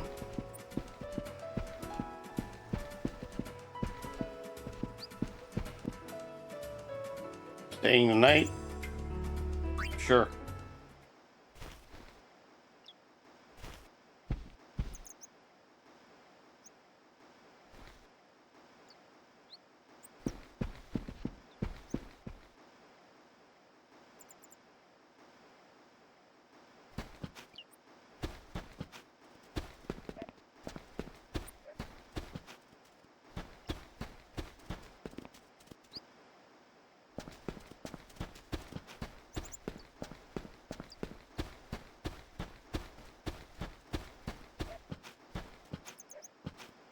Good morning. Oh, where's Waka? He left at daybreak. He said something about a cave. A cave? I wonder what he's up to. Want us to go find out? Yeah, there might be fiends. Thanks, though I doubt he'd have trouble handling a few fiends. Still, I'm a little worried. It's not like Waka to hide things.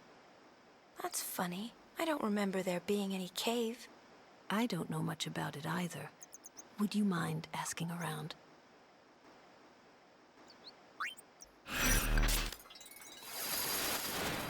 Mission time.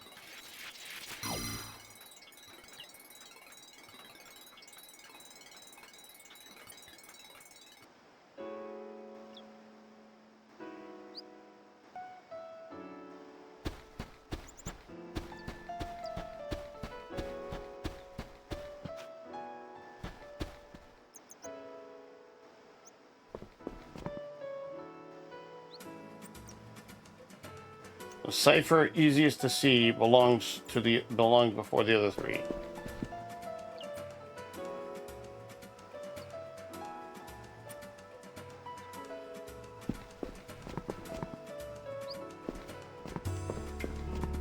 Honestly, that shit would have been,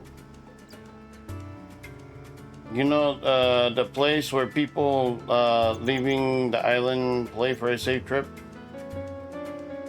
So some number inscribed on the stone there. You can't miss it.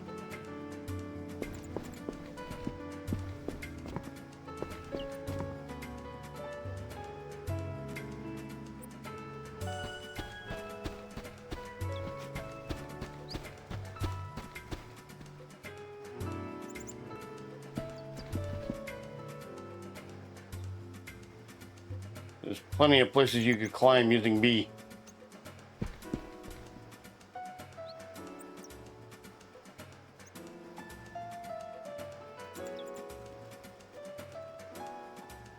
Never even knew they all told you. I was like, this is all information that would have been useful before.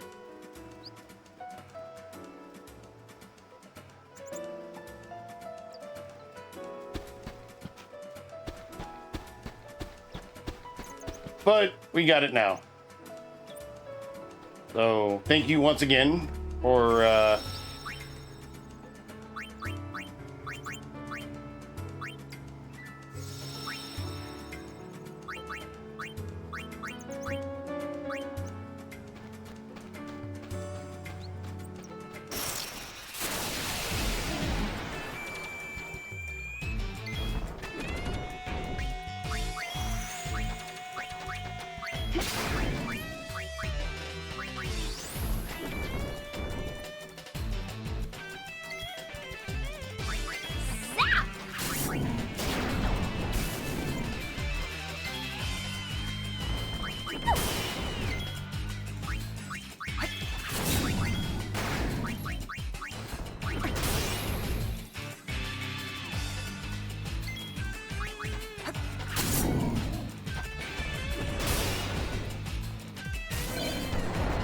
learn burst shot.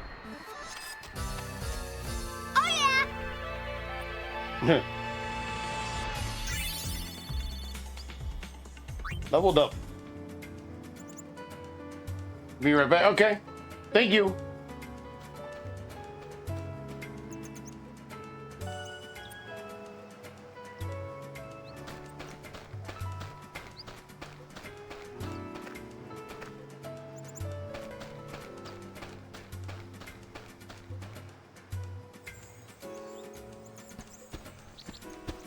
Now you. Any trouble? We're fine. How about you guys? My heart is aching. Huh? Huh? Eh? Nothing.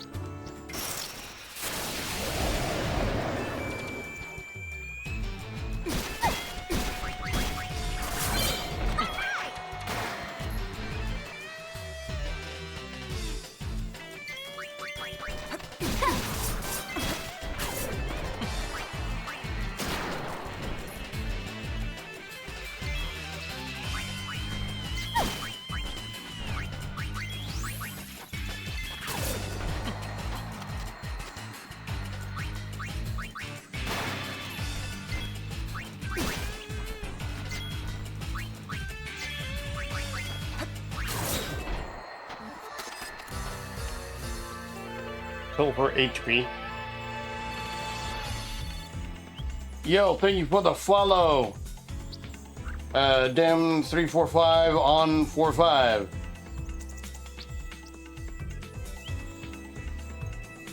W follow. Thank you.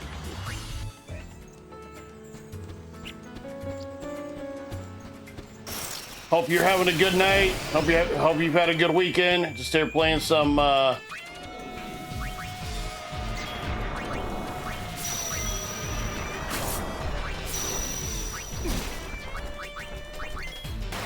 Final Fantasy X2.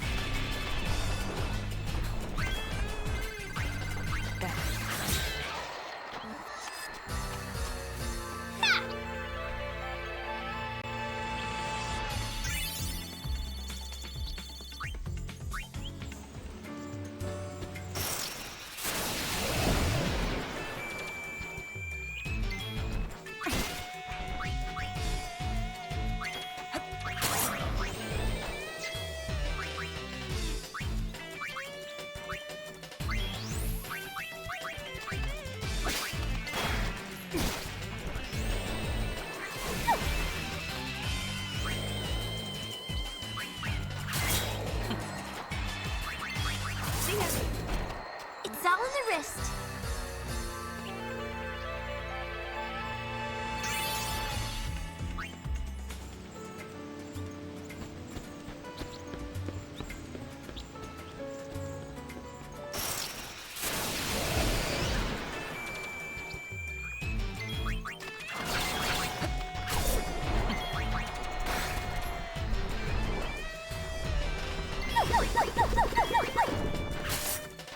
Gotcha! work.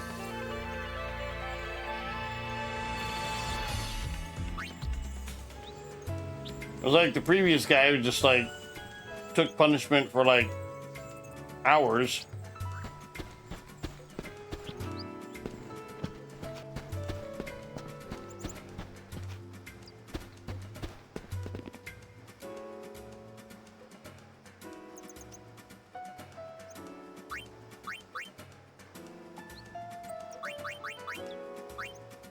Six, seven.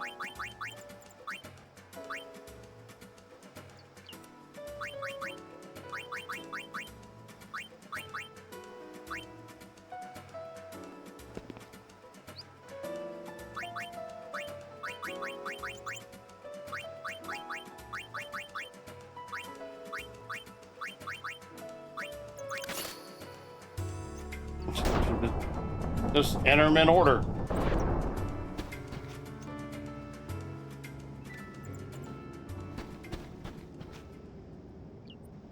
Something wrong? We came to check on you. Is there something in this cave? Yeah, something like that. Who knows? Maybe it's not here, yeah? But I thought, what if? What if? Maybe it's for real. Then again, maybe it never was. Been so long, I'm not sure anymore.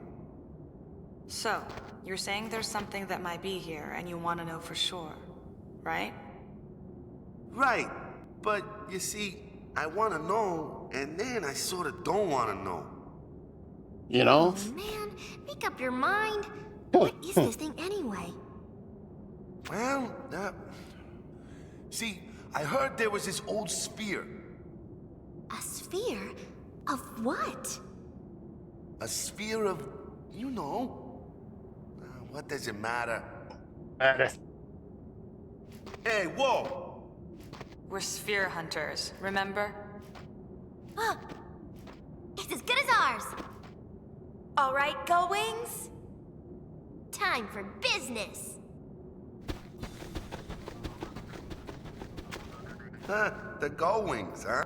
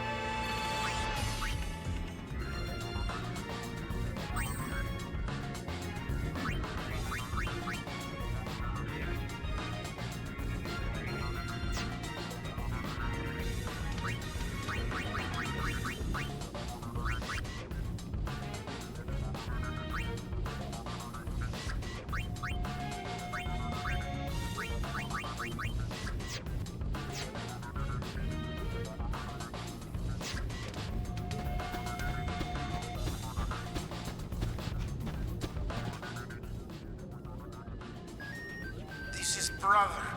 You alright, Yuna? Yes, sir. Just ignore him.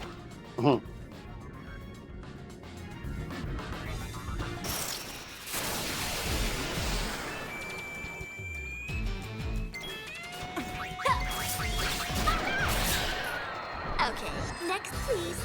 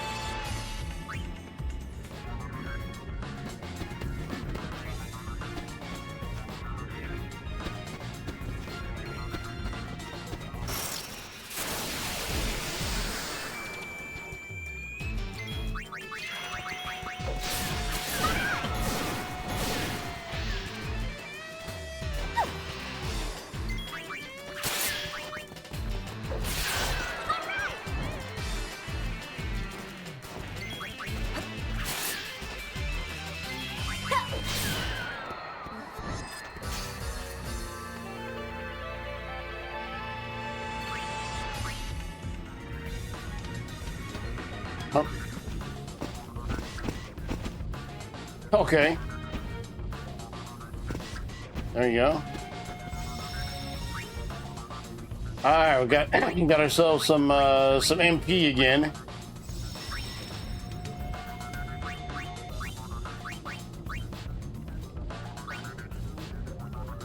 MP provides for options.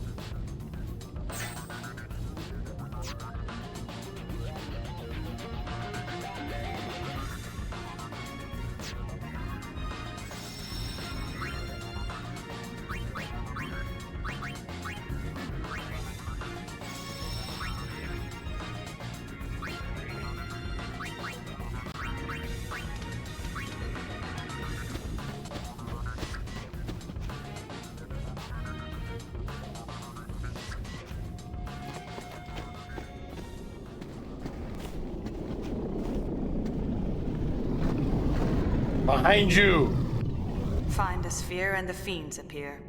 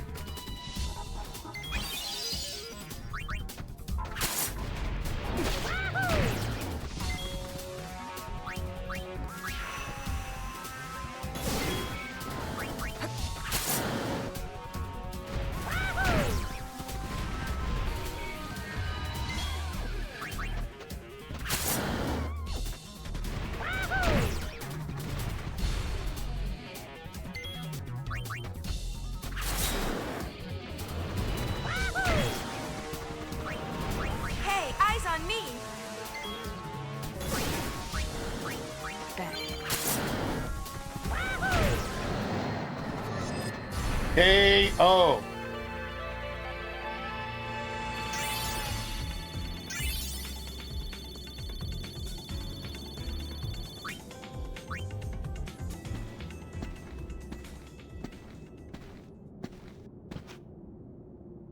One more for the goings!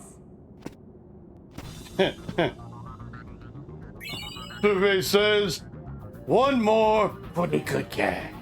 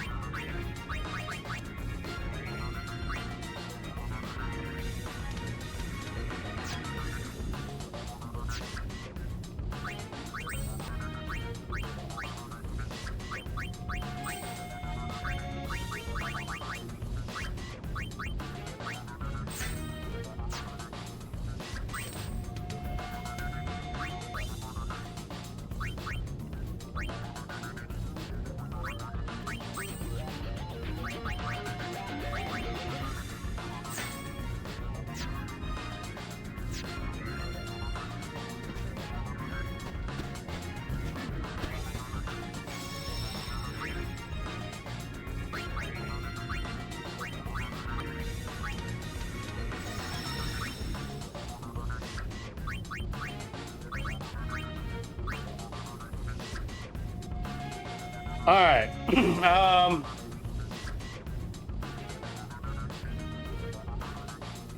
Let me make it back to Besaid first.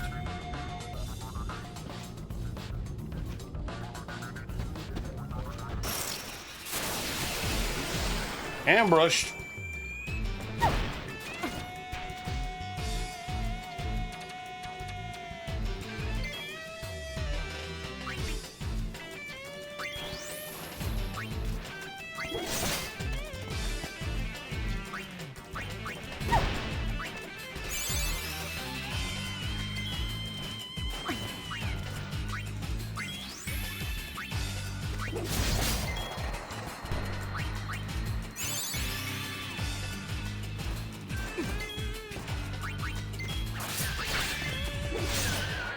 It's all in the wrist.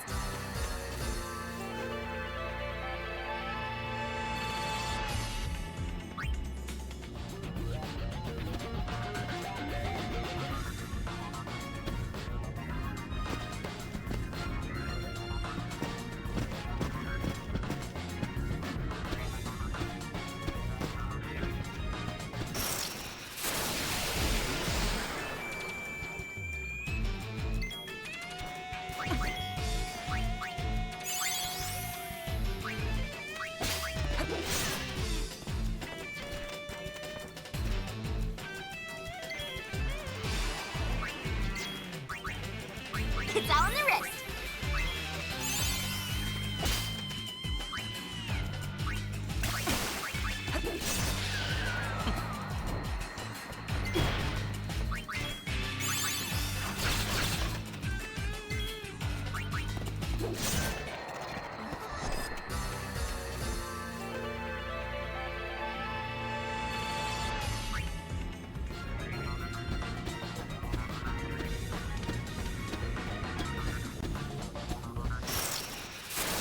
Let's do it.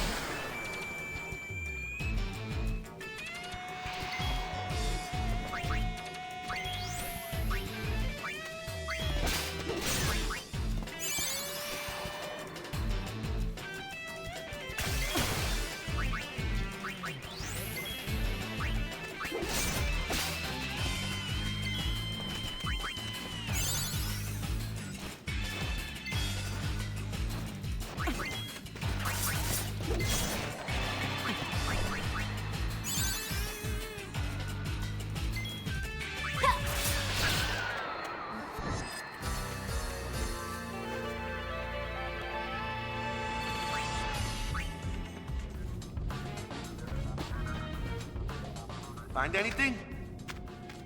We sure did. Let's take a look.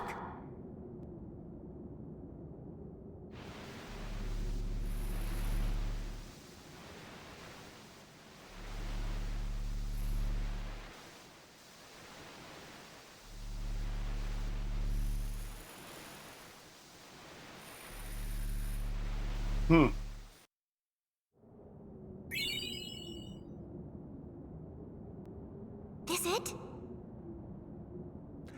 Nah, afraid not.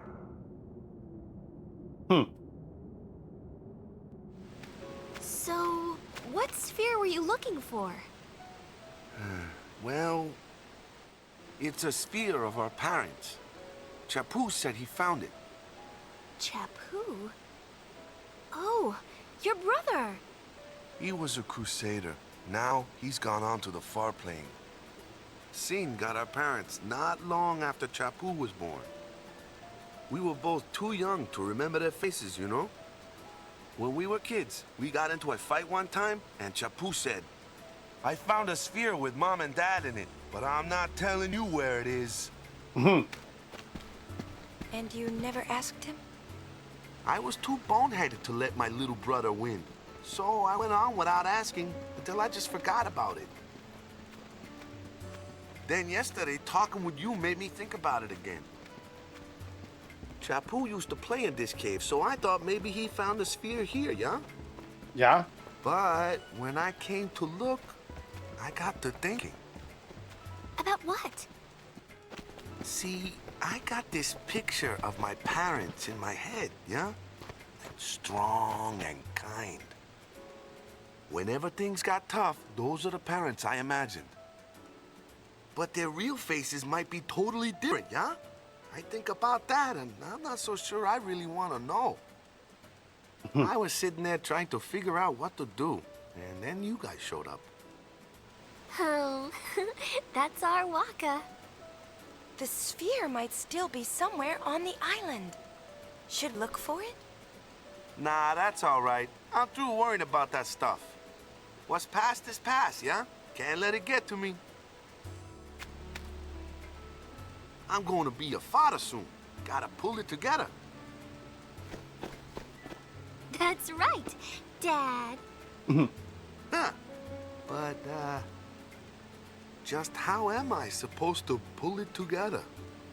Sure wish I had something to go by, you know?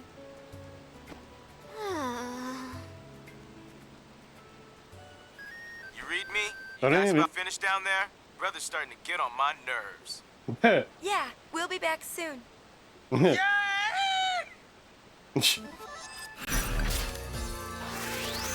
Mission complete. You scored the Protection Halo Garment Grid.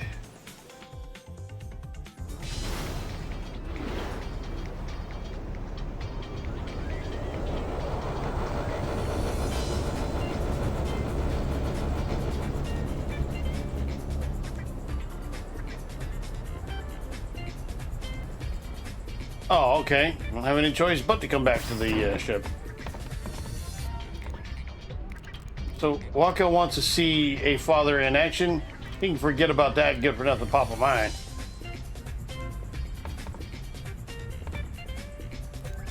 First is the sphere, then there isn't. Is he always like that?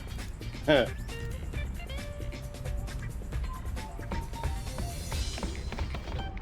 I know everything. Creature creator?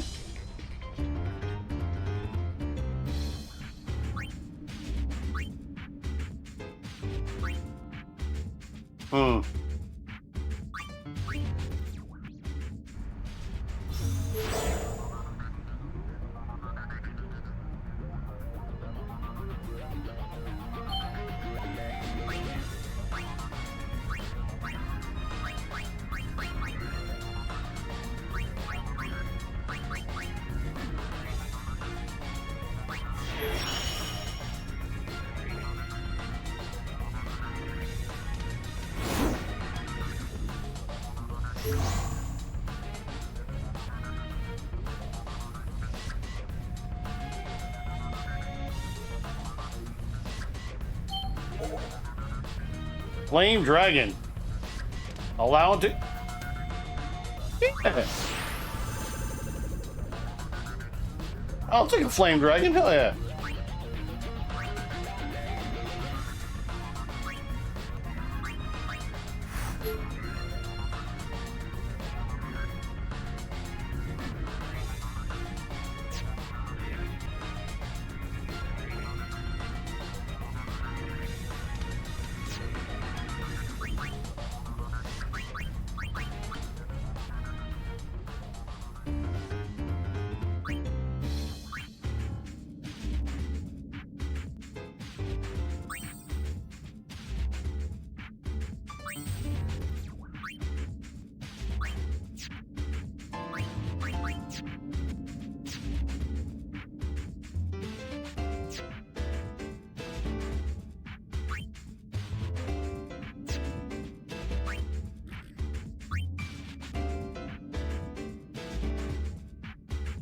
Select a creature whose fiend tail you want to see. The Flame Dragon.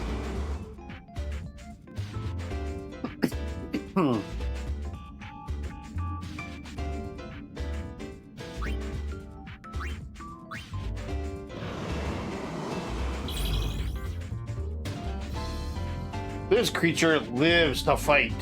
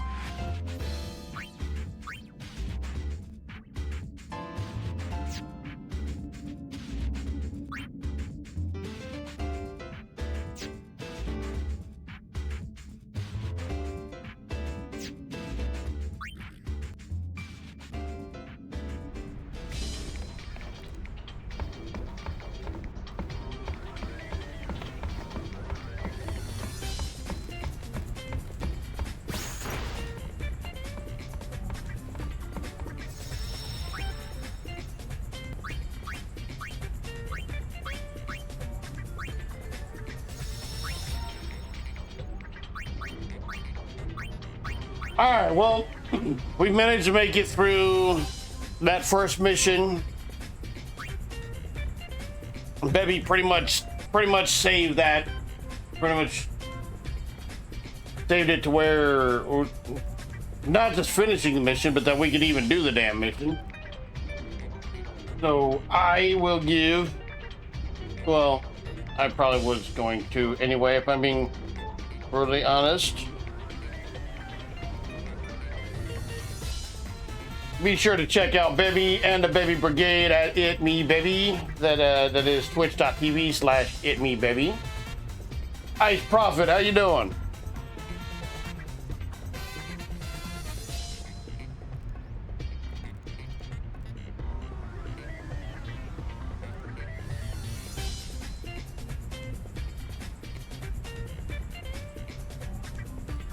Also check out Ice Prophet and be sure to give a follow.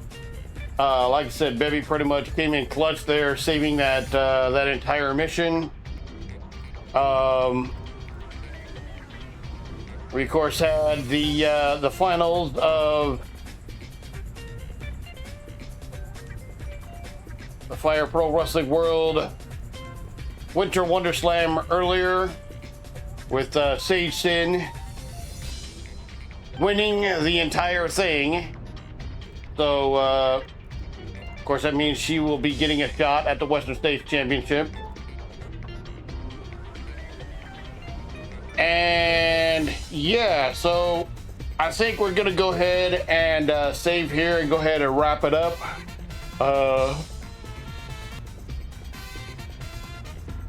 Ice Prophet, are you gonna be streaming tonight, or are you gonna be streaming like within the next? Or are you streaming? I mean, let me look up who all's in.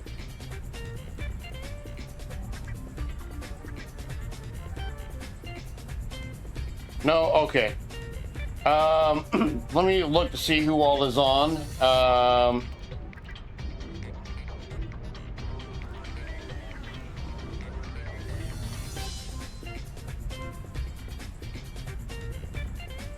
Well, Beeg Gaming was here earlier, so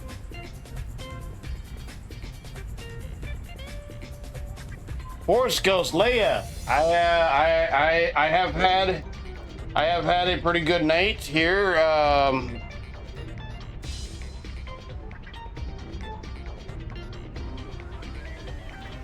Got a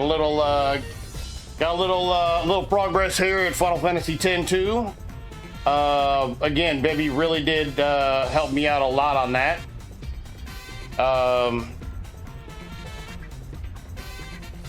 I was to a point where I was like, I don't know what to do. I don't know where to go. I don't know. So I definitely want to thank her for helping me out on that. Also, I do want to, for the record, I want to show for the record, got water here, so.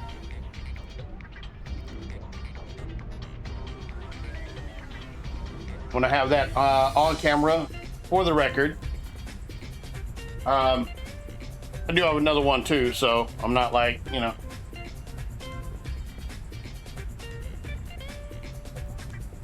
Actually, now I mention it, let me go ahead and knock a little bit more back, actually. Ah.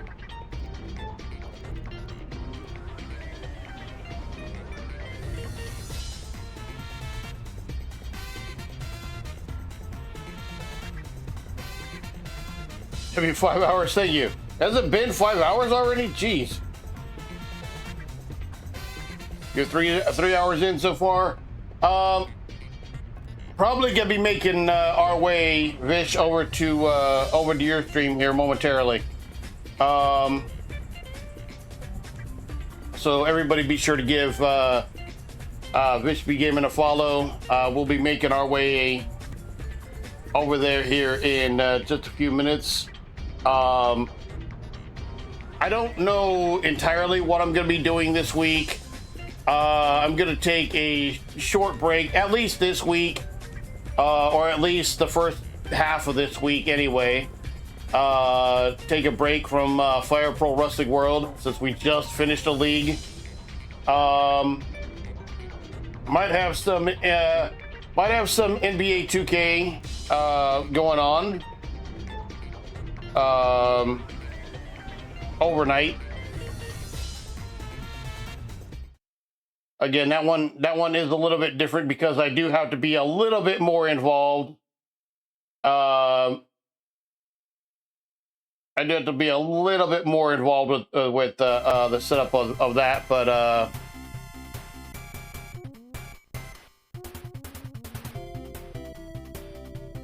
would close this out here. All right.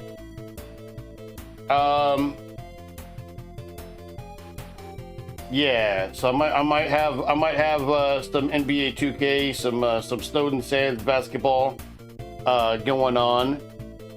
Just recently replaced the head coach because the head coach that I had on there, basically, dude was like refusing to run the rotations, that he just wants to keep like the same guys in all game long, and they get freaking tired. And when they get tired, even shots they normally would knock down don't go down. Guys that they might normally blow past suddenly are able to stop them. Passes that might be able to normally make get intercepted. Things like that.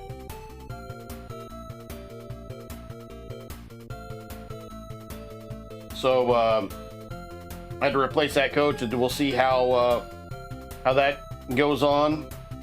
Maybe by the end of the week, and if not by the end of the week, then start of next week, I will be starting up a tag league on Fire Pro Wrestling World. I don't know what I'm gonna call it yet.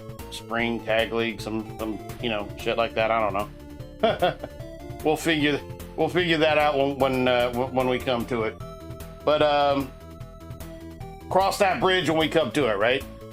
But yeah, I do want to say thank you to everybody who had hung out here during the tournament, during the finals of the Fire Pro Wrestling World Winter Wonder Slam. Congrats once again to Sage Sin winning the whole damn thing, knocking off SoCal Crazy, making sure SoCal Crazy doesn't win back-to-back leagues. He did win the Fall Brawl League, and then made it to the finals of this one. So on an upcoming stream at some point soon, we'll give Sage a shot at Rick Luxury in the Western States Championship. That is once again, wait,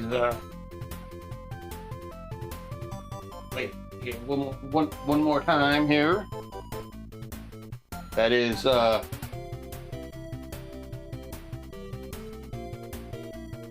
it around, and that is this guy right here.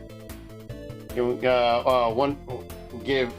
can get a shot at the Western States Heavyweight Championship. That on okay. In case you're wondering where I'm tossing it, my bed is just like right behind me, so it's just like it's landing on a mattress. It's totally fine. All right. Before we raid over to Vishmi Gaming, I do want to drop my usual, and especially on a stream like this that got started hella late.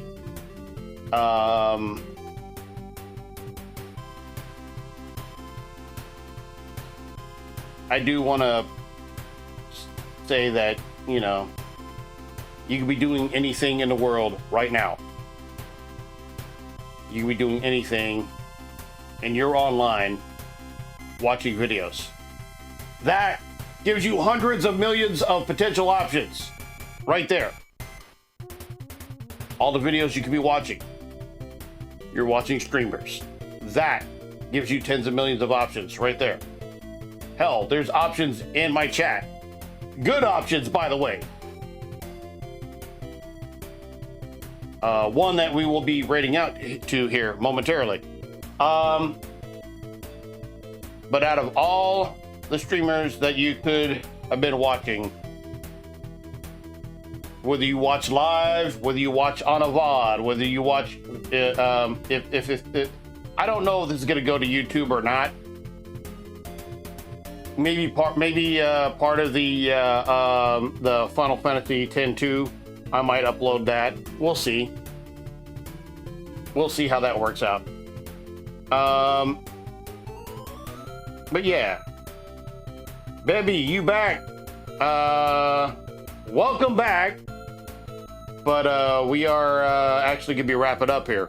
I did finish that mission though. Got that sphere. And thank you. That would not have happened without your help. I'd been running around wondering, okay, where do I go? What do I do? There's a cave somewhere north of that location, and the fire. Yeah, matter of fact, I used one of those one of Shinra's little traps, and now I have a fire dragon as part of. I have captured that creature. Never want to be annoying about it, but also like here to help. Not annoying at all. Like I said, you probably saved a playthrough, because I was getting to the point where I'm just like,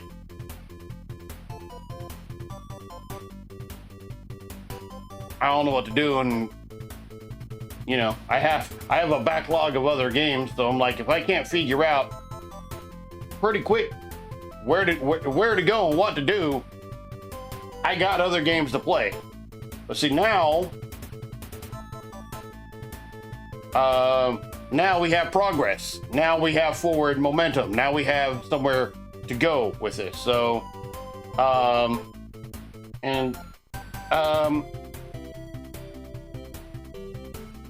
yeah, I was saying that out of all the streams, out of all the videos, out of everything that you could be doing at any point right here, right now, you're here watching me. And that means so much more than you could possibly know. And thank all of you for that.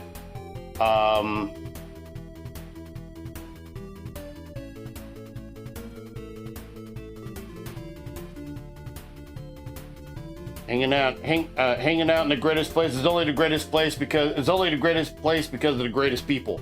So thank you. And yeah, I don't know. Like I said, I don't know exactly how I got things scheduled. I know winter sports, we got about another couple weeks, and then after that, my after winter sports ends, my schedule basically opens up. And so with it opening up, I got a new PC, much better PC than I had in the past.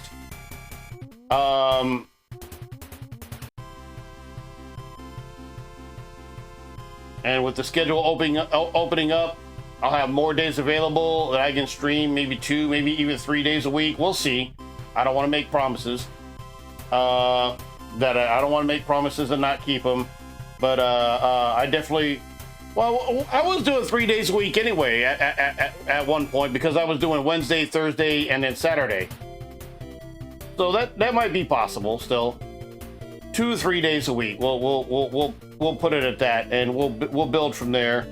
Like I said, I got Final Fantasy X-2, got Final Fantasy VII Rebirth, and then Final Fantasy VII or Final Fantasy VII Remake Intergrade, and then Final Fantasy VII Rebirth, and Final Fantasy Tactics. I got you know, who knows? I may decide at some point. I may decide to play the Mass Effect series on stream, even though I've already played through. Like, I've seen every ending there is to it, but just because I have, maybe you haven't. And I do like the game. I do enjoy the game. And it's been a little while since I played it, so yeah, let's everybody give a follow to It Me Baby. Everybody give a follow out to Force Ghost Leia. Everybody give a follow Ice Prophet, and give a follow to Vishby Gaming, who we will be joining here shortly. Bebby will be, she's planning on being back on stream on Monday. So when you're there, I will be there. Hopefully I won't miss like 2 hours of it this time. I think I only missed like 20 minutes of the last one, so or at least I was lurking overnight, but I was there for a bit of it. No. Thank you.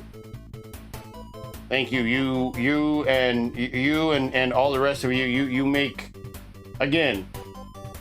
Some people have no problem coming on here, just playing a game and streaming, and don't really care if anybody's there or not. I can't do that.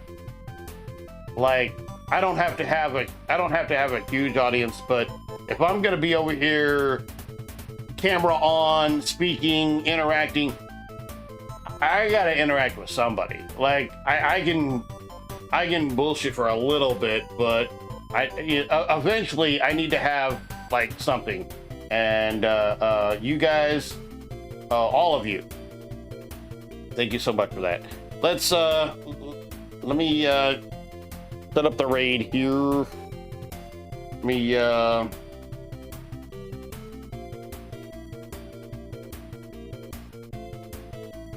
right, there is the raid message, which again, again, Bebby, I have to thank you for like half of this. So that is the raid message, and I'm going to click over to here so we can click over to here so we can go over to here. And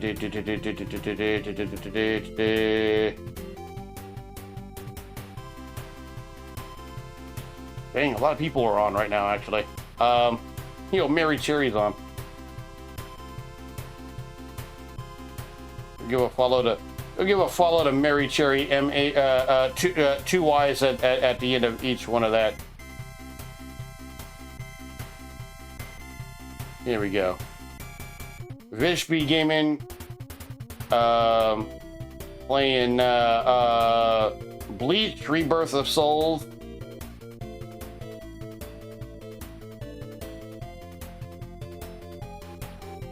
Okay, let's start the raid here. So yeah,